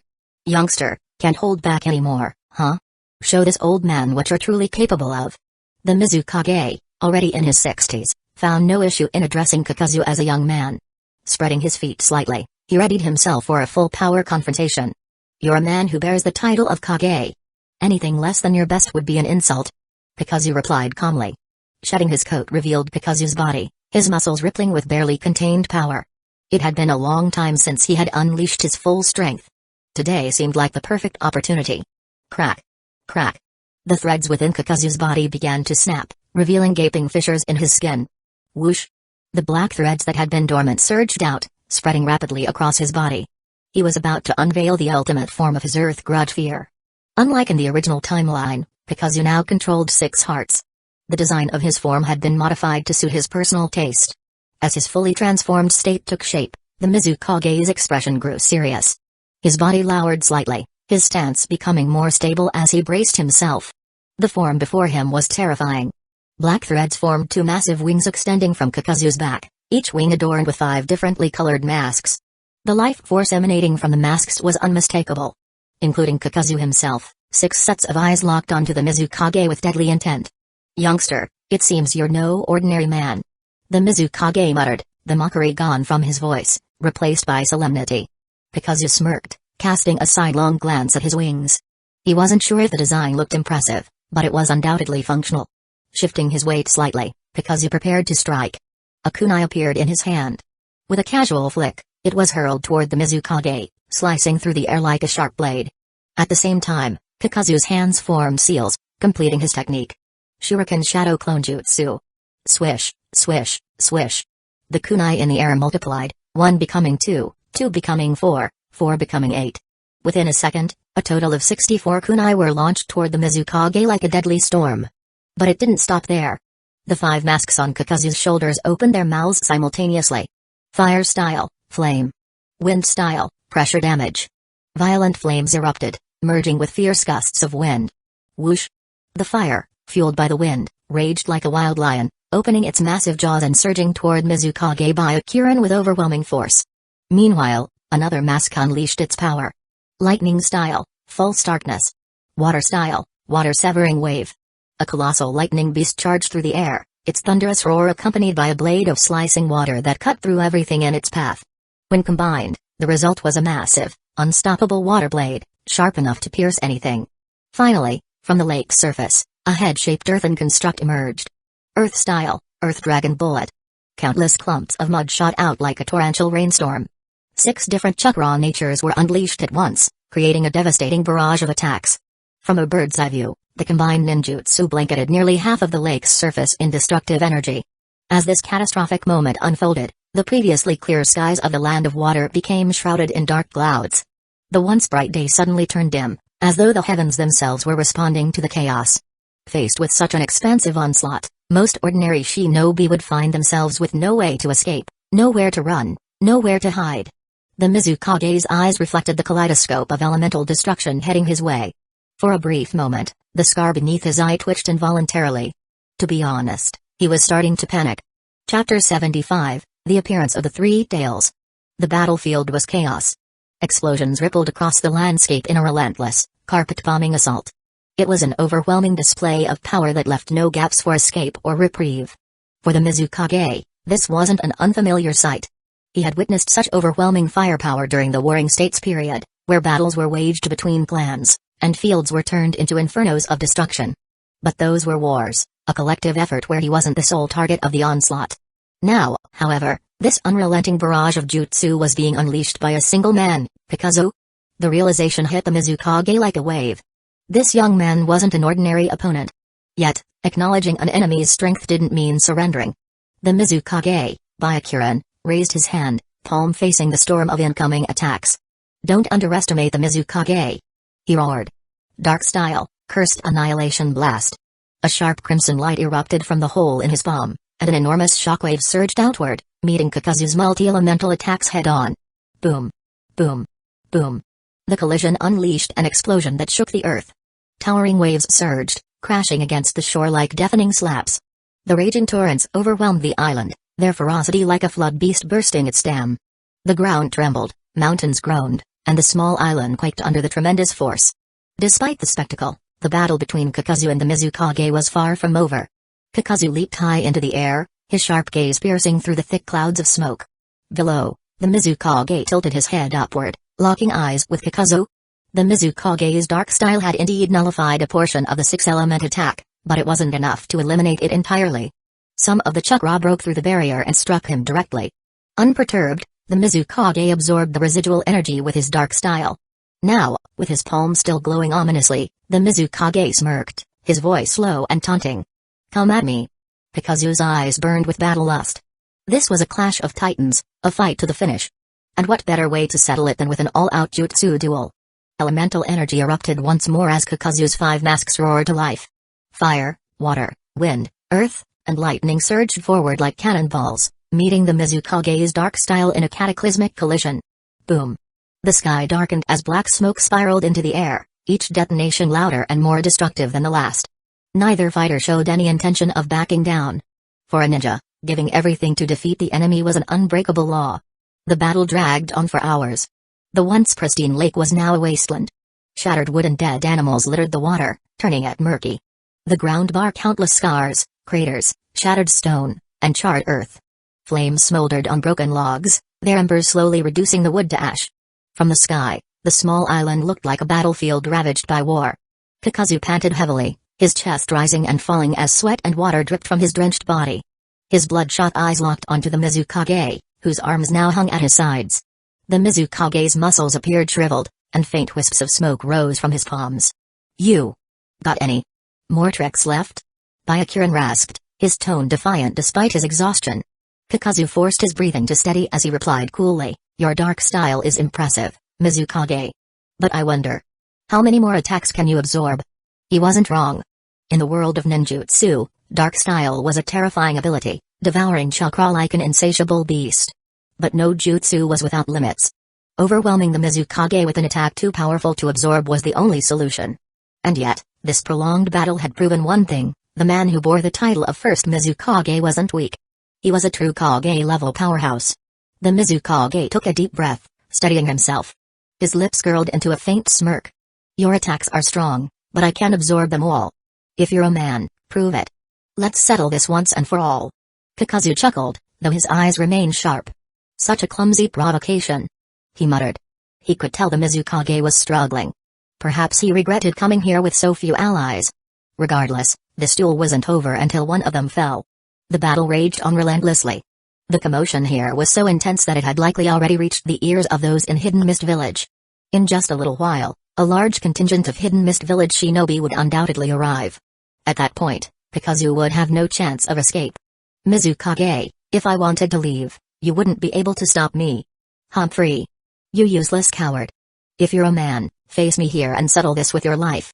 The Mizukage's expression darkened as he barked these words with a steely resolve, as though prepared for a final showdown.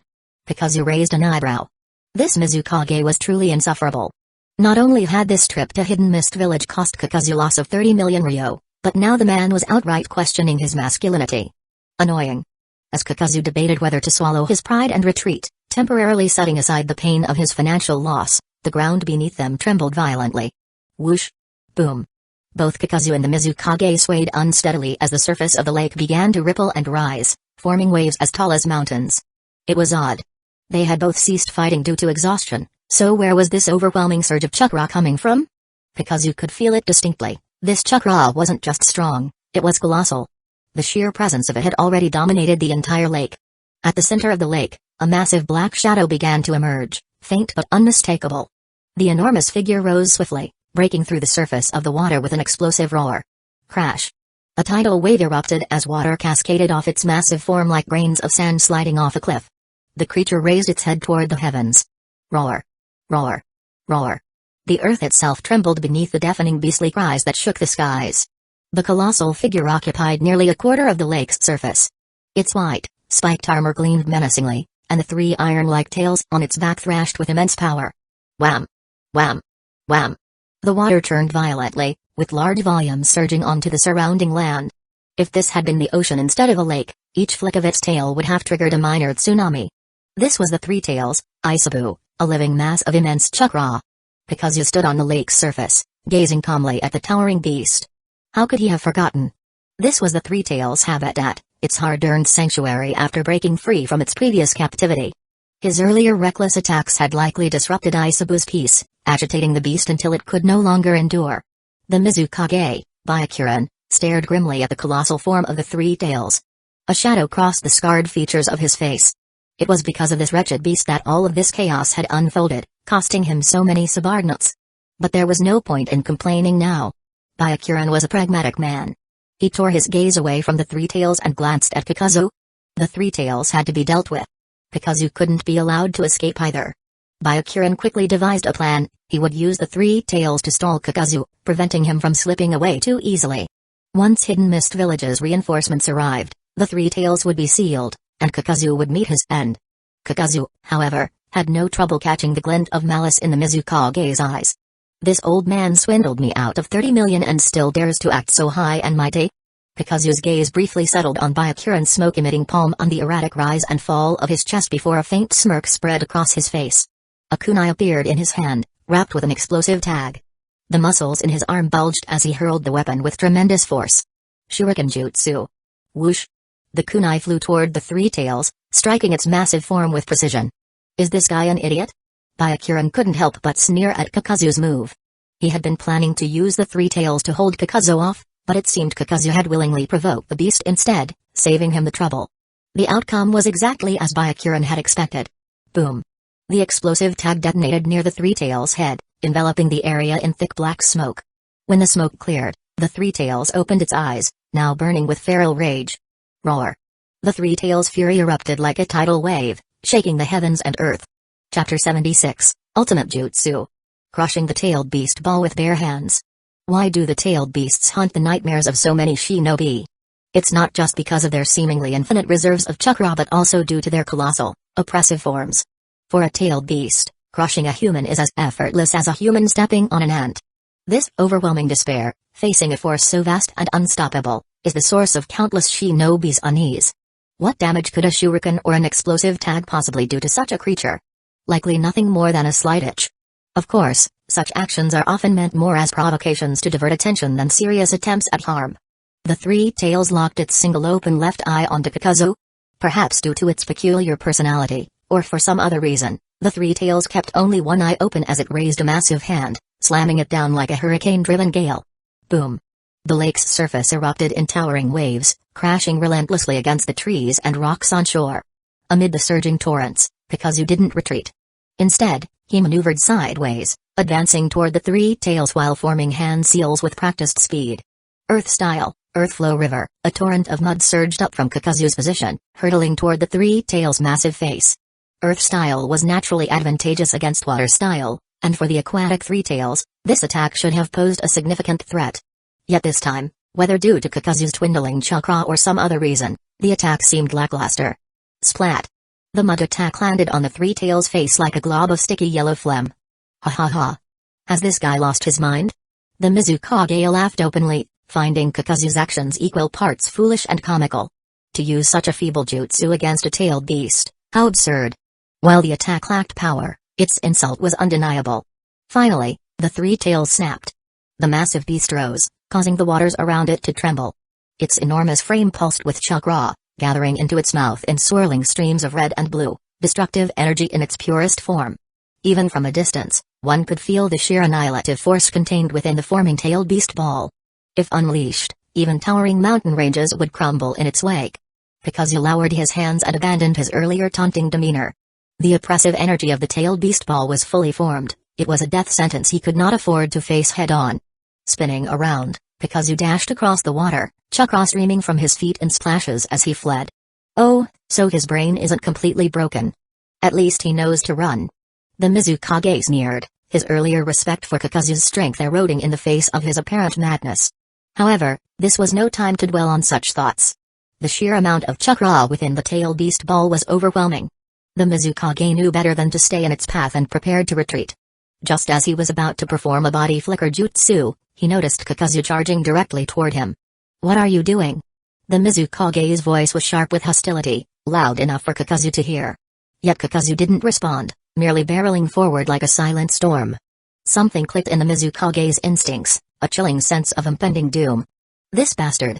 Before the Mizukage could complete his thought, black tendrils from Kakuzu's Earth Grudge Fear technique erupted from the water, wrapping tightly around his legs. Damn it! The Mizukage cursed, bending down and channeling chakra into his hands to sever the threads. But Kakuzu wouldn't let him succeed so easily. In a flash, Kakuzu appeared behind him, his tendrils retracting as he resumed his normal form. Kakuzu grabbed the Mizukage by the shoulders, holding him firmly in place. Mizukage-sama, look ahead. Kakuzu's voice was calm, almost detached. The Mizukage glanced forward, his peripheral vision catching the Three Tails' enraged, bloodshot gaze locked on their position. Or rather, locked on Kakuzu, who had ensured the Mizukage was tethered to him. You lunatic! Let me go! The Mizukage's white hair stood on end, his fury and terror mingling in equal measure. Kakuzu's actions were beyond reckless, they were pure madness. As the tailed beast ball barreled toward them like a crashing meteor, the Mizukage struggled in vain to break free. The threads binding him only tightened further. Kakuzu, ever composed, spoke again. Mizukage-sama, if you're a real man, don't run. Use your dark style to absorb it. You bastard. The Mizukage's roar was filled with rage and desperation, his eyes bloodshot and his breath ragged. He wanted nothing more than to escape from this lunatic. But there was no time. Boom. The tailed beast ball detonated with a blinding flash, its explosive force swallowing everything in its path. The sky turned dark, and the lake's surface rippled with the shockwave's aftermath. At the last moment, the Mizukage followed Kakuzu's suggestion, raising his hands and unleashing his dark style to absorb the incoming energy. When the explosion subsided, only devastation remained, a scene of chaos and destruction. If anyone had witnessed this moment, they would surely have recorded it in the annals of history. The Mizukage, the founder of Hidden Mist Village and a legendary shinobi who had ended the Warring States period, had just crushed a tail beast ball with his bare hands. Chapter 77, Even as a ghost, debts must be paid. A true warrior dares to face the overwhelming might of the tailed beasts and confront the peril of being utterly shattered. Just like those two men from Hidden Leaf Village, who traveled great distances to capture all 9 tailed beasts as if they were nothing more than chicks. In later generations, another fearless hero once swatted away a tailed beast bomb as though it were a tennis ball. Moments like these, whether in the past or the future, are legendary and destined to go down in history, revered by countless generations. But now, another miracle had unfolded. The waters of Lake were steaming, with wisps of smoke curling into the air. The sheer evaporation of such a massive body of water was a testament to the devastating force of the tailed beast bomb. At the center of the lake, however, stood a resolute man. His hair hung in disarray, his face caked with grime, and his clothes lay in tatters around him. His muscles had withered to the bone, exposing patches of white, while his expression teetered on the brink of collapse. Huff. Huff. Huff. Labored breaths racked his frame. His body was so frail that even a gust of wind might topple him. Moments ago, the enormous tailed beast bomb had been split between him and Kakuzu, each enduring half its devastating force.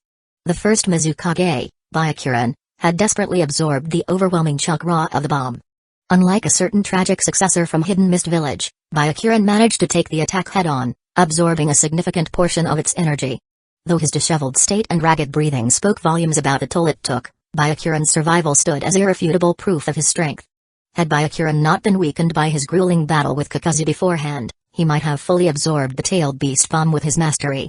To dare to call tailed beasts mere beasts, such was the confidence of the Mizukage. His strength was not to be underestimated. But the Mizukage was in a dire state. The colossal chakra within the tailed beast bomb had pushed his limits, tearing through his meridians. Though still alive, he was barely more than a walking corpse. Byakuran lifted his head with great effort, his remaining teeth chattering as he glared at the Sanbi. I must leave this place. This thought echoed in his mind. If the Sanbi unleashed another tailed beast bomb, it would be the end of him. Dragging his battered body, Byakuran attempted to turn away. But in that instant, chirp. A sharp, piercing cry rang out. Byakuran's eyes widened in disbelief as he glanced toward the lake's surface. Sizzle. Electric currents crackled violently, numbing his ankles with an excruciating pain. What? What is this? His eyes shot open, his remaining senses detecting a powerful jutsu racing toward him from beneath the water. He tried to dodge, but in his current state, barely able to shuffle forward, there was no escape. Crack. A spear of lightning pierced his abdomen. Byakuran's body convulsed, his hunched frame trembling. Slowly, his gaze shifted toward the figure emerging from the water. It was Kakuzu. The jutsu was his devastating lightning style, false darkness spear. Kakuzu's own body heaved with exertion, but there wasn't a hint of visible injury. You. Byakuran's body grew tense, his fractured mind struggling to process what was happening. He wanted to speak but lacked the strength to form the words. Instead, his gaze fell on a floating mass of black threads on the water's surface. You're wondering about that, aren't you? Kakuzu said, his breathing steadying as his sharp eyes followed Byakuran's line of sight. Underneath that black thread lies the shattered remains of a heart. A water-style heart I acquired from Hidden Waterfall Village. His words carried both cold fact and faint reminiscence. Years ago, Kakuzu had taken that heart from Chiba Mai, the captain of Hidden Waterfall Village's first squad. Back then, he'd thought Mai wasn't up to par and had planned to replace him soon after leaving the village. But finding a suitable replacement was easier said than done. Besides, someone like Tobirama Senju would have been the ideal candidate, but taking him down was out of the question. And so, the heart remained. Until today. Faced with a tailed beast bomb, Kakuzu had no choice but to sacrifice it. But now, swish. Black threads from Kakuzu's earth grudge fear shot out, swiftly entwining Byakuran's entire body.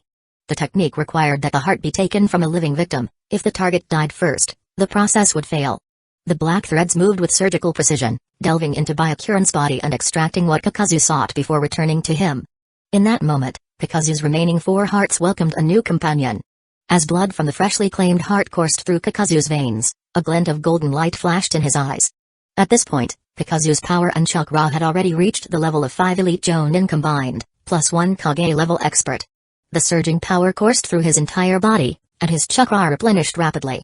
Raising his arm and clenching his fist, he could feel the endless flow of strength.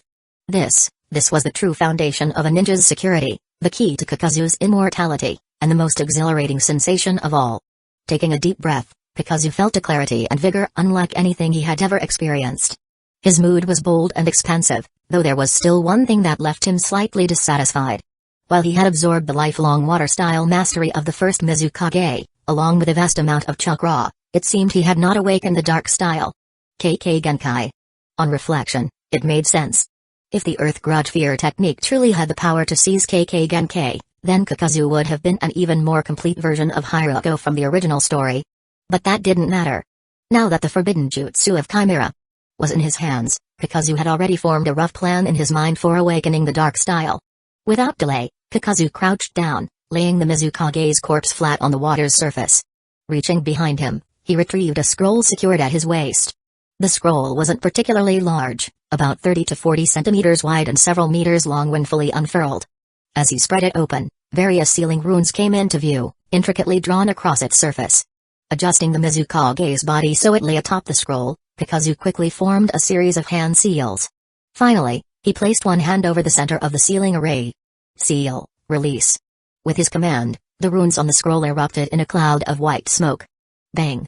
The smoke billowed upward, rising from the scroll and drifting toward Kakuzu's brow. Moments later, the smoke dissipated, and along with it, the body of the Mizukage, Byakuren, vanished entirely. Closing the scroll with practiced efficiency, Kakuzu glanced at the tightly sealed parchment in his hand. For a brief moment, irritation flickered across his face. Even though he had claimed Byakuren's heart and power, Kakuzu could never forget one critical fact: that bastard had swallowed 30 million ryo of his money, and there was no chance of getting it back. But Kakuzu wasn't about to let it slide. Not a chance. Even if Byakuren had to work himself to the bone as a ghost in the afterlife, he'd better cough up every last coin. Chapter 78, The Summoning Beast That Feeds on Fire style. Kakuzu rolled up the scroll and looked forward. He hadn't forgotten the massive creature staring him down, its predatory eyes fixed on him. Earlier, his distracted actions had been a sign of disrespect. Now, Kakuzu refocused all his attention on the colossal foe before him. Roar! The three tails let out an earth-shaking bellow, still furious about the spit Kakuzu had audaciously launched at it earlier. As its roar echoed, an overwhelming surge of chakra burst forth, red and blue intertwining at a ratio of 2 to 8, merging into a perfectly balanced sphere. A new tail beast bomb formed at its core. Whoosh, whoosh, the wind howled wildly, sending Kakuzu's hair flying in all directions. The surface of the water turned violently, waves crashing in unrelenting chaos. Faced with such terrifying power, would Kakuzu dare to meet the attack head-on? Of course not. The only reason he had sacrificed a heart earlier to guide the tail beast bomb was to ensure the death of the Mizukage. Kakuzu did not possess the strength to match Hashirama Senshu, nor did he share the same misfortune as the Mizukage, and he certainly lacked the reckless courage. So, no, he wouldn't take the hit head-on. Only a fool would. With his hands crossing in front of him, Kakuzu created over 100 shadow clones that scattered in different directions.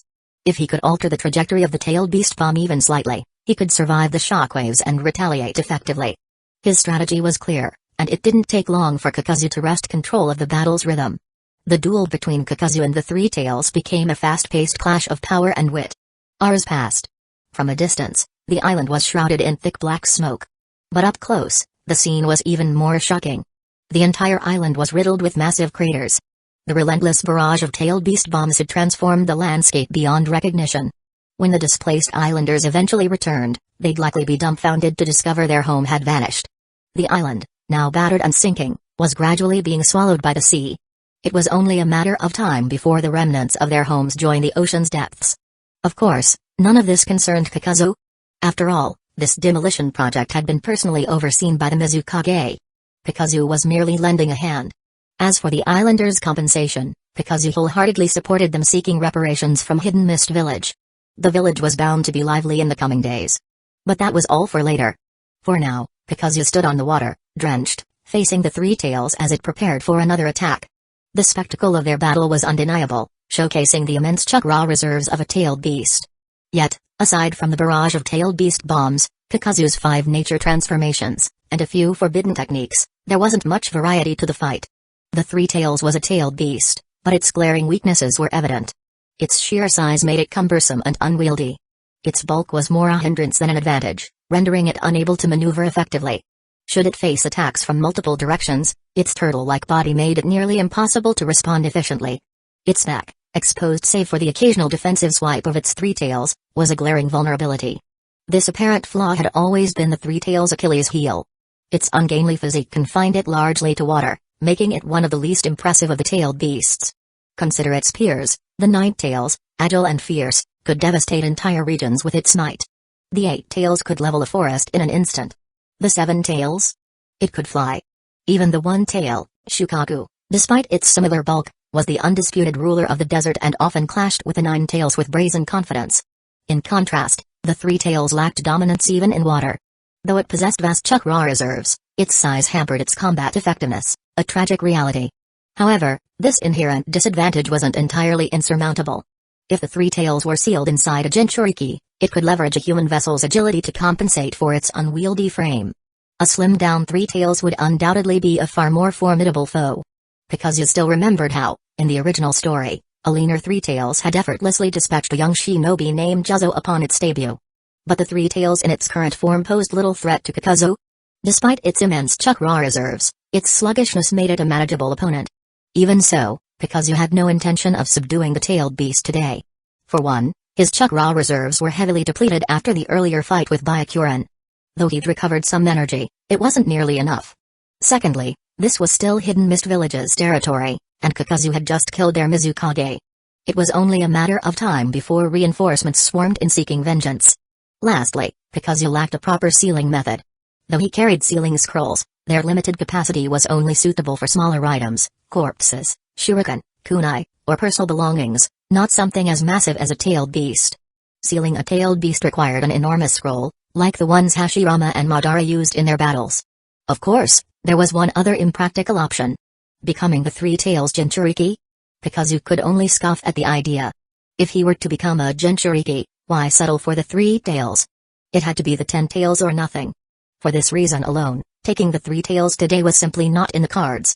Kakuzu bent his knee slightly, then leapt with a burst of power, soaring through the air like an arrow released from a bowstring. He landed steadily atop the massive shell of the three tails. Standing on its sturdy carapace, Kakuzu found himself reflecting on something he'd been missing. After all his years in the ninja world, he didn't even have a summoning beast of his own. It was, frankly, a little embarrassing. During his time in Hidden Leaf Village, he'd noticed even the likes of Hiruzen Sarutobi, a brat back then, could summon Inma, the Monkey King. But the Sarutobi clan's ability to summon Inma was an inherited skill. They had a summoning contract with the Monkey Clan that had been passed down for generations. Hiruzen Sarutobi had been born into the privilege of summoning Inma. It wasn't something most people could replicate. Still, not everyone was content to accept their lot. Take Danzō Shimura, for example. Upon seeing Hiruzen with his summoning beast, Danzō had been unwilling to fall behind. Kakuzu wasn't sure where Danzō had found his summoning beast, but he remembered the day Danzō proudly showed it off in front of him and Tobirama. The beast. Well, it had the trunk of an elephant, the head of a pig, legs like a dog, and a body reminiscent of a cow. In short, it was a bizarre chimera of features that didn't seem to belong together. If memory served, it was called... Oh, right. The Baku. Its strange appearance had been so striking that while Kakuzu and Tobirama managed to hold back their laughter, the young Hiruzen couldn't contain himself. He burst out laughing, dragging Koharu Utatane and Hamura Midokado along with him. Their laughter seemed almost mocking, as if ridiculing Danzō for summoning something so absurd-looking. Faced with Hiruzen's laughter, Danzō closed his eyes, lowered his head, and clenched his fists tightly. It was clear to Kakuzu that Danzō thought Hiruzen was mocking him, belittling him, looking down on him, dismissing him as nothing more than a loser. All those negative emotions swirled in Danzō's mind until he finally snapped. He raised his head and roared his grand ambitions. My Baku will one day be as tall as a tailed beast. Can you claim the same? My Baku will devour everything in its path. Can your summoning beast do that? My Baku will feast on fire-style jutsu, eating flames for sustenance. Can yours even come close to that? You're all nothing. How dare you challenge me for the title of Hokage? Because you had no idea if Danzō's outburst was driven by genuine pride in his summoning beast or simply a desperate attempt to avoid being underestimated. Either way, it had left Kakuzu feeling more than a little awkward. Chapter 79, Hatred Stemming from Mentorship for a Ninja. A summoning beast can be a critical asset in battle. It was about time for Kakuzu to find one of his own. After his confrontation with the Three Tails today, an idea began to take shape in his mind. A summoning beast that complements a ninja's abilities can create a seamless synergy. Ideally, it would fill in the gaps of his strengths and weaknesses. A beast capable of flight would undoubtedly be a game changer, granting him a high-altitude advantage few ninja could counter. From the skies, he could enhance his evasion and create countless opportunities for attack. These thoughts raced through Kakuzu's mind, forming a resolution. Taking a deep breath, he pushed the idea to the back of his mind for now. The three tails roared furiously, slamming three of its massive tails in Kakuzu's direction. In a blur, Kakuzu dodged the assault. One tail smashed into his reinforced back armor with a deafening metallic clang. As Kakuzu sprinted across the three tails' massive shell, his arms darkened, earth-style, hardening jutsu. He focused his strength, channeling it into his right hand. Ha! Kakuzu transformed his palm into a blade, targeting a protruding spike on the creature's shell. Clang! The sharp collision of hardened flesh and armor reverberated through the air. Kakuzu twisted his wrist and wrenched off a fragment of the shell, a piece no larger than a third of his palm. "That'll do," he muttered, holding the shard. Inside it lay the genetic material of the three tails, a vital component for his plans. Leaping off the beast, Kakuzu landed on the water's surface with a splash, dashing away at incredible speed. Behind him, the three tails roared in frustration, its immense chakra coalescing into a tail beast bomb. Kakuzu glanced back briefly, a smirk curling at the corner of his lips. "I already said I wasn't planning to take you down today," he muttered. "Save your energy for our next encounter." Forming a hand sign, Kakuzu summoned over 100 shadow clones. This time, their purpose wasn't mere distraction.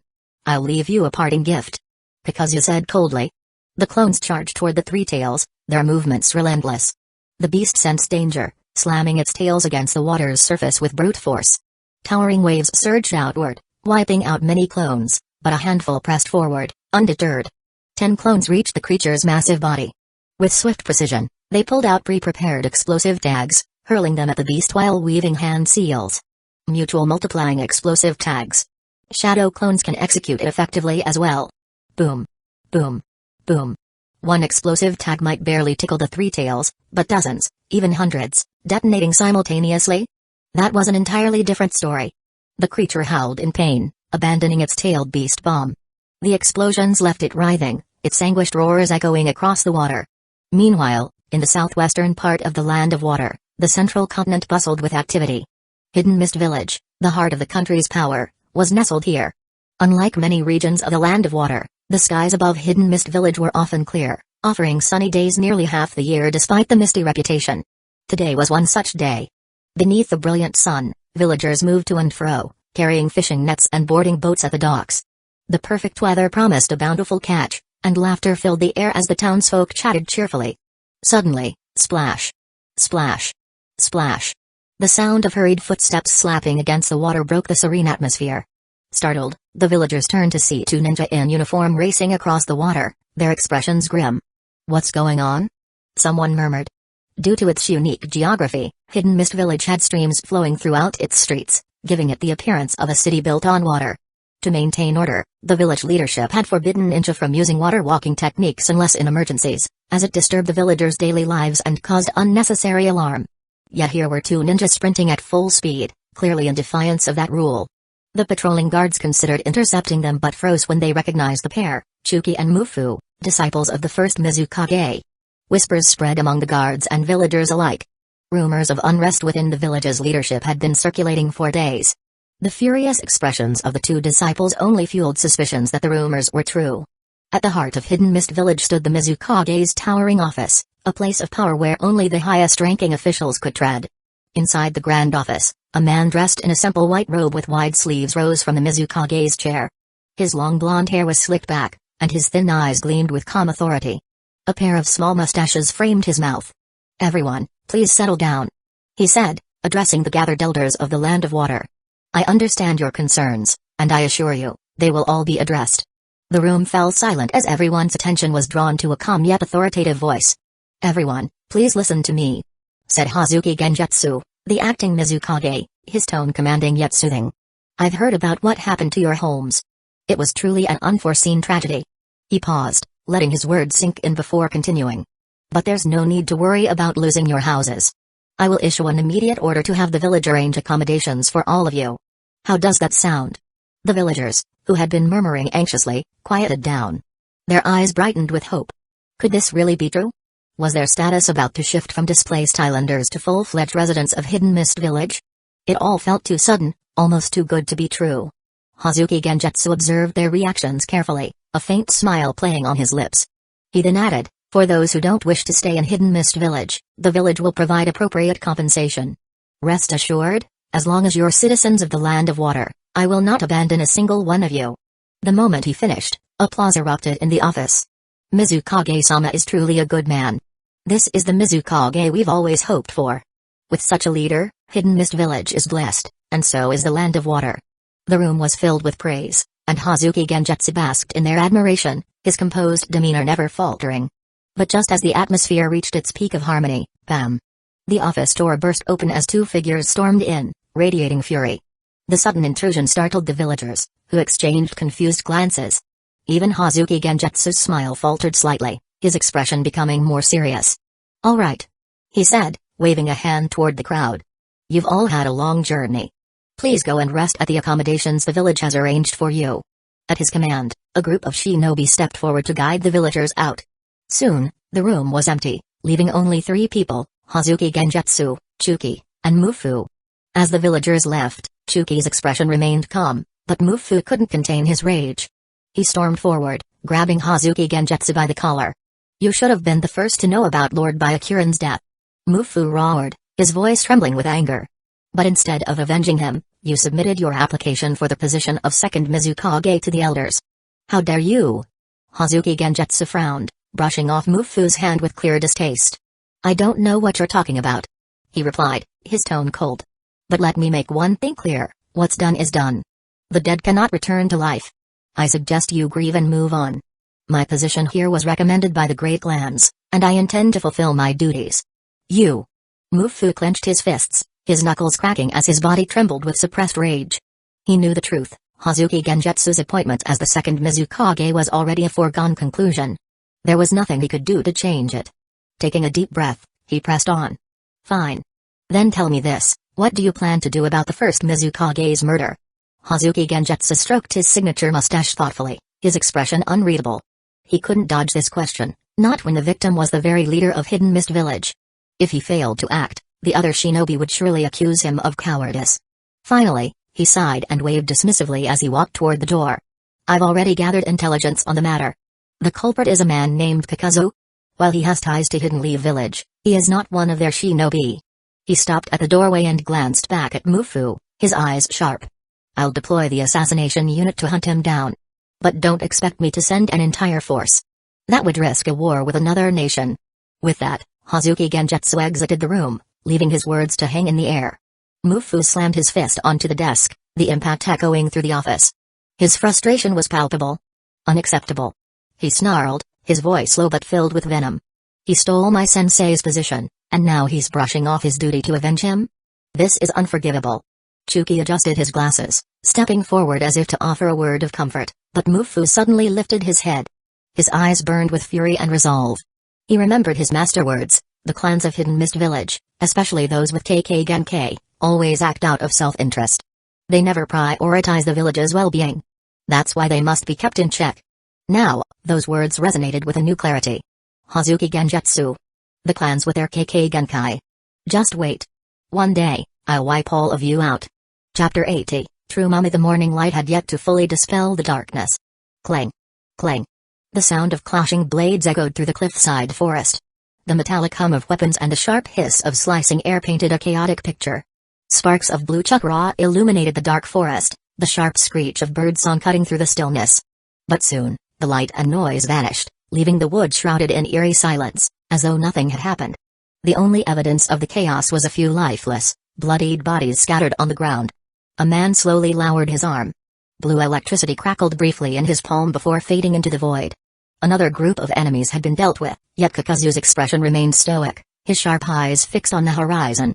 It was clear he sensed something ominous, numerous pairs of eyes lurking in the blackness, watching, waiting. It felt like being stalked by a pack of hyenas. Their individual strength was laughable, but their persistence was maddening. They followed like shadows, waiting for the slightest slip, the tiniest opening to pounce and rip him to shreds. So this is what it feels like to be hunted by the five great nations. Kakuzu muttered under his breath. He had anticipated this, but experiencing it firsthand was still infuriating. He walked to the base of a tree and picked up his satchel. Let them follow if they dared. Once he reached the next town, they'd lose his trail. Just as Kakuzu turned to leave, another figure leapt through the trees, landing beside him. It was none other than Ruto, his companion since their defection from Hidden Mist Village. Ruto glanced at the fallen Hidden Mist Village shinobi, a flicker of unease crossing his eyes. He didn't want to fight his former comrades. He only wanted to survive. Yet neither the previous Mizukage nor the current one seemed willing to let him go. Kakuzu-sama. Ruto began, his voice trembling with emotion. Please. Can't you let them go? They were only following orders. His voice cracked, revealing his lingering attachment to his village, a bond he couldn't sever despite the darkness that forced him to flee. Oh? Kakuzu's gaze lingered on Ruto, his expression unreadable. I could. After all, you are a Hidden Mist Village shinobi. But let's not forget, this mess exists because of you. You'll pay the price, and then we'll discuss your terms. Ruto's eyes widened, but before he could react, Kakuzu's tendril-like arm shot out, wrapping around his throat and lifting him into the air. Kakuzu-sama, wait. Ruto choked, struggling against the tightening grip.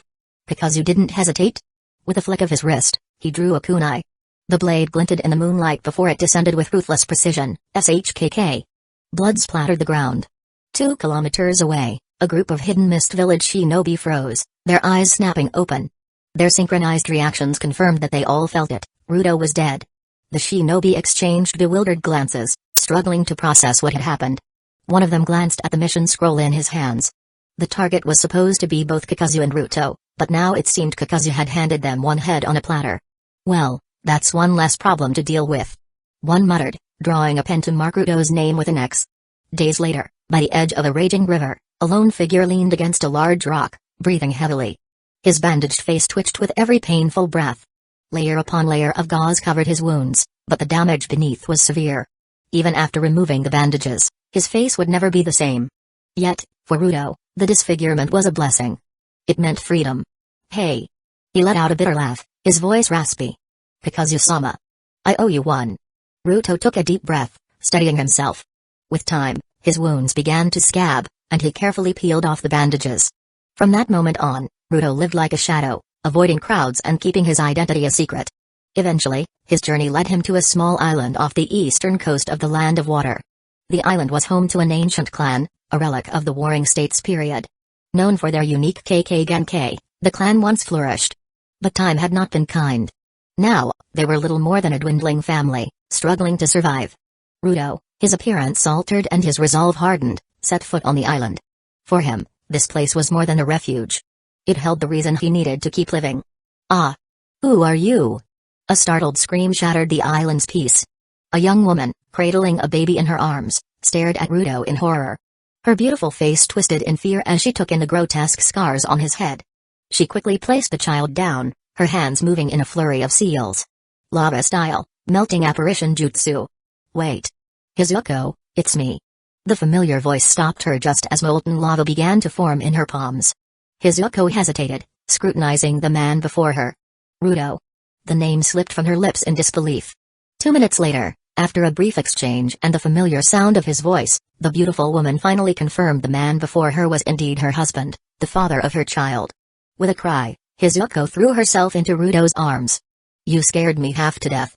I sent people everywhere to look for you but couldn't be too obvious about it, fearing it might endanger our child. I thought you had died out there. You idiot. Hueco pounded on Ruto's chest a few times, venting the frustration and worry she had harbored for so long. But it was clear from the joy in her eyes that she was genuinely relieved. Her husband had come back alive. After a brief embrace, Ruto stepped aside to pick up their child, holding the baby close as he quickly recounted his experiences to Hueco. She nodded as he spoke. It's fortunate, Lord, because you turned out to be a man of honor. Otherwise, who knows if we'd ever see each other again. Hueco said, her tone full of gratitude. Ruto nodded in agreement. The two of them sat down to discuss their future. Ruto, word has come from the village that the first Mizukage has been confirmed dead. The leader of the Hazuki clan is set to become the second Mizukage. As a fellow shinobi, he's relatively fair to our kind. You should go to him and explain your situation. Clear your name. Hueco suggested, her expression earnest. However, Ruto shook his head in firm opposition. If he could, he would have called her naive, but he knew better than to say that aloud. Instead, he patiently explained. I've met Hazuki Genjutsu. He's a kind and reasonable man, friendly to both shinobi and civilians. But right now, he's just assumed the mantle of Mizukage. He'll be focused on stabilizing the village, which means balancing power among the factions, including the remnants of Byakuren. To achieve that balance, I would undoubtedly become a scapegoat. Do you understand? Though his words were harsh, there was a tragic truth to them. Sacrificing individuals for the greater good of the village's stability was often an unavoidable reality for those in power. Hueco nodded hesitantly, still trying to process the complexities of his reasoning. She looked at her husband and asked, "Then what will you do? Live the rest of your life hiding your name and identity?" "Of course not. No one will recognize me as I am now," Ruto replied confidently. Hueco glanced at him and couldn't help but agree. Ruto had undergone some extreme changes. Although Kakuzu wasn't a trained plastic surgeon, his experience in the art of dissection had made him highly skilled with a blade. A few precise cuts, and even Hueco had to look twice to recognize her husband. Ruto pondered for a moment, his gaze falling on the child in his arms, before making a sudden decision. "Hueco, from today onward, the child and I will take your family name. It will make things much simpler," he said. Hueco's face lit up with a smile. "That's fine by me. The surname True-Mummy has such a nice ring to it." Chapter 81, The Hokage of Humor. Yes, True-Mummy. It's such a beautiful surname. Ruto sighed as he cradled the newborn boy in his arms. If only. What are you sighing about? Hueco playfully swatted Ruto on the shoulder, her cheeks tinged with pink. From today, you're no longer a shinobi. We can live a peaceful life now. She hesitated, her voice dropping. And we can have as many children as you'd like. Her face flushed as she tugged at her clothes nervously. Ruto chuckled, warmth spreading through him. Hueco, despite her humble demeanor, came from a shinobi family, one that had seen better days. Still, even a fallen clan retains some of its foundations. Now retired from the endless battles, Ruto envisioned a life of tranquility with her on this secluded island. But as he gazed down at his newborn son, a sudden thought struck him. "What's wrong?" Hueco asked, pouting as she swatted him again. "You've been holding the baby for ages and haven't said a word." Ruto's silence stemmed from a troubling realization. His expression grew serious as he looked from his son to Hueco. She began, "I have the lava-style KK Genkai from my clan, and you have the boil style from yours. What do you think? Will our son inherit either of these bloodline limits?" Hueco blinked, her gaze shifting to their swaddled child. Bloodline limits, once a source of pride in Hidden Mist Village, had become a dangerous double-edged sword since the first Mizukage's reign. The sheer power they offered invited fear and oppression. The thought of their child inheriting such gifts, and the dangers that came with them, cast a shadow over her heart. He might inherit lava style, or boil style. Ruto continued. Or, who knows? He might awaken both. His voice softened. Or neither. Hueco shook her head gently.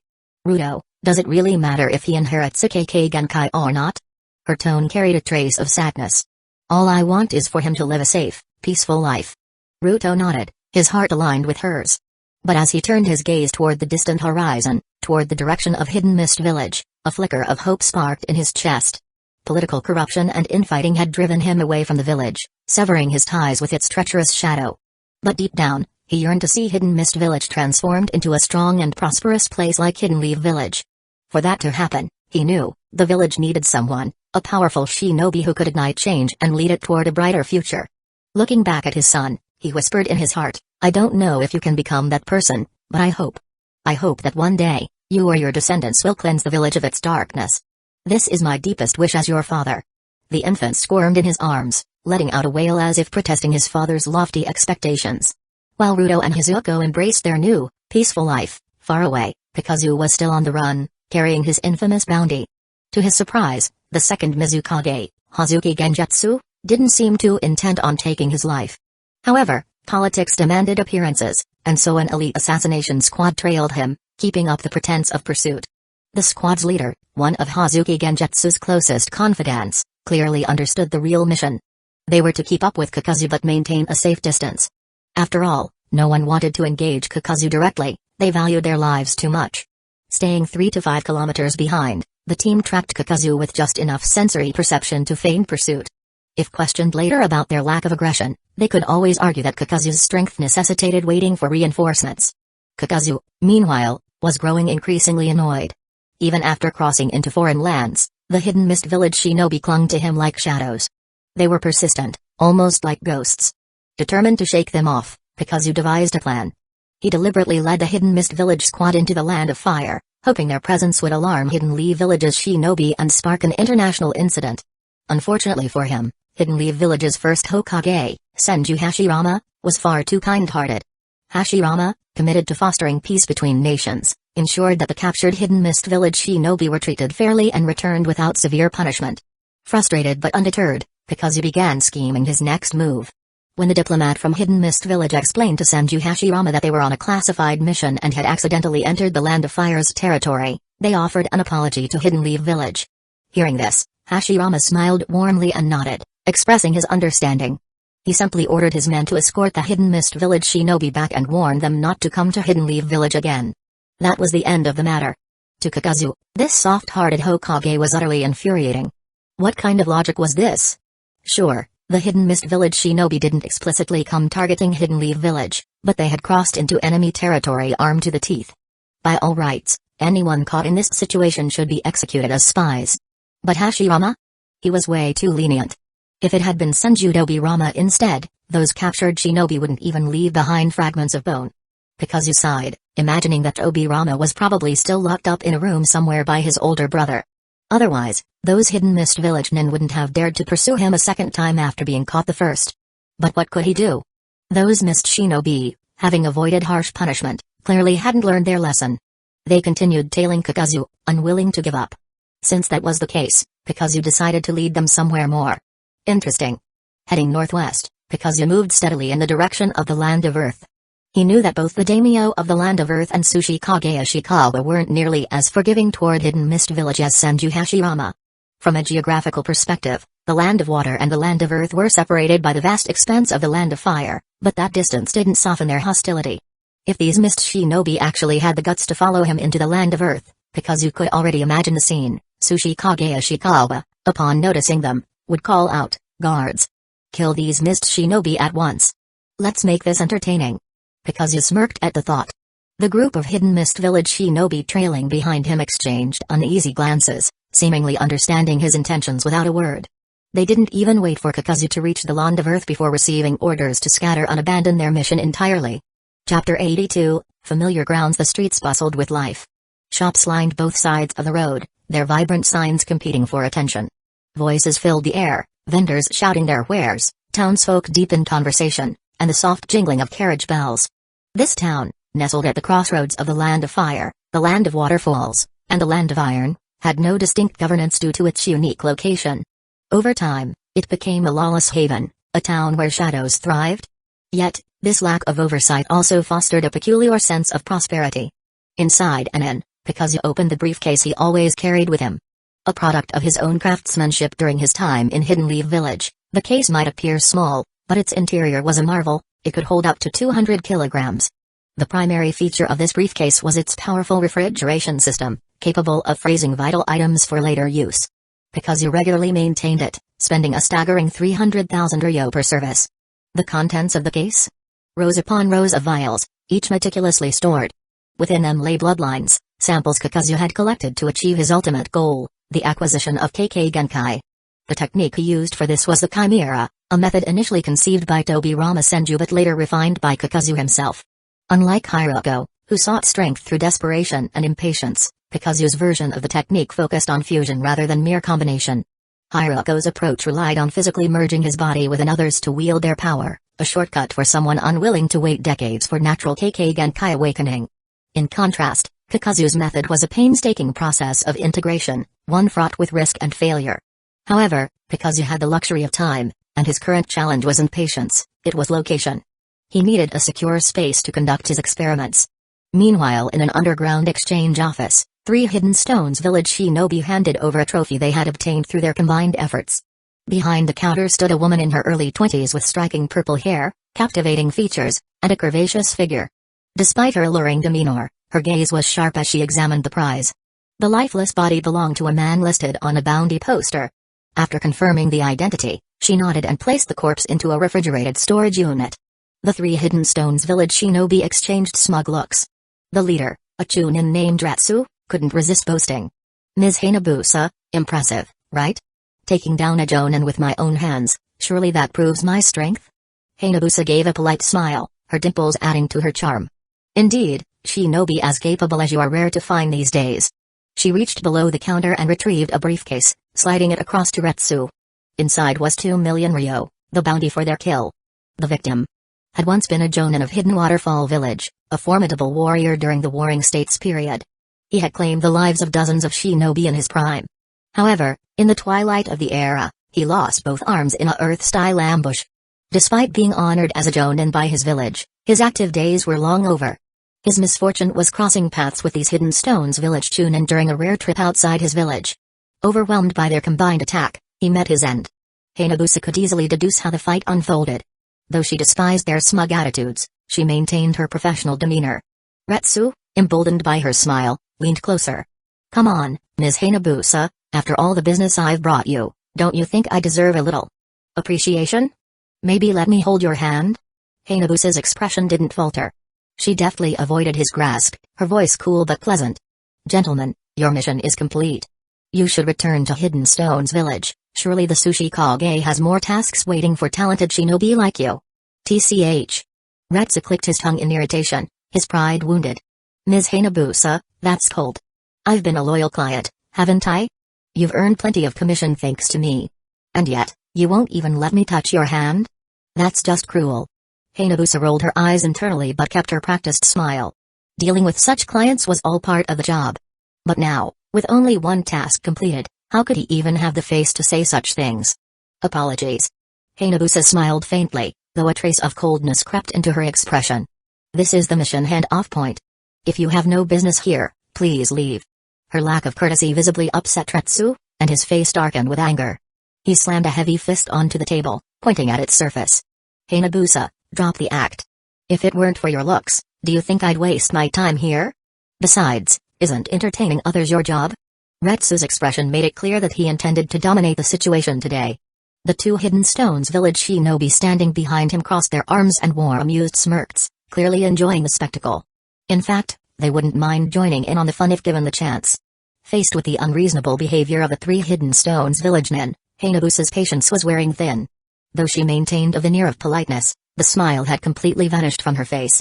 "You're not wrong," Hanabusa replied, her voice steady. "Establishments like this were built to keep up appearances." She glanced at them, her tone growing more detached. "If you truly value my company, I could pour you a drink and help you unwind." From a young age, Hanabusa had understood the power of beauty and how to use it to her advantage. She could laugh along with these so-called patrons and humor their antics, but if their thoughts went beyond the acceptable, well, it would be best for them to back off and get some sleep instead. After all, surely these Hidden Stones village nin weren't so poor that they couldn't afford a mirror to reflect their own shortcomings. Retsu's face darkened further as realization dawned. Hanabusa was outright rejecting him. The message was clear, she didn't think he was worth her time. His frustration only grew. With his companions present, there was no way he could afford to lose face here. Chapter 83, Small Nations and Great Powers. Ha! Hanabusa, you dare humiliate me like this? Don't come crying to me later. Retsu's face was twisted with anger, his pride thoroughly shattered in front of his comrades. Hanabusa, however, maintained a faint smile and gestured politely for him to leave. Though she lacked the backing of a large village like Hidden Stones Village, she wasn't someone to be trampled on. There was a limit to her patience, and that limit had been reached. "Gentlemen," she said firmly, "I suggest you leave. Hidden Stones Village wouldn't condone behavior like this." Her words were a clear dismissal, and the other 2 Hidden Stones village men hesitated, exchanging uncomfortable glances before turning to leave. However, as they did, Retsu's eyes gleamed with a sinister light. His lips curled into a cruel smile. In one swift motion, he spun around and launched a punch, striking Hanabusa across the face.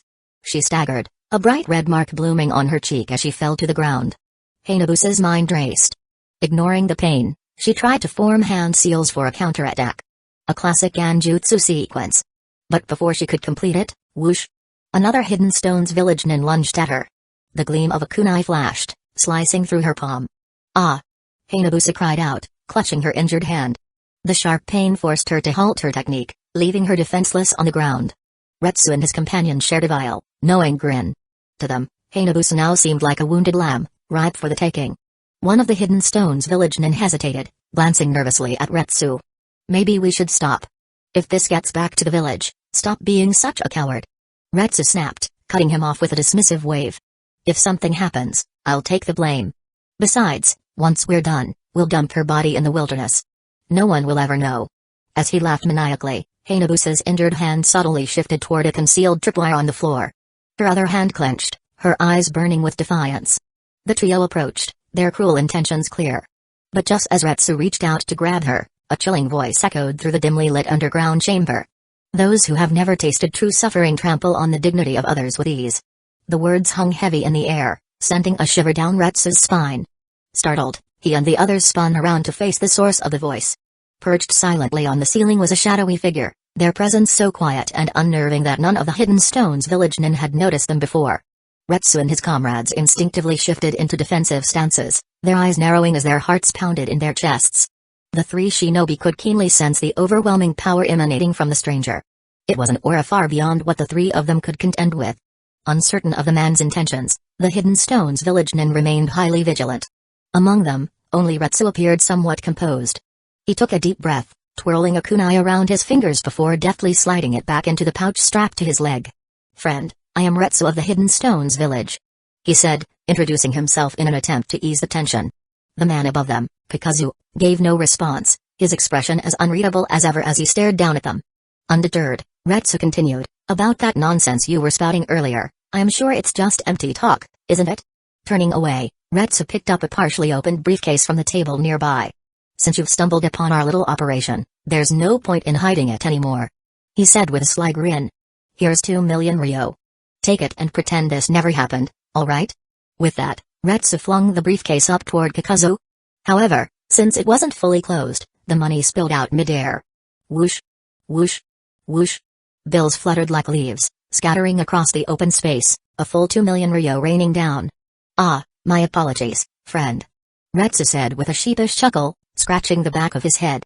"Seems I forgot to latch the case. Do me a favor and come down here to pick up the money, yeah? It's all yours. Take it and leave. No need to make things messy for yourself." He beckoned to Kakuzu with a casual wave, urging him to descend. Kakuzu's eyes widened slightly as he watched the bizarre scene unfold before him. Chapter 84, Worse Than Trash. In the year 11 of the new calendar, the shinobi world had only experienced about a decade of peace since the end of the Warring States period. Over these 10 years, the various nations worked tirelessly to rebuild and grow their economies. With economic development came rising prosperity. However, the more money circulated, the more issues of inflation began to surface. Although inflation was not yet severe at this point, the devaluation of currency was becoming noticeable. Still, 2 million ryo was no small sum. For reference, the monthly salary of an average geinin was only a few tens of thousands of ryo. A diligent one might make about 100,000 through missions. Chunin could earn several 100,000, though rarely exceeding 400,000 or 500,000. Jonin, on the other hand, had significantly higher earnings. A Jonin capable of completing S-rank missions could earn over 1 million in a month. Thus, 2 million ryo was effectively the equivalent of a month's salary for an elite Jonin. And now, this substantial amount of money was scattered before Kakuzu's eyes, fluttering down like leaves. He stood there, stunned by the sight. Below, the shinobi known as Retsu urged him impatiently. "Hey, hurry up and collect the money so we can leave already." For a moment, Kakuzu's worldview seemed to shatter. His gaze drifted lazily downward to where Retsu was. As a shinobi, killing and bloodshed are a norm. But flaunting the backing of your village while blatantly disrespecting others? That's repulsive. And to think you don't even have the decency to respect the lady you've just wronged. Hey, people like you. I'd call you nothing but scum. And another thing, Kakuzu added, shifting his gaze to the scattered money. A person who doesn't value money is trash. And someone who wastes money, they're worse than trash. You have 1 minute. Apologize to the lady and pick up every last coin. What? ? The 3 Hidden Stones village shinobi were dumbfounded. The words scum, trash, and worse than trash echoed clearly in their ears. 2 of them immediately broke into a cold sweat, fear evident in their eyes. They could sense Kakuzu's overwhelming strength, at least Jonin level, far beyond their ability to contend with. If a fight broke out, they would undoubtedly be the ones to suffer. Retsu, however, bristled with fury. Those words were clearly directed at him. "You bastard." Retsu clenched his fists, his bloodshot eyes glaring at Kakuzu. He couldn't comprehend where this man had come from, much less why he dared to speak to him like that. Though seething with anger, Retsu didn't dare to make the first move. Kakuzu's strength was undeniable. No matter how enraged he was, he knew he couldn't win. Suppressing his fury, Retsu glanced at the young woman, Hayabusa, lying pitifully on the ground, utterly defenseless. His frustration grew. He couldn't believe that the prey he had almost captured was slipping away. Fine. Retsu shot Kakuzu a venomous glare, his face dark with suppressed rage. He didn't want to provoke Kakuzu further today. But this insult, this humiliation, he would remember it. And he would repay it one day. Consider yourself lucky today. Men, let's go. In his mind, Retsu rationalized that Kakuzu must have intervened not for the money, but for the woman. But just as he turned to leave, who said you could leave? Kakuzu's calm yet chilling voice stopped them in their tracks. Retsu's face darkened. What else do you want? I told you to apologize to the lady and pick up the money. Kakuzu replied evenly. Retsu sneered, mockery etched across his face. And what if I don't? You think you can just order me around because you're stronger? He straightened, his voice growing louder.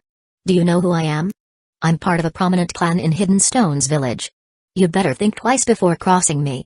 Swish. In the blink of an eye, Kakuzu moved, appearing directly in front of Retsu.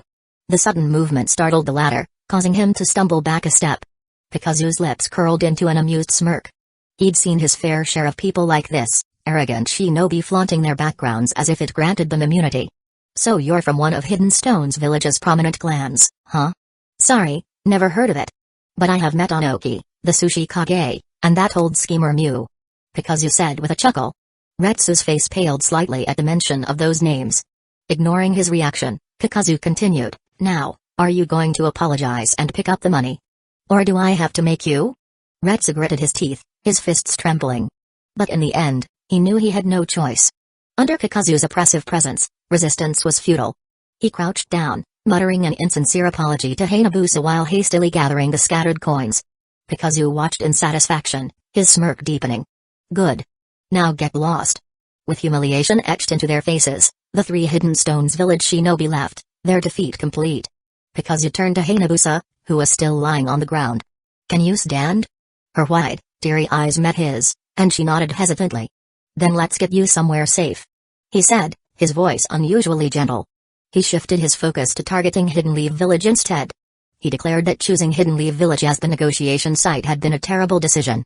For any future 5 Kage summits, unless the location was outside the 5 great nations, Hidden Stones Village would absolutely refuse to attend. After delivering a harsh condemnation of Hidden Leaf Village, the Sushi Kage had left with his entourage. This was Kakuzu's impression of Hidden Stones Village. These thoughts flashed briefly through Kakuzu's mind before he pulled himself back to the present. His gaze landed on Retsu standing before him. Since the other party clearly had no intention of following his instructions, Kakuzu decided to handle it himself. Extending a hand, he grabbed Retsu by the collar and, with a powerful throw, sent him flying. Boom. Like a cannonball, the man smashed through the ceiling, his entire body shooting out of sight. Witnessing this, the 2 Hidden Stones Village nin nearby were utterly stunned. At that trajectory, even if Retsu survived, he was likely to be permanently crippled. Without pausing, Kakuzu turned to the next Hidden Stones Village nin, who had also attacked a woman earlier. With a casual motion, Kakuzu reached out and grabbed him. Hyuga.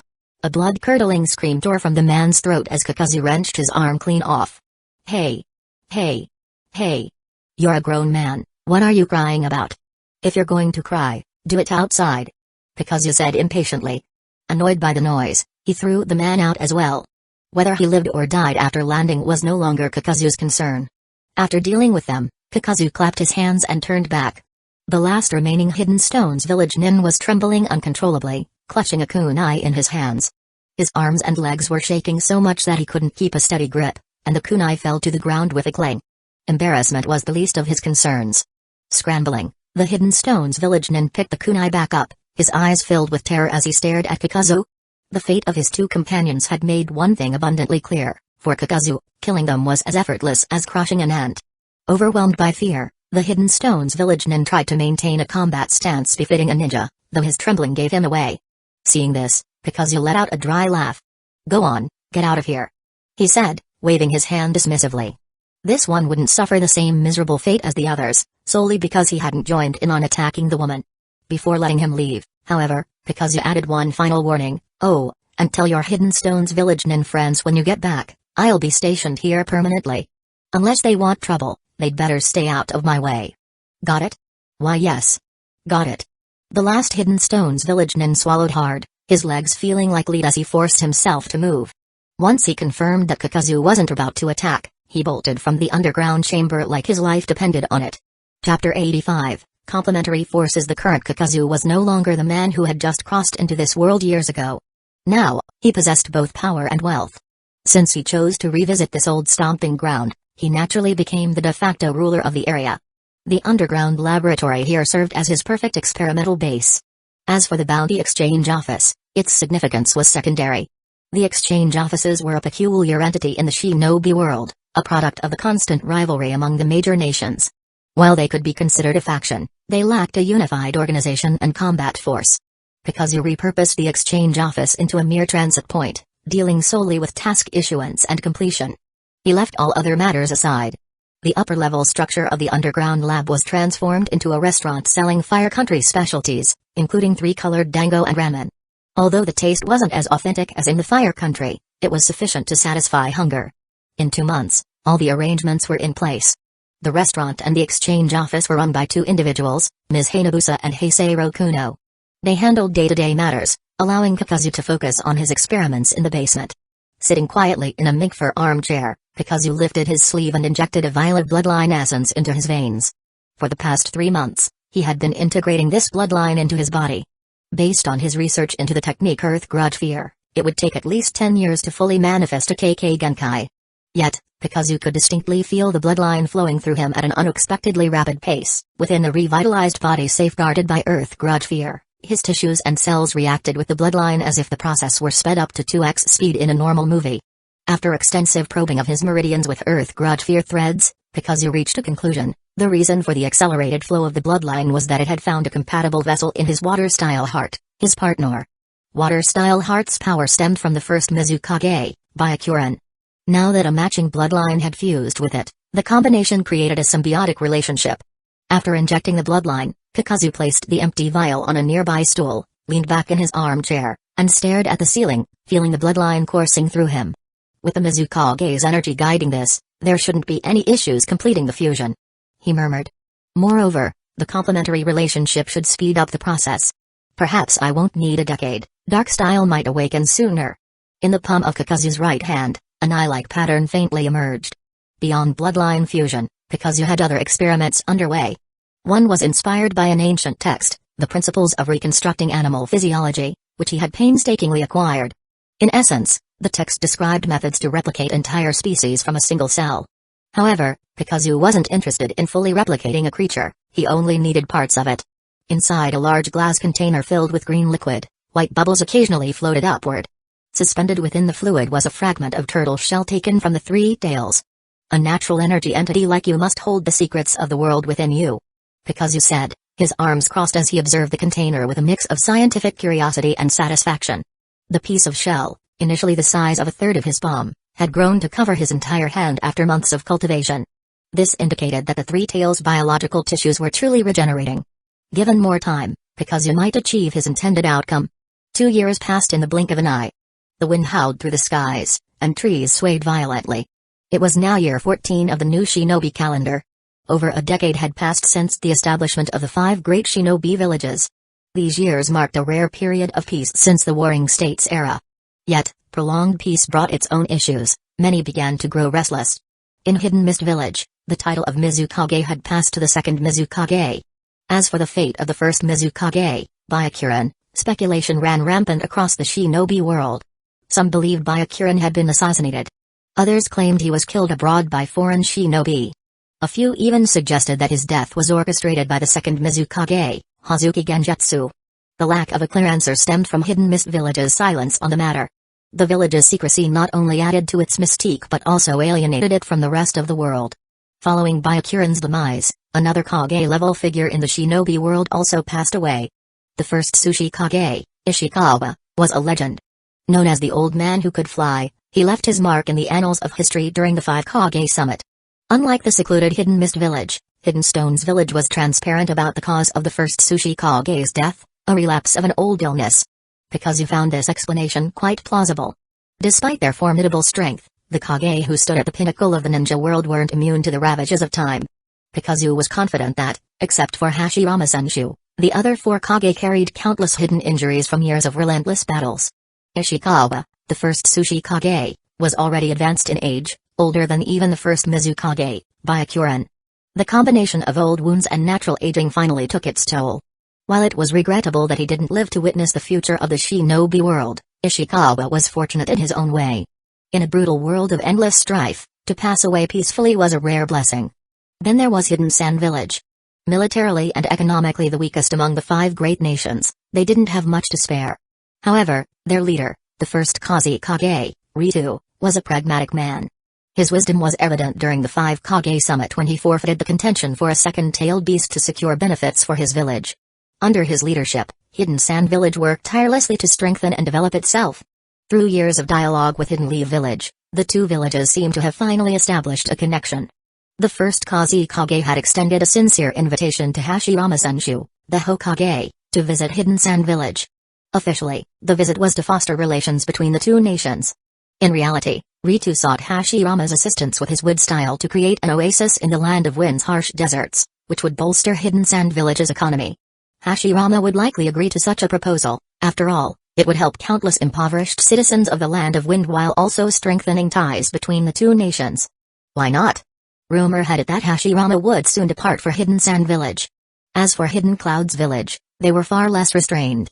Shaped by their geography and history, Hidden Clouds Village had been a militaristic nation since its founding. Both their citizens and shinobi were known for their fiery tempers, leading to frequent skirmishes along the border with Hidden Leaf Village. The news of Hashirama's impending visit to Hidden Sand Village had reached even Hidden Clouds Village's ears, stirring unrest along the borders once again. Regarding the first Raikage, Kakuzu had only one reaction, a scoff.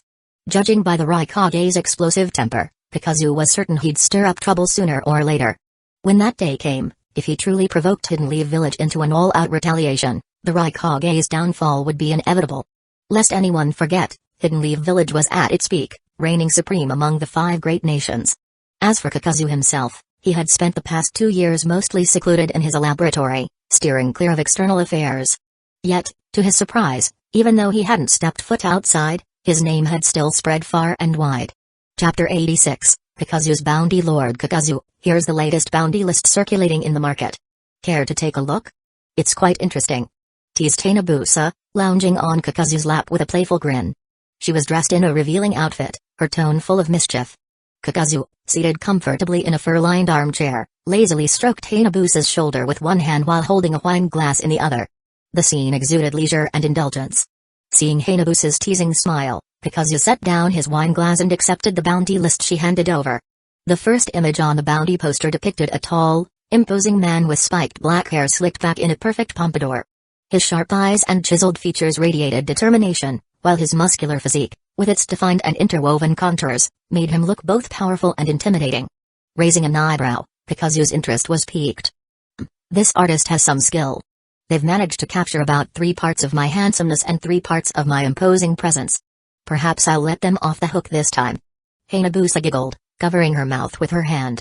Indeed, Lord Kakuzu? Quite the masterpiece. She replied with a smirk. Kakuzu didn't say more, his gaze shifting down to the bounty amount listed below the portrait.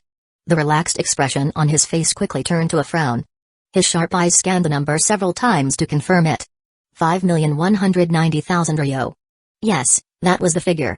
Kakuzu's current bounty on the black market. What the hell? Is that all I'm worth? Kakuzu muttered, pinching Hanabusa's cheek with his calloused hand, eliciting a playful squeal from her. Truth be told, seeing that number left Kakuzu feeling a bit dejected. As someone who had reincarnated into this world, he couldn't help but compare his value against others on the black market. Take, for instance, Sarutobi Asuma, the son of the future third Hokage. In the original timeline, Asuma was defeated by Kakuzu, yet his bounty was a solid 3.5 million ryo. In other words, Kakuzu's value was only a little more than 1.5 Asuma's. Of course, this comparison wasn't entirely fair. Decades of inflation would surely impact bounty values. Still, using Asuma as a benchmark, it was clear that back in his father's era, Hidden Leaf Village was filled with shinobi of equal or greater renown: Kakashi Hatake, Might Guy, Kurenai Yui, Anko Mitarashi, Ibiki Morino, Hayashi Hyuga, Shikakunara, Inoichi Yamanaka, Choza Akimaki, Tsuma Yuzuka, and Shibuya Barame, all loyal subordinates to Sarutobi Hiruzen. Not to mention Hiruzen's rebellious 3 disciples and the numerous skilled operatives in the Anbu and Route. With such a lineage of talent under his command, it wouldn't be surprising if Hiruzen's own bounty was 5 or 6 tiers above Asuma's. That would place the third Hokage's value at approximately 200 million ryo. Lost in his thoughts, Kakuzu snapped back to reality and patted Hayabusa's back. She understood the gesture and retrieved a few more bounty posters, setting them before him before settling back onto his lap. Kakuzu glanced at the next poster. The face on it was unmistakable, long, flowing hair and a strong, angular jawline, the very image of Senju Hashirama. The bounty listed for the first Hokage was a staggering 170 million ryo. Kakuzu chuckled bitterly. The inflation of future bounties has truly gone through the roof. I wonder how Sarutobi would feel seeing his bounty surpassing the first Hokage's in a few decades. He pondered the question for a moment and arrived at a conclusion. Sarutobi would probably be overjoyed.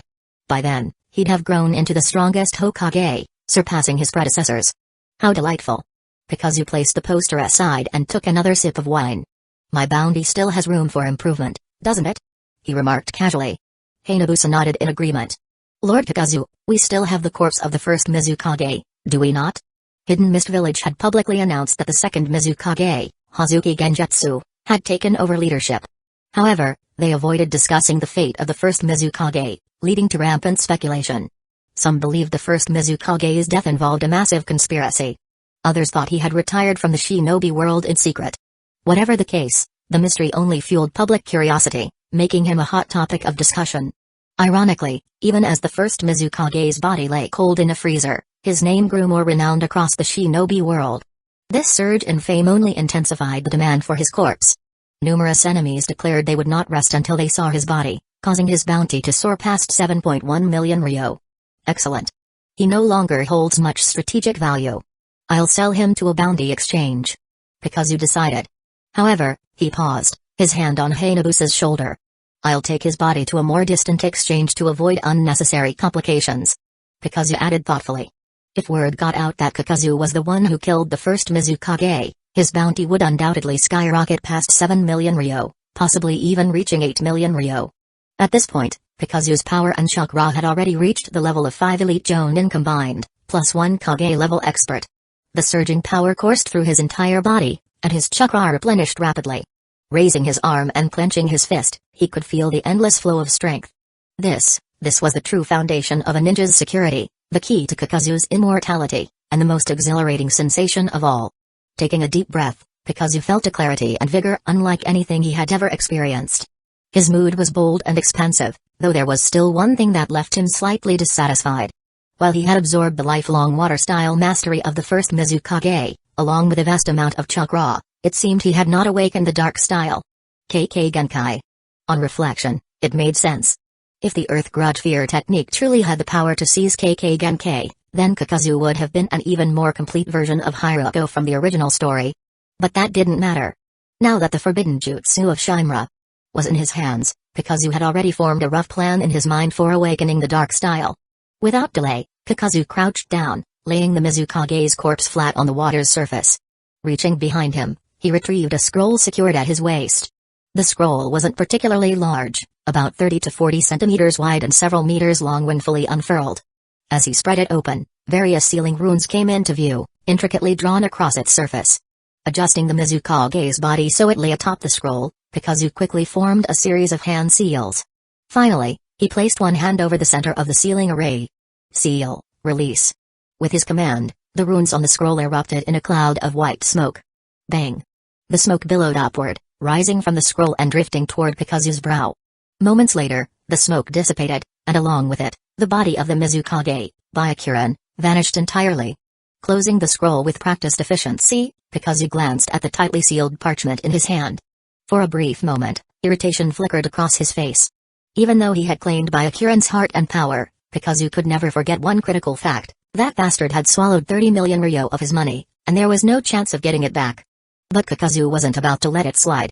Not a chance.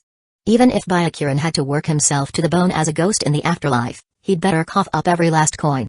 Chapter 87, A Local War. Hayabusa, I'll be heading to Hidden Leaf Village. Over the next few months, I'll rely on you to keep things in order here. If the glassware shows any signs of cracking again, replace it immediately. Kakuzu instructed as he observed the freshly replaced glass container, within which floated a piece of tortoise shell. Hayabusa nodded seriously. Understood, Kakuzu-sama. Leave it to me. With her response, Kakuzu stopped wasting time.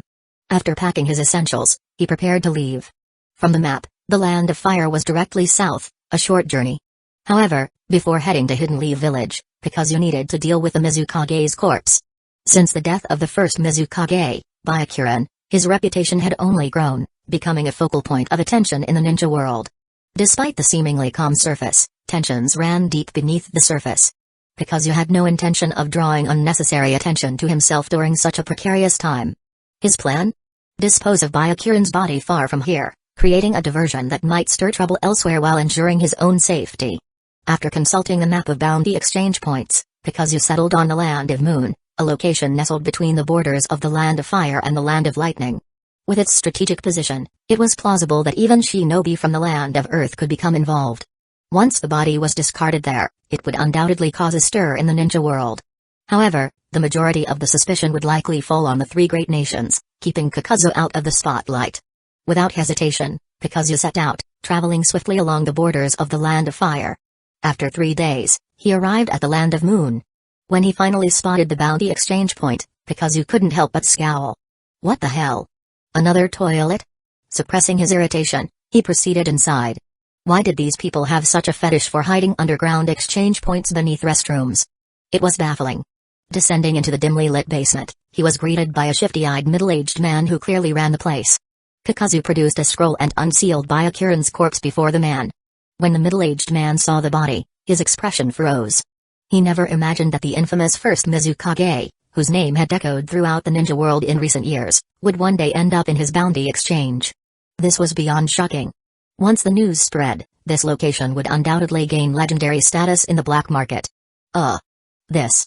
The man hesitated, raising his head as though trying to get a good look at Kakuzu's face. But Kakuzu's mask concealed his features, and the cold gleam in his exposed eyes sent a shiver down the man's spine. He immediately realized that if Kakuzu had taken down the first Mizukage, killing him would be child's play. Swallowing his words, the man hurried to retrieve the payment. Moments later, a large suitcase was placed before Kakuzu.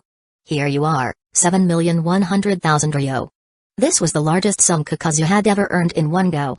Feeling the weight of the suitcase, which was almost double his usual haul, Kakuzu felt an inexplicable surge of exhilaration, a strange sense of pride akin to that of a nouveau riche. You! Don't move, or I'll kill you.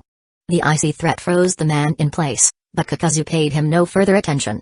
Sitting down, he opened the suitcase and began counting the bills, one by one. Swish. Swish. Swish. The rhythmic sound of bills being flipped filled the room. Time passed slowly, the monotonous counting seemingly endless. The middle-aged man, initially nervous, eventually grew drowsy. That was until the end. 7,096. 7,097. 7,098. Kakuzu's voice trailed off.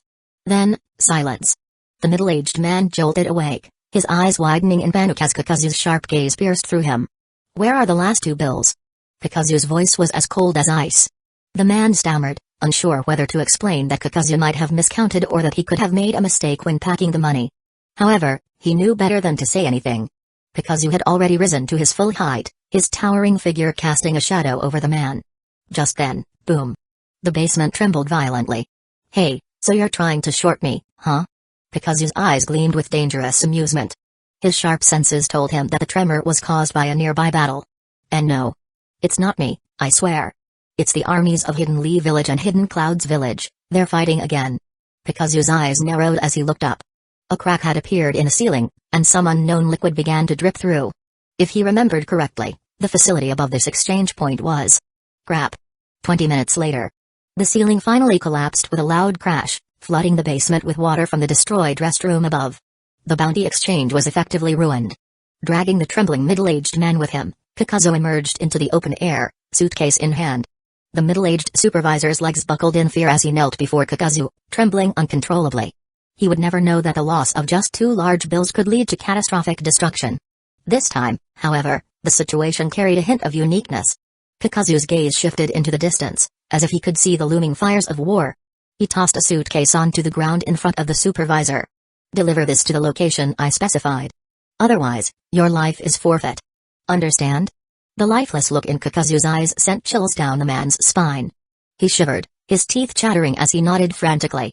He knew all too well that Kakuzu could snuff out his life with a mere breath.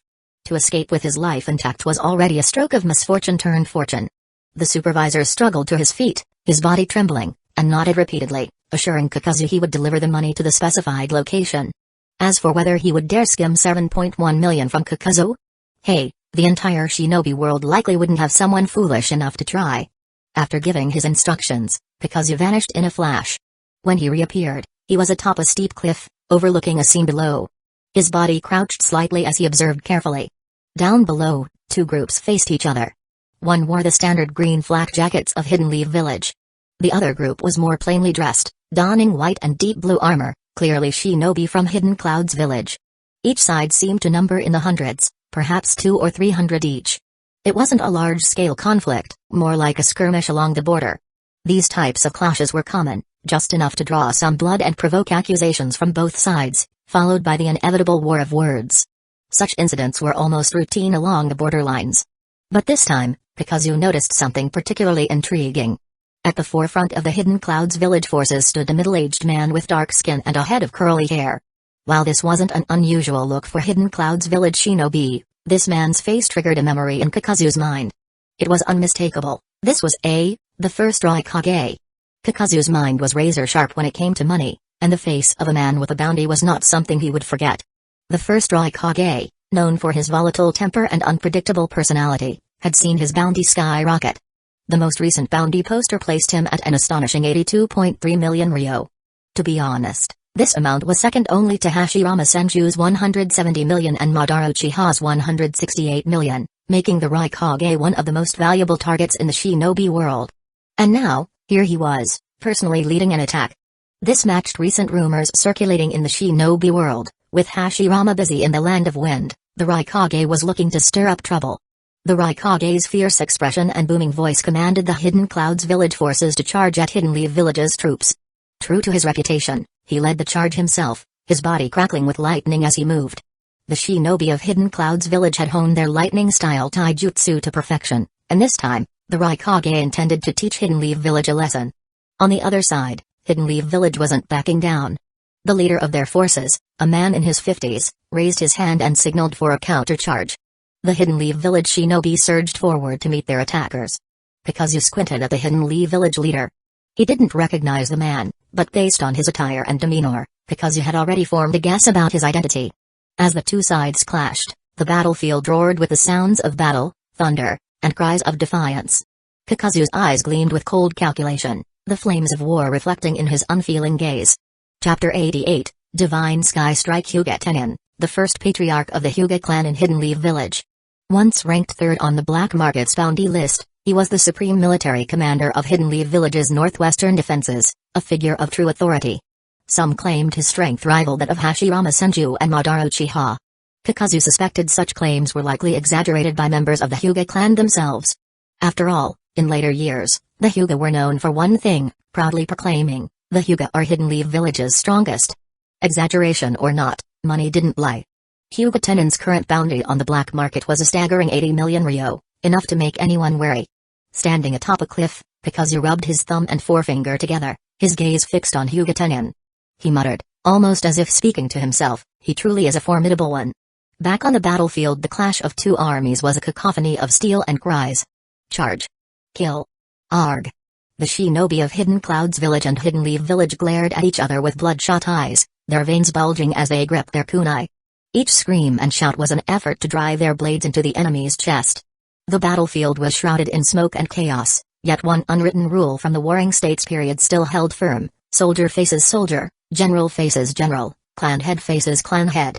The commanders of both sides, hardened veterans steeped in bloodshed, instinctively cleared a space on the battlefield for their duel. Hyuga Tenin. Did you see it? This is the gift I've prepared for you.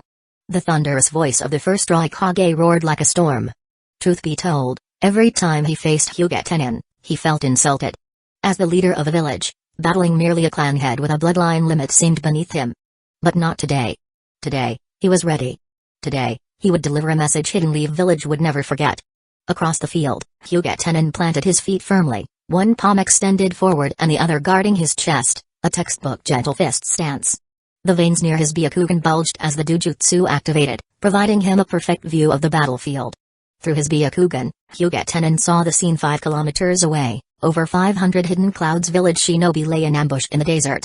The moment the Rukongai broke through the front lines, those hidden troops would strike, dealing Hidden Leaf Village a devastating blow. Despite the dire situation, Hyuga Tenin remained composed. His Byakugan flicked to the rear, spotting an ally. Sifu. Signal the main camp. Tell them to send reinforcements immediately. The addressed shinobi, a blonde named Yamanaka Sifu, was an excellent sensory ninja and the battlefield's communication specialist. Upon receiving the order, Sifu immediately retreated to relay the message. Hyuga Tenin was about to issue further commands when the Rukongai interrupted. Stop struggling, Tenin. Even if your reinforcements arrive, by the time they do, this position will be in ruins. Is that so? Hyuga Tenin retorted, thrusting a palm forward. The sheer force of his chakra pushed the Rukongai back. As long as I'm here, this position will not fall. It wasn't arrogance, it was unshakable confidence. He was the Hyuga clan's patriarch, after all. Ha! Tenin, you're far too confident. Today, I'll show you the gift I've prepared for you. The first Rukongai took a step back, shifting into a sturdy stance, his fists spreading wide. As his roar echoed, lightning surged across his body like writhing serpents, crackling with power. His hair stood on end as arcs of electricity illuminated his form. Suddenly, boom! A black mist exploded from the Rukongai's body, and blood seeped from his skin. Yet the Rukongai seemed unfazed, his eyes burning with a singular goal, to defeat Hyuga Tenin and cement his legacy as Rukongai. Madman! Hyuga Tenin muttered. He recognized the Rukongai's self-created taijutsu technique, lightning-style chakra mode. It dramatically enhanced speed and strength, pushing the user's body to terrifying limits. However, the technique was incomplete and inflicted severe damage on the user each time it was activated. Today, the Rukongai had pushed it to its absolute maximum, enough to harm even himself. The Rukongai surged forward, his fists crackling with electricity. Do you know where the name Rukongai comes from? Question mark. Boom. The Rukongai's lightning-clad fist crashed forward like an unstoppable cannonball. 8 trigrams palms revolving heaven. The Hyuga clan's famed ultimate defense spun to life. While rotation was often called absolute, no defense was truly invincible. Just as even the strongest, Hashirama Senshu, eventually fell before the 6 paths, so too could rotation be broken by overwhelming speed and power. Crack. The Rukongai's relentless assault shattered rotation. Hyuga Tenin skidded backward, blood spraying into the air as he struggled to keep his footing. Hyuga Tenin gritted his teeth, maintaining a steadfast expression. Yet, deep down, he understood the blow to morale that a commander retreating even a single step could deal to their forces. Calmly assessing the situation, he acknowledged the truth: the reckless Rukongai, charging like a maddened beast, was indeed a difficult opponent. Defeating him would require more than conventional tactics. Resolving himself, Tenin steeled his heart. As the commander of Hidden Leaf Village's forces and a leader of countless shinobi, he bore the responsibility of protecting the civilians of the Land of Fire who stood behind him. Retreating even an inch would mean ceding precious ground, and that was something Hyuga Tenin would never allow. The veins on either side of Tenin's Byakugan suddenly disappeared as he deactivated his ability to see through chakra pathways. Ha! What's this? You've turned off the Byakugan you used to read my movements? The Rukongai's wild laughter echoed across the battlefield. Don't tell me you've realized you can't target my chakra points anymore. Ha ha ha. What the Rukongai didn't notice, however, was that Tenin's Byakugan had begun to gleam. The light in his eyes, while subtle, gave his gaze an extraordinary brilliance. Tenin assumed a gentle fist stance, his expression calm and serene, as though the world around him had stilled. In that instant, his Byakugan ascended to an unprecedented level. The Byakugan. All things, every detail, every fragment of the universe, lay before him, encompassed within the 8 trigrams formation he stood upon. Raw. Die. With a deafening roar, the Rukongai unleashed his full strength.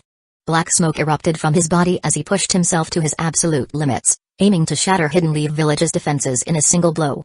In response, Tenin leapt into the air with explosive force. From above, he delivered a crushing fist, its size comparable to a massive truck. The devastating blow descended upon the Rukongai's head like divine judgment. The Rukongai, cloaked in lightning, attempted to counter, but, ZT. The lightning flickered and died, unable to stop the colossal punch. Boom. The earth caved in, leaving a massive crater in its wake.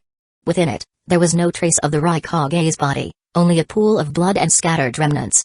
A single severed arm, flung from the wreckage, landed nearby. Tenin descended to the ground, one knee touching the surface. His pupils trembled, his body quivering faintly, but he refused to show weakness. Rising, he looked toward the aftermath. There was no sign of the Rukonga's corpse, only a vast imprint of his fist, stained with blood and debris.